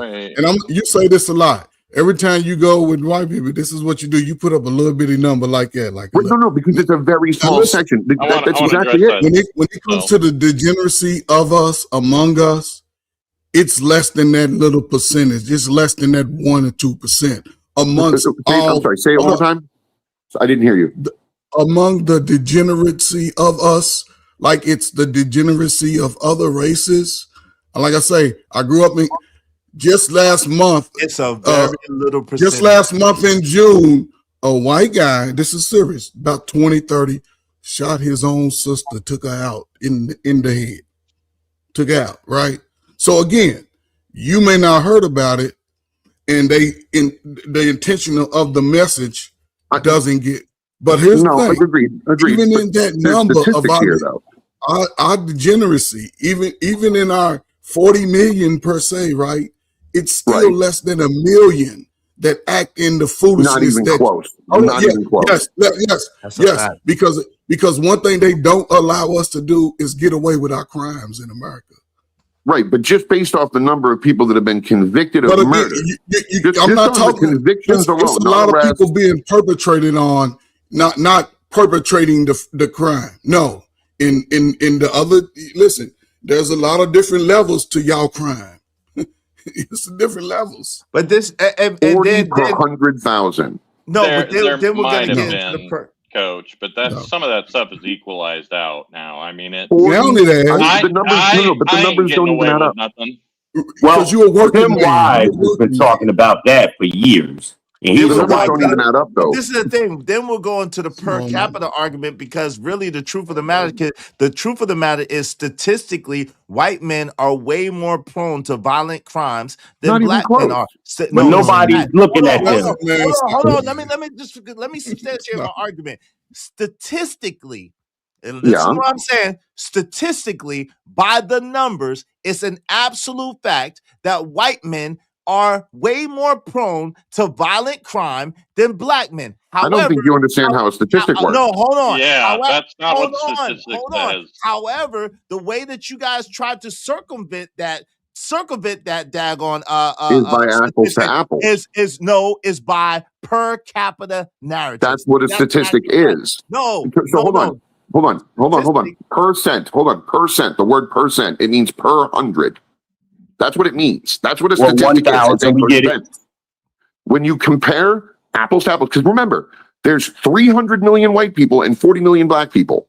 That would mean that we should have 80% of the crime should be white. It's not. If they were looking at you equally. No, I'm talking about straight murders. Straight murder. Just crimes but my point is, they're not investigating you. Hold on. Crimes that can't be covered up, right? A dead body can't be covered up. Everybody hold I'm on. only counting the ones that have a person arrested. But there is no such statistic. Yes, there is. I'll give it to you right now. Everybody hold on for 1 second. Cooley, you there? Cooley Cat. Yes. Cooley Cat, how old are you? I'm 26 years old, sir. You 26 years old? Yes. My son's age. Okay. And what you got to add to this conversation? I just want to hop in and say things here and there, because the idea of power, I don't think humans have the power. I mean, we do, but power shouldn't be used as a way to exclude levels of sin, especially with Karmelo. There can be a defense for him, but ultimately, if I were to push you, that shouldn't result in my death, especially if I'm in an area when I'm told to move out, to get out of the way. It shouldn't lead to my death, So it's like the idea of power and changing the definition of power just so someone don't have to be called, a racist. It's pretty cadaverous to me. Yeah, I think everybody here would agree. With us. I think everybody here would agree that Karmelo was at least legally guilty. I think some of the argument is that maybe he was morally justified because he felt that he may have been overwhelmed, or some people may believe that he was outnumbered or being attacked. And the justification is that if he was being attacked, that he was defending himself. I dispute that. Hold on, Justin. But I think that's the argument. Before we go back, can you pull this up, man? Listen, I don't say anything non-substantiated, to be honest with you. But let's get to this, because I know this to be the fact. In the United States, white males account for the majority of raw arrests for violent crime. According to demographic breakdown for the FBI Crime Data Explorer, roughly 73% of all arrestees for violent crimes across America are male. Of those specific violent crime arrests, white individuals, including Hispanics, make up approximately 59 to 60%, with white men representing. Hold on, let me finish, though. Can I please finish this? Well, it's the part where it includes Spanish. with white men representing a significant portion of that demographic. Right, probably about less than half. So about 40% total. Okay, go ahead. You can take it. Well, no. A significant portion would be more than half of 60, which would be about 40. Here's the way this works, and I'm glad that you pulled this up. So we have to make sure that we read this to understand. So in the United States, so we count the country as a whole, white males account for the majority of raw arrests for violent crime. That is, however, they are attributed with also fair. Hold on. So that is a true statement. Only the reason that statement is true is because there's majority more white males. According to the demographic breakdowns, roughly 73% of all arrests for violent crimes across the country. That is where it gets important, because now you're taking in the entire country. Now, if you was to break this down per capita, technically it would be that black people are more violent, because when you look at the per capita, you have more black people in the vicinity of black people. Let's say black people. Let's say black men. Hold on real quick. Hold on real quick. That wasn't my argument, Sel. My argument was exactly this. And I said what I said very specifically, and then I reiterated what I said, and they had pushback on what I said. I literally said more white men, because of the numbers, commit more violent crime. But I dispute that. Hold on, man. Let him finish. Hold on. But in order to change the narrative and substantiate it, then you go to the per capita argument. I literally verbatim said that. So at the end of the day, the facts are the facts, the numbers are the numbers, and the numbers indicate that, again, white men commit more violent crime in America than anybody else. Now, it's because of literally, you cannot say that you guys, hold on. Let me just finish, please. Literally, you cannot say that you represent the 400 million people that you said that you represent and have those type of numbers, and then say that so-called white men attest for 59 to 60% of the violent crimes in America, and then say that there's not more number of white men committing a crime. We're not talking about I will caveat it. I'll caveat it. You're correct. On raw numbers, hold on. On raw numbers, according to this time six, you're correct, because they include Hispanics. Okay? If you believe that, I got a bridge in Brooklyn to sell you too. It says it right on it. Listen, but it also says any survey. Let me ask you this: what survey have you ever taken? What census every have you ever? Every government survey on the planet. I told y'all when y'all in this layout, I don't stop. Let me fully ask the question, right? So you can understand what I'm about to ask you.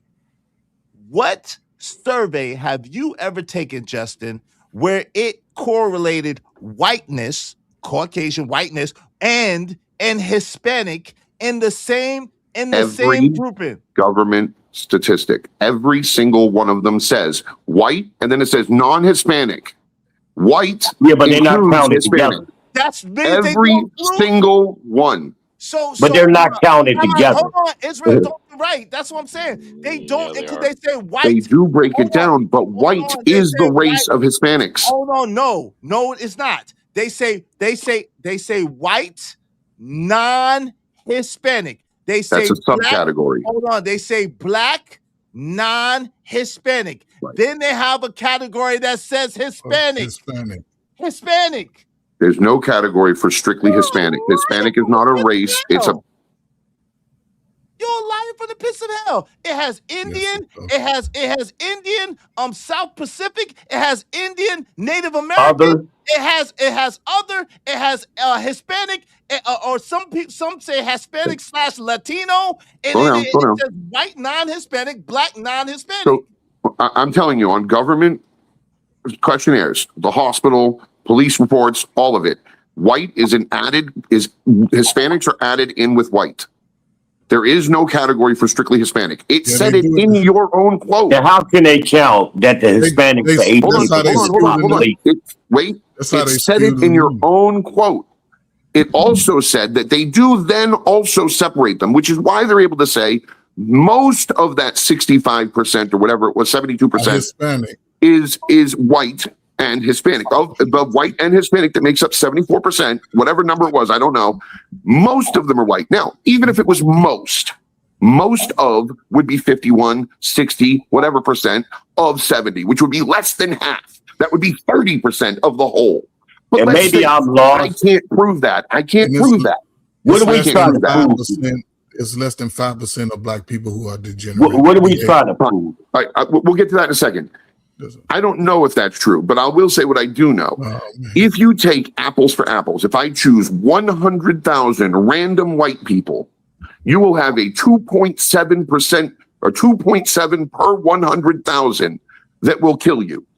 If I take 100,000 black men between the ages of 17 and 44, there will be 40 of them that will kill you.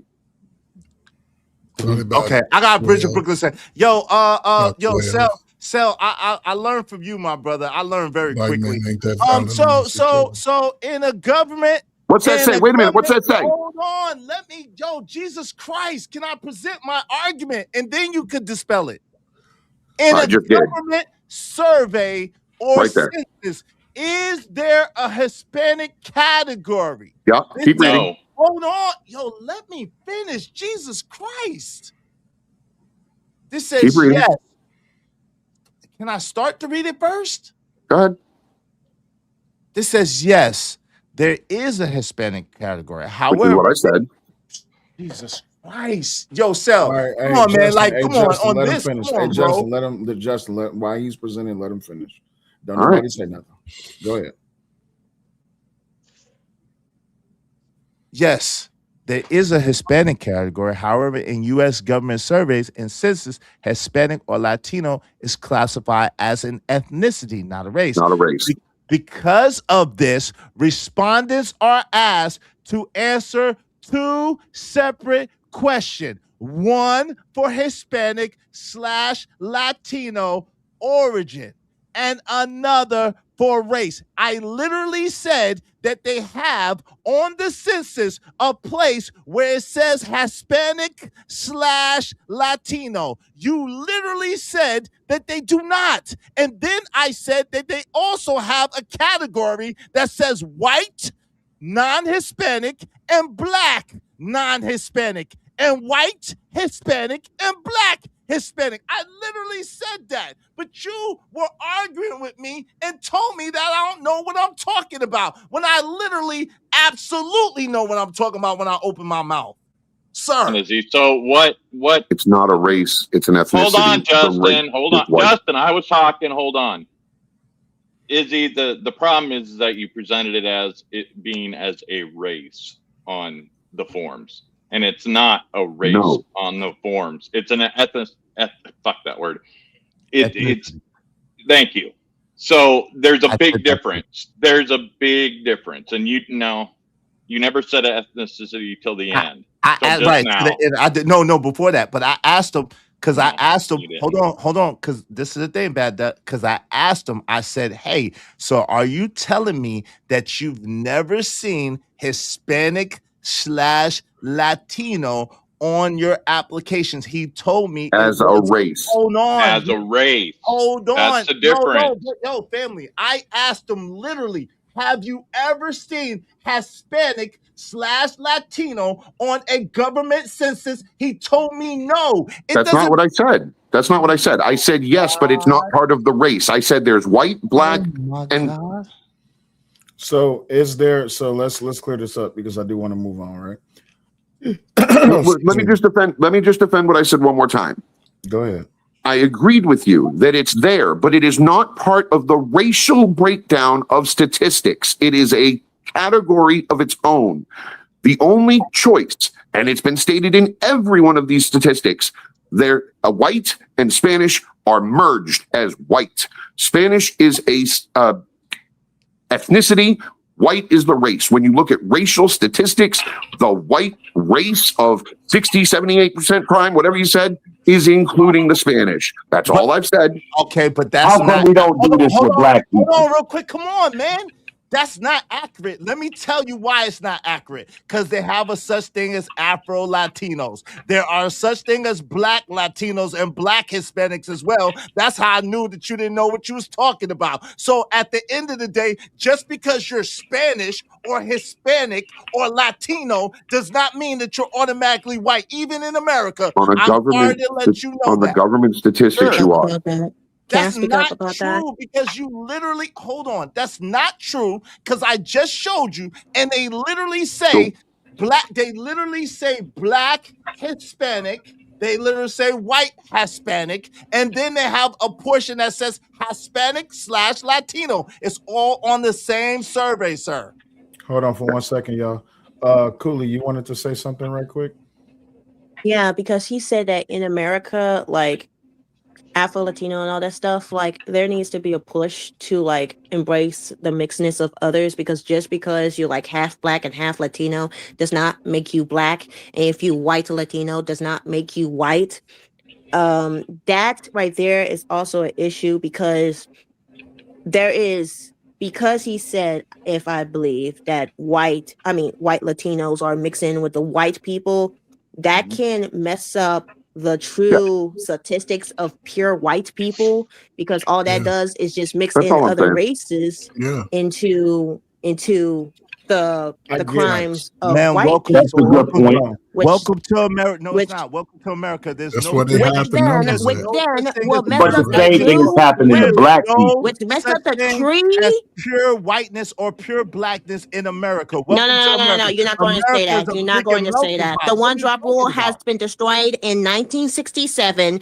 The only reason why it's still being pushed is pure because white race in America. Where's that at? Because where's the pure white race? An average human being. Can you come on camera? It makes for a better show. Yeah, can you substantiate your argument? Where's a pure white race in America? Where's a pure Black race in America? I cannot There's show no my such face, thing. so We are Americans, and it's a melting pot of a multicultural group of people who have intermingled. Okay, you need to stop because you're speaking just like Justin. Just like Justin, I actually have wisdom, knowledge. Because you're speaking over but it also changes over time. Let me speak. So depending on what time period. Because depending on what time period. She said you acting like a white man. Because as much as we are a mixing pot, America accepts triracial, mixed racial. We have Arabs, we have Asians. Why won't we be able to accept other people who have a mixture of Afro-Latina? If we can accept Arab, Hispanics, triracials, why can't we accept people that were born from two generations? Like, I don't think there's an argument about accepting. Hold on. You want the answer to that, Cooley? So I think it's like that's a bigger argument than that. Hold on. So listen. The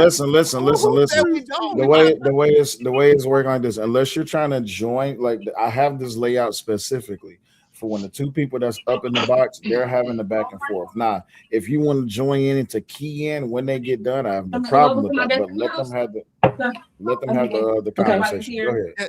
It's just I don't understand. Listen, I agree. There's no argument there. Yeah, cool. Like I don't understand how you made. I don't understand how you made a premise like you're making an argument different than anything that I said or anything that I agree with. I don't get that. Oh, if you want to make a different classification, or if you want to include a classification for Afro Latinos or Caucasian Latinos or Hispanics or inclusive of all people, by all means, please do. This is America. Welcome to America. But like I said, what does that have to do with the pure white race that you were speaking so slow? And now I'm acting slow. I think so. Coolio, I think what you're not understanding is that the general population does accept that, but the government is about 10 years behind on their forms. Exactly. Yeah, I mean, we're talking about someday they'll catch up and they'll be on there. Right. Yeah. It does have two races. It does have a category for multi-race. Right. That's not what we're talking about. We're talking about the part. Right. No. That's not even what we're talking about. We're talking about strictly the crime prevalence statistics in communities. Yes. That's all. Just the crime statistics revelations in communities. But Justin, that's where the numbers get skewed, right?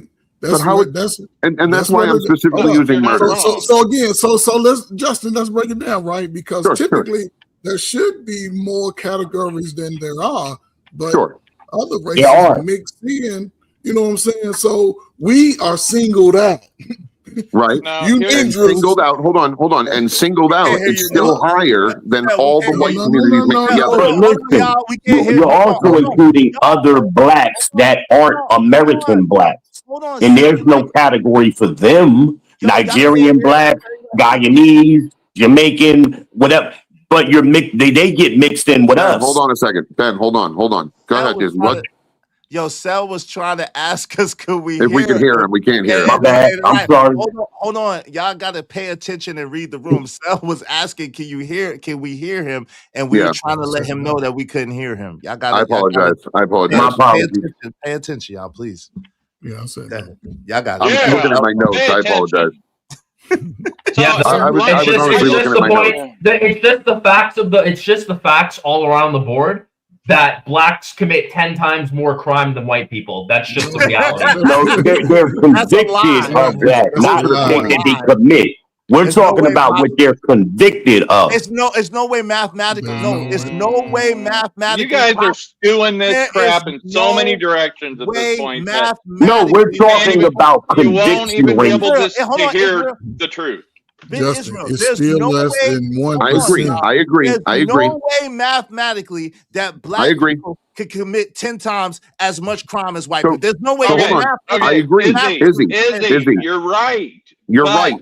On raw numbers. But the reason that is, right, that Izzy's right, is because we're comparing conviction rates to what somebody actually does. Those are two different numbers. That's why Izzy's right. It's not worth comparing, Ben. The mathematics doesn't add up. There's no way. Izzy, I agree with you. Raw numbers, you're correct. Raw numbers are correct. But this is per capita, percentages. Just can't see you, but numbers don't lie. I mean, percentage don't lie. Everybody hold on. So yeah, my computer, I don't know what the fuck is going on my goddamn computer. I tried to say something like 8 minutes ago. I'm sorry. No, you're good. My bad. You're good. It's just all right. So I'm back now. All right. So y'all can hear me now. I can. We can hear you now. We can hear you. We got a delay.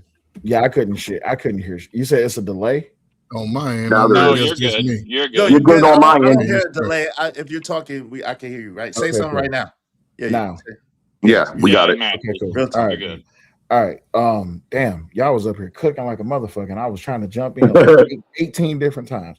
My bad, y'all. So no, to wrap up this portion of the discussion, no, absolutely, Izzy is right. It's just that Cooley Cat's back. Izzy is right. I just think that y'all are saying two correct things. Y'all just going like this. Y'all going past each other. You see what I'm saying? Right. We got to define the parameters. And I agree. I will make all the. You're correct. Because there is vastly more white people, there should be vastly more white crime. That's not the argument. We're talking about 100,000 random people from each group. The numbers are what they are. It's 2.7 and 40. Yeah, but what you're talking about is convictions. Yes. I'm specifically using convictions to eliminate racial profiling and false accusations. But it doesn't eliminate racial profiling. Okay. But it does it. And that's Izzy's argument. Okay. That's why the math doesn't add up, he's saying. The numbers don't work for you with the rest either. Here's the misnomer. If we were allowed to become face to face, our numbers would be as same as the other races, brother. It's not in our true biological nature to just always be at odds and fighting. We create fake beefs in our lives in America. Black people really don't have a beef with each other. We create fake beefs. Because most men over the last 50, 65 years have experienced similar things, if not worse. Now it comes from being comfortable. But no, not being comfortable. I'll say this and I'll shut up. Right. The future of us is never honored. The future and our history is never honored from America, and because you've seen the devastation, and you probably was born in the 80s, baby. So I understand what you think. 80s babies was born at the height of the most destructive time outside of crack epidemic. The crack epidemic affected a lot of adults who are moving today, right? So they had a potential for violence as young people, but as now that they've grown up, they've transitioned out of it, and you've seen it over these last little terms. The violence amongst us, even at a young age. Now, you young, that's different. It's still, those numbers are decreasing across all states in real time. Brothers are not as violent as 15, 20 years ago. But that's a lie. But wait a minute, they still have conflicts. They still have conflicts, but they're also looking at each other as more valuable to themselves because we understand what the system placates. You say that, but then you at any random moment you can see two black guys look at each other the wrong way and bullets start flying. No, that's not true, man. We might argue, but that's not true. Hold on, Berg. Let me. What's your citation for that? Hold on, real quick. I like to substantiate what I say because people somehow think I'm an idiot, but I know that I'm not. So allow me to substantiate once again my argument. Bring it out. Yeah, we know all total exonerations. Wow. Keep scrolling. Wow. Hold on, brother. Please, can I go?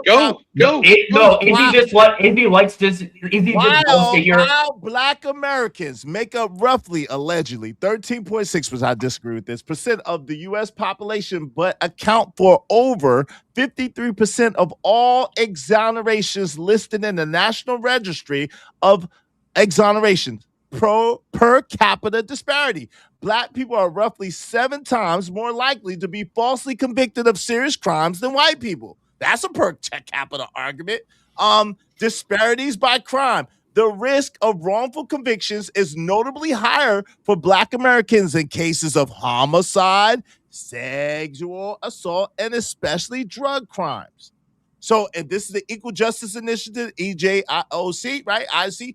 Syracuse University, notable things. So I would implore you to look at this on your own time. But what I would say just briefly is this.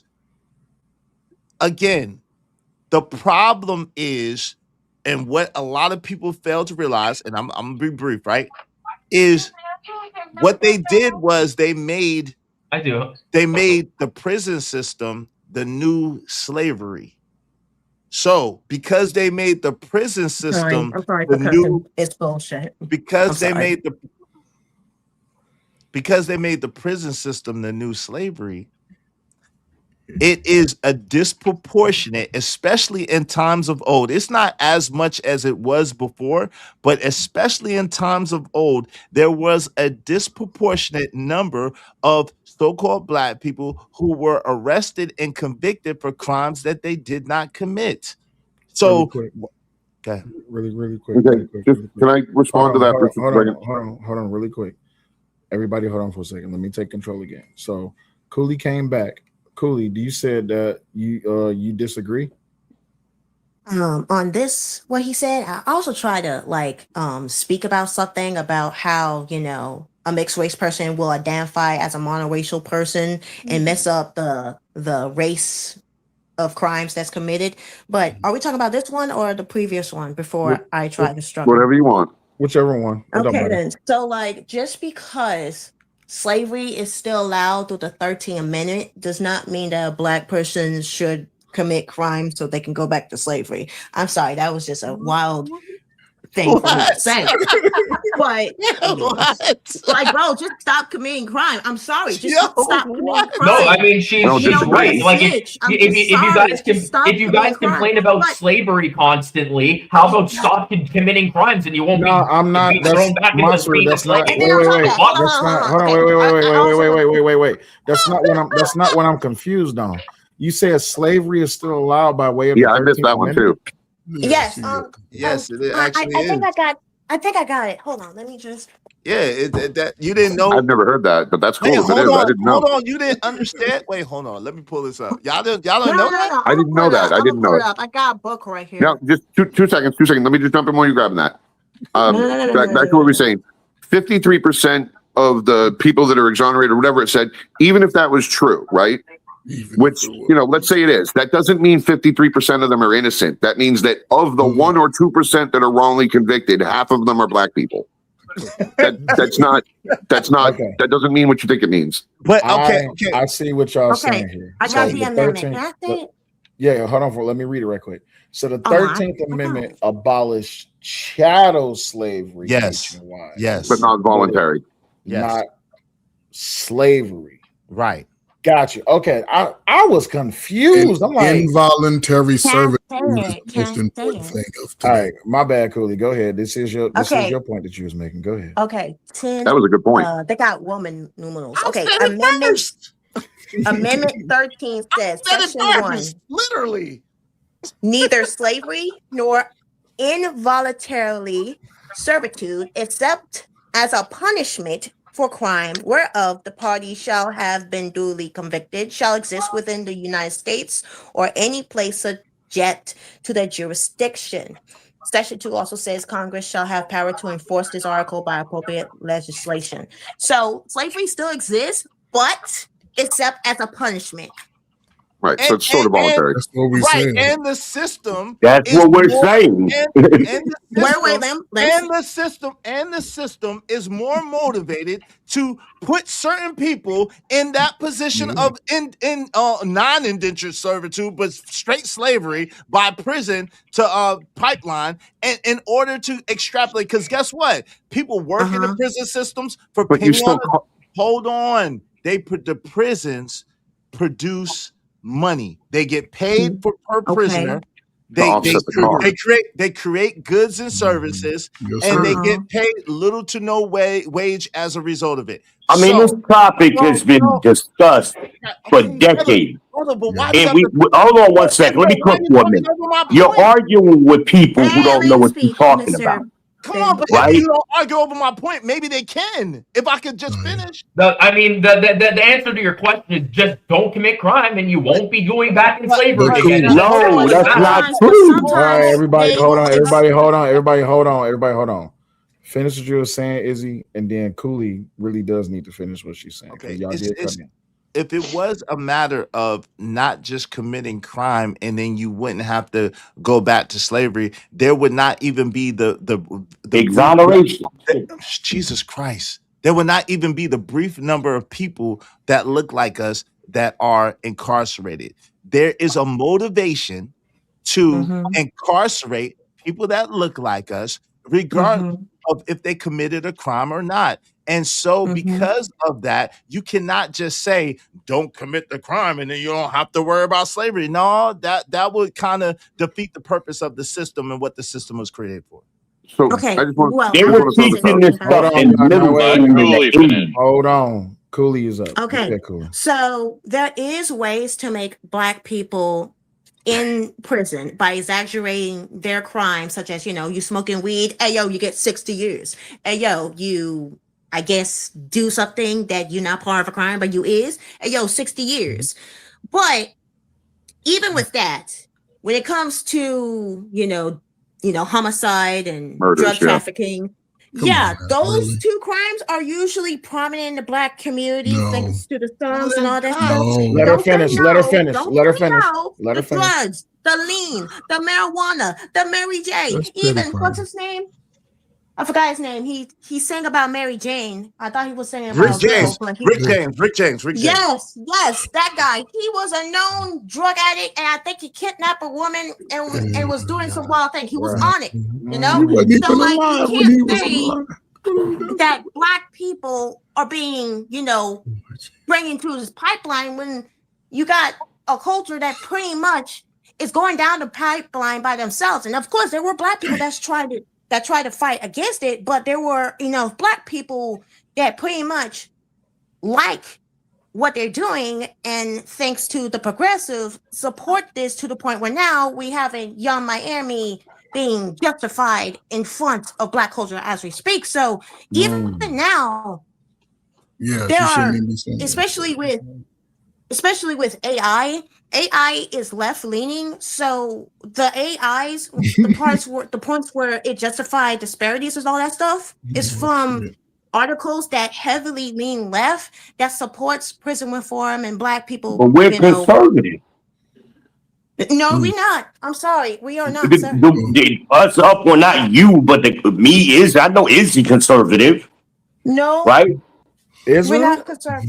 Our average Black person is not. Yeah, if I had to be, who's the average Black? I didn't say the average Black person. Wait, but that's not even true though. Right, The average Black person would traditionally absolutely be conservative. Be conservative. But we vote a different way, but that doesn't mean that's ideology or ideology. They're actually not conservative. So Black people originally were conservative. Yeah, before y'all grandson. But today, 80% of Black folk, even during this election, voted for Kamala. Yes. What are we talking about? We liberals.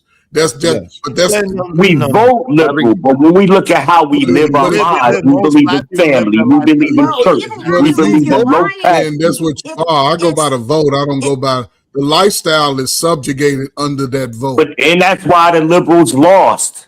But I'm just saying they don't the understand lifestyle what's going on in the world no more. But that propaganda, voting the liberal allows the propaganda to be scramble like an egg before you get folded like an omelet, nigga. Ooh, that brother's floating in the air.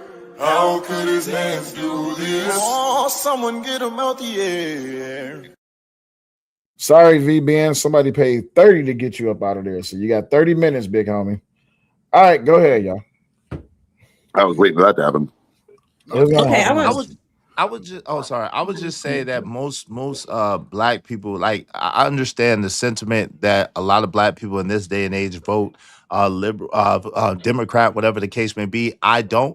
At the same time, I would agree with the sentiment that the brother did say that most people do vote Democrat, but most so-called Black people historically live very conservatively. Right. That's Black people back then before civil rights voted Republican until Civil Rights Act was passed. So right, when you know they why? vote Republican, it core aligns with how they live. And with Black people, some say that they're conservative, but if you actually look at how they live and how they think, they're not like the Black people back then. Yes, because we've been educated on the mindset to be inferior, to be less than, to thrive for less than. So that's just part of that. That was part of the propaganda because the switch got played, and now they switching on both sides. So whatever a Black man and how old a Black woman is today, they have to be intentional about being degenerate or being what I used to call back in my day, a hardworking citizen that's going to generate the American dollar that most people can't afford today in the future. And I'll say this and I'll shut up. If you're about 40 something years old or under and you're not taking your life serious, when all of this dust settles with these countries and things, a lot of y'all who ain't really doing nothing, and I hope you're getting on the money, y'all might find yourself under in a small tent or something, a little hut, a 2-bedroom. So I would hope y'all getting out here getting to the money. Hold on for a second. Sounds, you just came into the studio. What's up? Hello? Yeah, we can hear you. What's up? What's going on, sir? Hope everybody's doing well. I didn't mean to insert myself, but when it comes to what the gentleman says, he's very, very true. It seemed like liberals are co-signing a lot of policies that's detrimental. And if we're not talking about illegal immigration, then we're talking about the aspects of gentrification inside of Black neighborhoods and communities. Yes, socially, Black people are more conservative leaning, but they vote in policies and candidates that are essentially very far left leaning. I'm here in California. That are predatory. very, very predatory. Where I talk to a lot of black men. I'd be like, "Hey, boss, so what's the situation when it comes to the L. Gibbons community?" I hope that's a safe word. Yeah, you and good. he ain't rocking with it. He said, "Nah, drag queen story time. It's a no go." Well, big homie, why you voting for Gavin Newsom every 4 years, every go again? And that's where it's like, come on, bro. Like, these are blue collar men. These are blue collar men, family, gun owner. These are not white liberal yuppies. These ain't people that's just going around sashaying around across the street. But it just shows you that the media machine does a great job where black men that, if you really put it down where 10 bullet points of what the Democratic Party is about policy wise, they're gonna shake their head no. But they can still get their vote every 4 years. That's facts. No, Right? thank you. Hey man, you eloquently stated that, you know what I'm saying, and that's an actual fact. That's the detailed version of what I'm saying, but that's an actual fact. Yeah, 70% of people, 70% of people vote for somebody they don't even know the policies of. Well, it seemed like a lot of it's just symbolism, because a lot of people say, well, it's the representation and da da da da. But when it's Virginia, when in Virginia, y'all about to have West Coast politics. Y'all got 50 new tax hikes for Virginia. But they vote. Most people vote whatever they did last time without knowing the policies of the people they're actually voting for.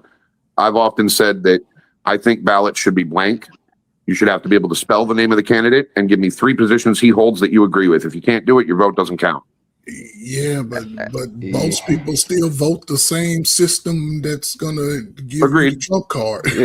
Agreed. Man, but as long as you're going to be able to prove that you know the positions you're voting for, at least you're doing it informed.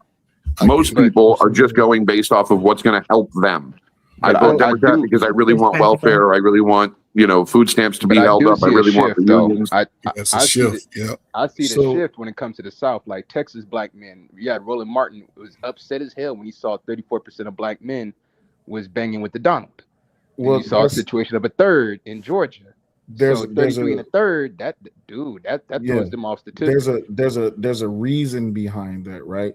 And the reason behind it is because there's a lot of influence that's going on within the conservative movement. You have a lot of lackluster people who are really pushing narratives and agendas rather than policy and change within the liberal community, and it's really destroying them. And I think this when Biden was in office, it really kind of showed his hand, and how it is that people will overlook how people will see a thing and they will know it's a thing, but yet a specific party will tell you to overlook that thing, just vote blue no matter what. And this is the biggest problem for y'all that's older than me. This was the biggest problem back in the 40s, the 50s, and the 60s, and the 70s, is because black people were specifically being shovel-fed bullshit, but they thought that the shit had, they could put syrup on it. No. They thought that the shit could put syrup on it, and they call it pancakes.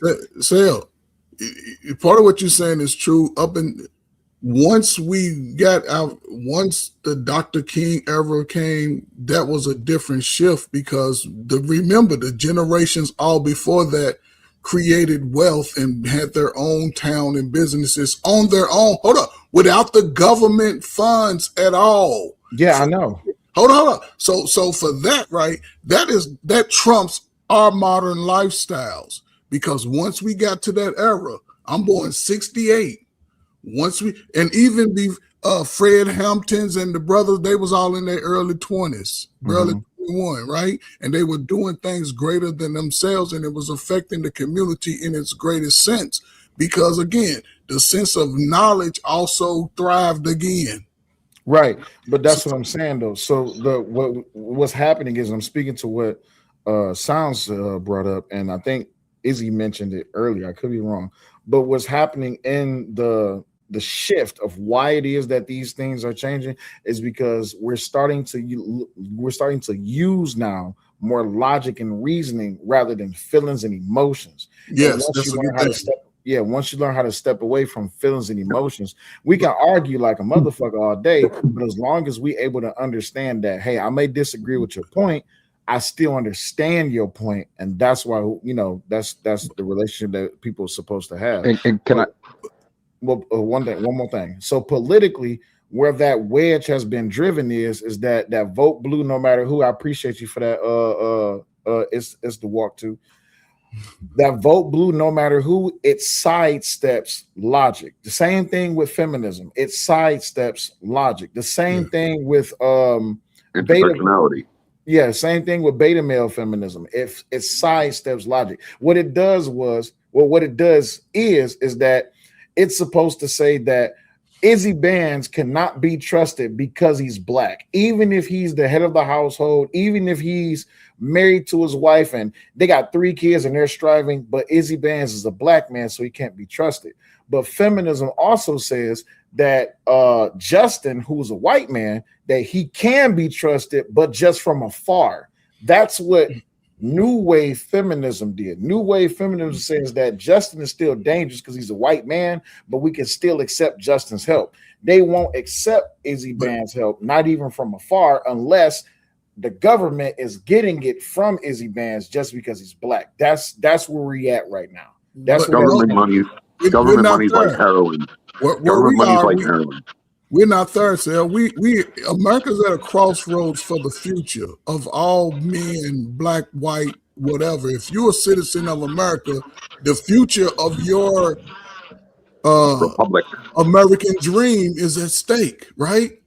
And that's what I'm saying, right? Because are they training men? What all of y'all working men, y'all blue collar men. Everybody on YouTube is a blue collar man. So yeah, and a lot of y'all are in the prime of y'all work life. Baby. Y'all in the prime of your work life. You're either gonna have to create something for yourself or be trained in a skill set for the future. And I agree. And this is I'm gonna say this and I shut up. And this is where I'll fight for everybody in that group, no matter what race you are, because over the next 25 years, with all of these assistants being built in front of the working man, what are most men going to do when they turn 60, 65? Are they able going to be looking at their portfolio saying, I'm able to retire and not have to work another job?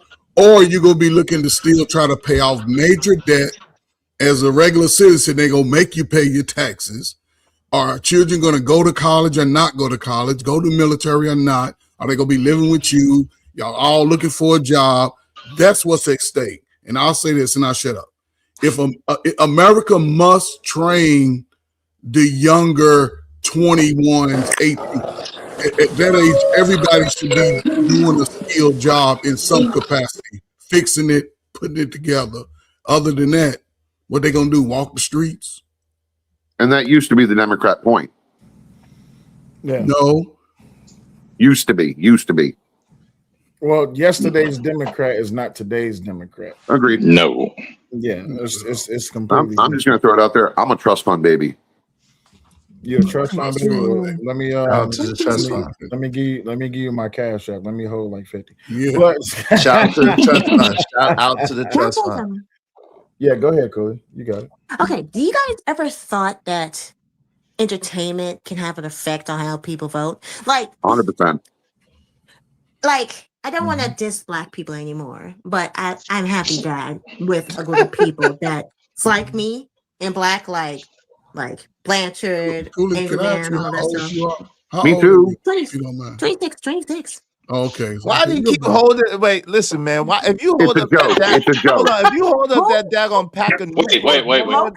I'm black too. Hold on. Black people, then we're gonna have some problems. But I'm black too. hold on. Just a cigarette smoking white man. Let's don't do that. Hold on, cigarette smoking white man. Hold on. It's a callback. Let me ask Izzy a question. So if just smoking Newports is not enough to make you a black man, is smoking Newports while eating fire Cheetos, drinking grape Kool-Aid enough to make you a black man? Damn. Nah, no. Man, that's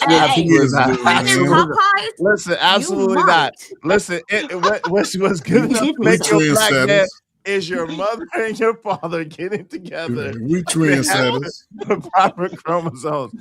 Absolutely not. You just have bad. Listen, you just have terrible eating habits, and you have a bad cigarette smoking addiction. That's all I can tell you. Sounds. I'm not kicking you out. I don't know why you keep That's all I dropping, can tell you. No, bro. All right, well, Cooley, you was making a Okay, point. Go so ahead, like, okay. There's also this guy. I think you'll like himself. His name is Sub-Zero 3639. He's pretty cool too, and he talked about how Black people consume a lot of entertainment, and for examples, we all know what's her name.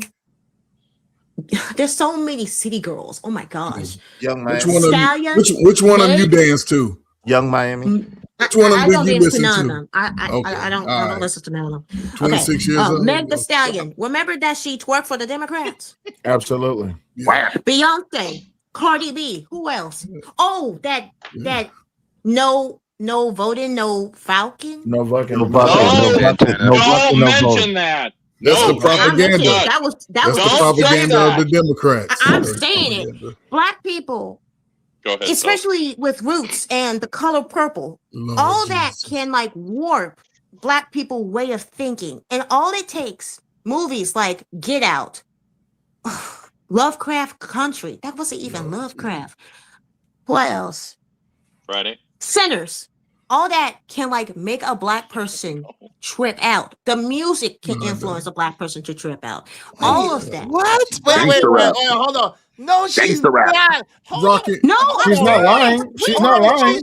Hold on real quick. Y'all not giving any pushback to this nonsense. I'm trying to, but hold on real quick. Let me hold on. Let me push back a little bit on what she's saying. Okay, push back. She is wrong. Izzy is delusional. Just admit it, you're delusional. I like this conversation. I'll be delusional, but allow me to push back, you simping bastards. You let me. Don't speak for me, you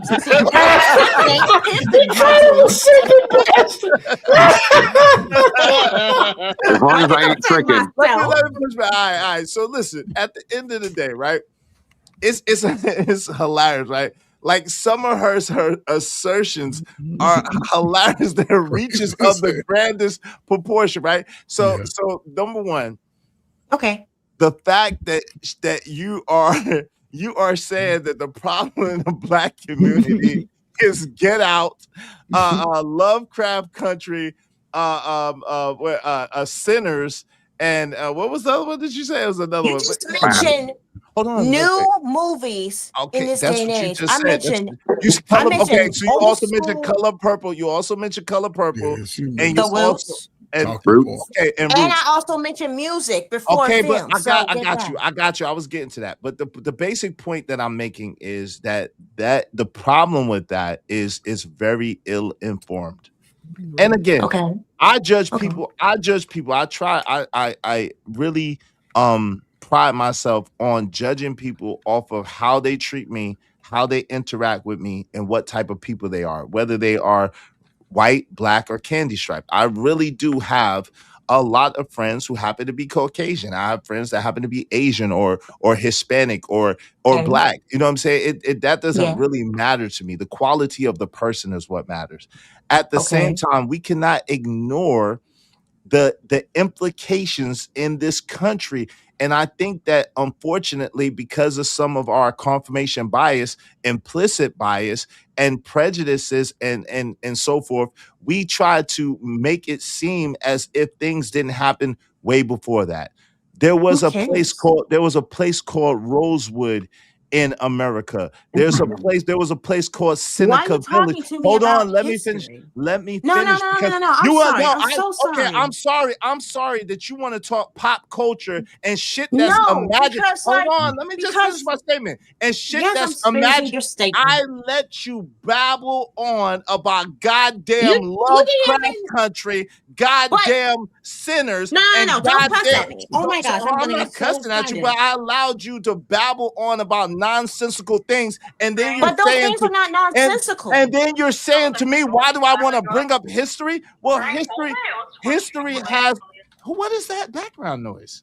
Okay, just be allowed her. Oh, and you know what? Because history has a direct implication on the status of not only the things that we are going through in this country today, but the reason why we're in the position that we're in today. So history forms the future. So historically, there was a cynical village. There was a Rosewood. There was a daggone Black Wall Street. There was a Hayti Center. And every time that Black people in America got to a position where they were financially, structurally, and fundamentally independent, there has been groups of people who come in and maraud those places, who burn those places, or either who water those places down. So we can't act like, yo, the reason why so-called Black people are in the position that they're in is because of the movies and the music, especially those movies and musics that you mentioned. That's asinine. It's nonsensical. Okay, then. Though those places were broke down, they built it back up. Even when Jim Crow and the KKK was on Black people's neck, Black people, no matter what, stood together because in the Black culture, they feared God, they were biblically sound, and no matter what happened, they stick together until the Marxists came into the Black church and have them believing in a different gospel than the true gospel. And thanks to Martin Luther King, who brought his people, I'm caught off guard. I agree with her 100%. Into a burning house, Black culture have an excuse to fail over and over again. Which means, and here comes the thing, it's not just Black people that's subjugated to this entertainment, it's white kids too, everybody with brainwash. It makes people, especially with Kids Left Behind, there's an increase of mediocrity to the point where now when people become really stupid, not stupid, but really low in intellect, entertainment is right there to entertain them like baby keys to them. It keeps them entertained. Shiny things. But enough to not make them think. And so when Black people started to go downhill, you got what you call it? Blaxploitation, where it depict Black people all types of ways. And then you got rap, because, I guess Elvis Presley, took rock, which I wouldn't care. I'll take it back. And then ever since then, gone downhill. And you can see how entertainment influenced Black boys and Black girls. For instance, Black boys are influenced by rap. They are. You cannot tell me that YN is not connected to rap. You just cannot tell me. No matter what happened in history, Black people back then got some sense, because God forbid you out here using a weapon to harm another Black person, and everybody in that community is not gonna come in and beat you one by one. That's not going to happen. But in this year, it's happening. And entertainment has and Black people have shown to conduct entertainment that disrespect their Black boys, that disrespect their little Black girls, and doesn't promote anything good but vomit to the soul. So yeah, I understand that, yes, Black people have been marginalized and oppressed, but back then Black people have sense to stick together and do right by each other no matter what. Right now, Black people are harming each other with the excuse of the past, and they're not doing anything better. And with entertainment being something. No, she's not cooking. She is. So let me pushing. She's not cooking. Let her finish. Hold on, wait, let her finish. Come on, man. You cannot use the past as an excuse to justify why Black people going down this vomit spill. You just can't, Hey, Sel, come on, man. You can't change it.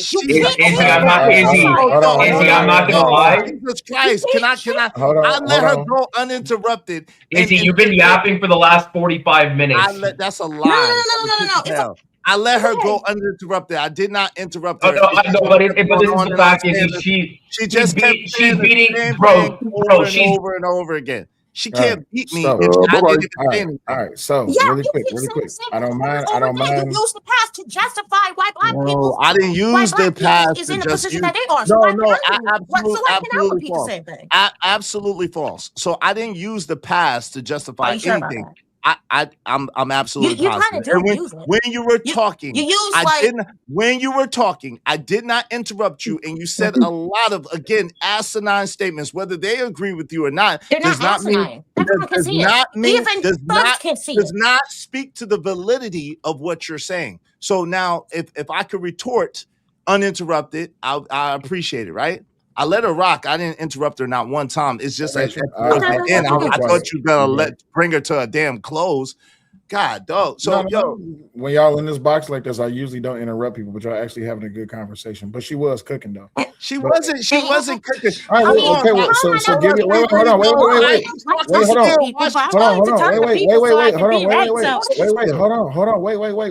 wait, Cooley, you good. I'm not disagreeing with your information. When I say you cooking, I mean you're doing a good job. So Izzy, yeah, you can go ahead, you can respond uninterrupted, but typically when I put people in a box like this, I don't interrupt the back and forth. I just let y'all have it.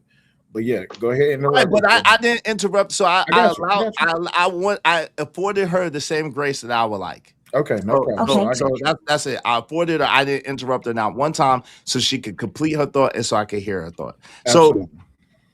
Izzy, can I have you for 2 seconds? Just two, I promise. Wait. Just 2 seconds. Yeah, I will. Izzy, I just want to say fuck you, because Cooley was sounding all cute and lovely, and then you got her all riled up. So fuck you. Go ahead and respond now. Are you saying it to me now? All I'm going to say is Cooley's been beating Izzy's ass for the last 20 minutes in this debate. It's funny. May I say that? Pause. It sounds. I know. That's your nephew, right? That's your nephew, right? So I got to take it easy on. That's your nephew. No, you can go in on him. That's your nephew. I abuse him all the time. It's okay. He's a punching bag, but I won't punch on him. Damn. Like, I mean, it's okay. It's just words. It doesn't affect me. It's good. All right. Let's get to the point. We get beat up. We losing the crowd. We lost 15 people already. We was at 300. We lost 15 people. All right. So this is the thing, right? Okay. Wow. She said a whole bunch. I can say definitively that most of the people who are it's a loud minority of so-called people. Statistically, we have already pointed this out when I've showed those prior numbers. It's a loud minority of so-called black people who represent the degenerates that you're speaking of. Most so-called black people. Black. I'm sorry. No, why is she talking while I'm talking? I'm sorry. Why is she talking while? Can you mute? Can you mute? I muted when you were talking. I already muted her. I muted when she was talking. You good? I muted her. Go ahead. Most so-called black people want good health care, want good quality schools and education for their family, and want a good livable wage. That's what most so-called black people want in America, just like anybody else. Now, when you said rap music, the inception of rap music was not inherently negative. Music, just like any other thing, is not inherently good or bad. It's what the people do with it and how they use it that makes it so. When rap first came out, there was a majority of positive rap. There was a majority of cultural rap that taught us where we were from, taught us about our history, that taught us our pride in ourselves, that taught us how to strive to learn. In the beginning, to be a lyricist was like to be a poet laureate, right? You were one of the greatest thinkers. You were one of the greatest philosophers. You were one of the greatest orators and elocutors. I'm not arguing. So when you say rap, that's not what rap is. Rap, when it first came out, and it was a positive expression and an expression of the people. Now, when you say what it has devolved into, I could give you that, but I assert that most so-called black people, especially the youth, don't necessarily even listen to rap. Daggone, for the last 5 years, there hasn't been a rap song that has been on the top of the billboards. That is unheard of. When rap used to be at its prime, there hasn't been a year that a so-called rap song wasn't at the top of the charts. So I understand what you're trying to say and what you're trying to implement, but you're using a loud minority of so-called black people to try to substantiate an argument that is non-existent. Then you went to Dr. Martin Luther King Jr. and Marxism and this and that and like all these buzzwords and trigger words to try to elicit support. Like at the end of the day, you're all over the place. How do you go from rap music to Martin Luther King Jr.? That's not even in the same era or the same decade. Like, how do we do that? That's amazing to me, right? So Dr. Martin Luther King Jr., he had a message. And part of his message was for the good and part of his message was for the bad. But that's like anything. It's about what you take from the message, how you use the message, how you use. Okay, cool. Cool. Don't pay attention to the chat. I'm just doing it to let them know I'm watching the stream. But go ahead, continue. It's how you. It's hilarious. It's how you use the message, right? So I would say and argue that the majority of us, look at us up here, that's black people. We work hard, right? The brothers, that's the black people up here. Do y'all work hard? Yes, that's a yes or no answer. Do y'all want your children to be educated and to have a good education? Yeah. Absolutely. Do y'all pride yourself on being criminals and committing crimes? No. But do you think pop culture does promote that?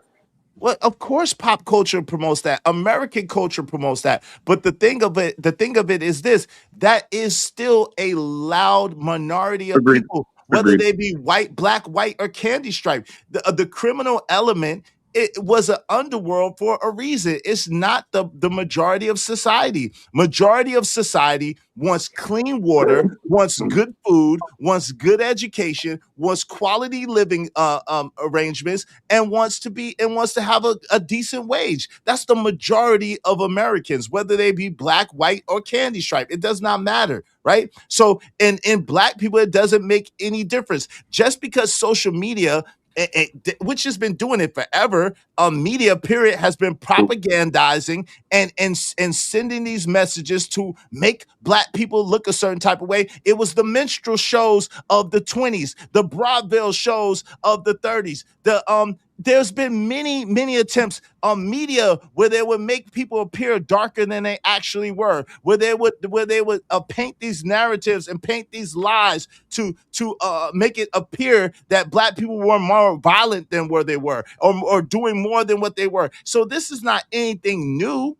We know about propaganda. Propaganda has been a useful tool throughout the world in order to destabilize a group of people and to have another group of people take over. So why are we pretending like all of a sudden, shit, people of a certain age, I'm 50. I don't listen to none of these people. I couldn't tell you who half of these people were. I don't listen to none of this shit. But you're also not the problem in society. And my kid don't listen to none of this shit. And nobody that I know listens to none of this shit. So what I'm saying is that do some black people listen to this shit and promote this shit? Yes. Is that the majority of black people? No. Because if it was, they'd be at the top of the charts, but they're not. Is it the majority of criminality though? Hell no. Hold on. So you don't think that most people that are sorry, go ahead. No, he's asking. Go ahead. You can ask me the question, Justice. Go ahead. So I just wanted to chuck in the little caveat that I agree with you. Of course, everybody wants good things in their life, but for those that are doing bad things,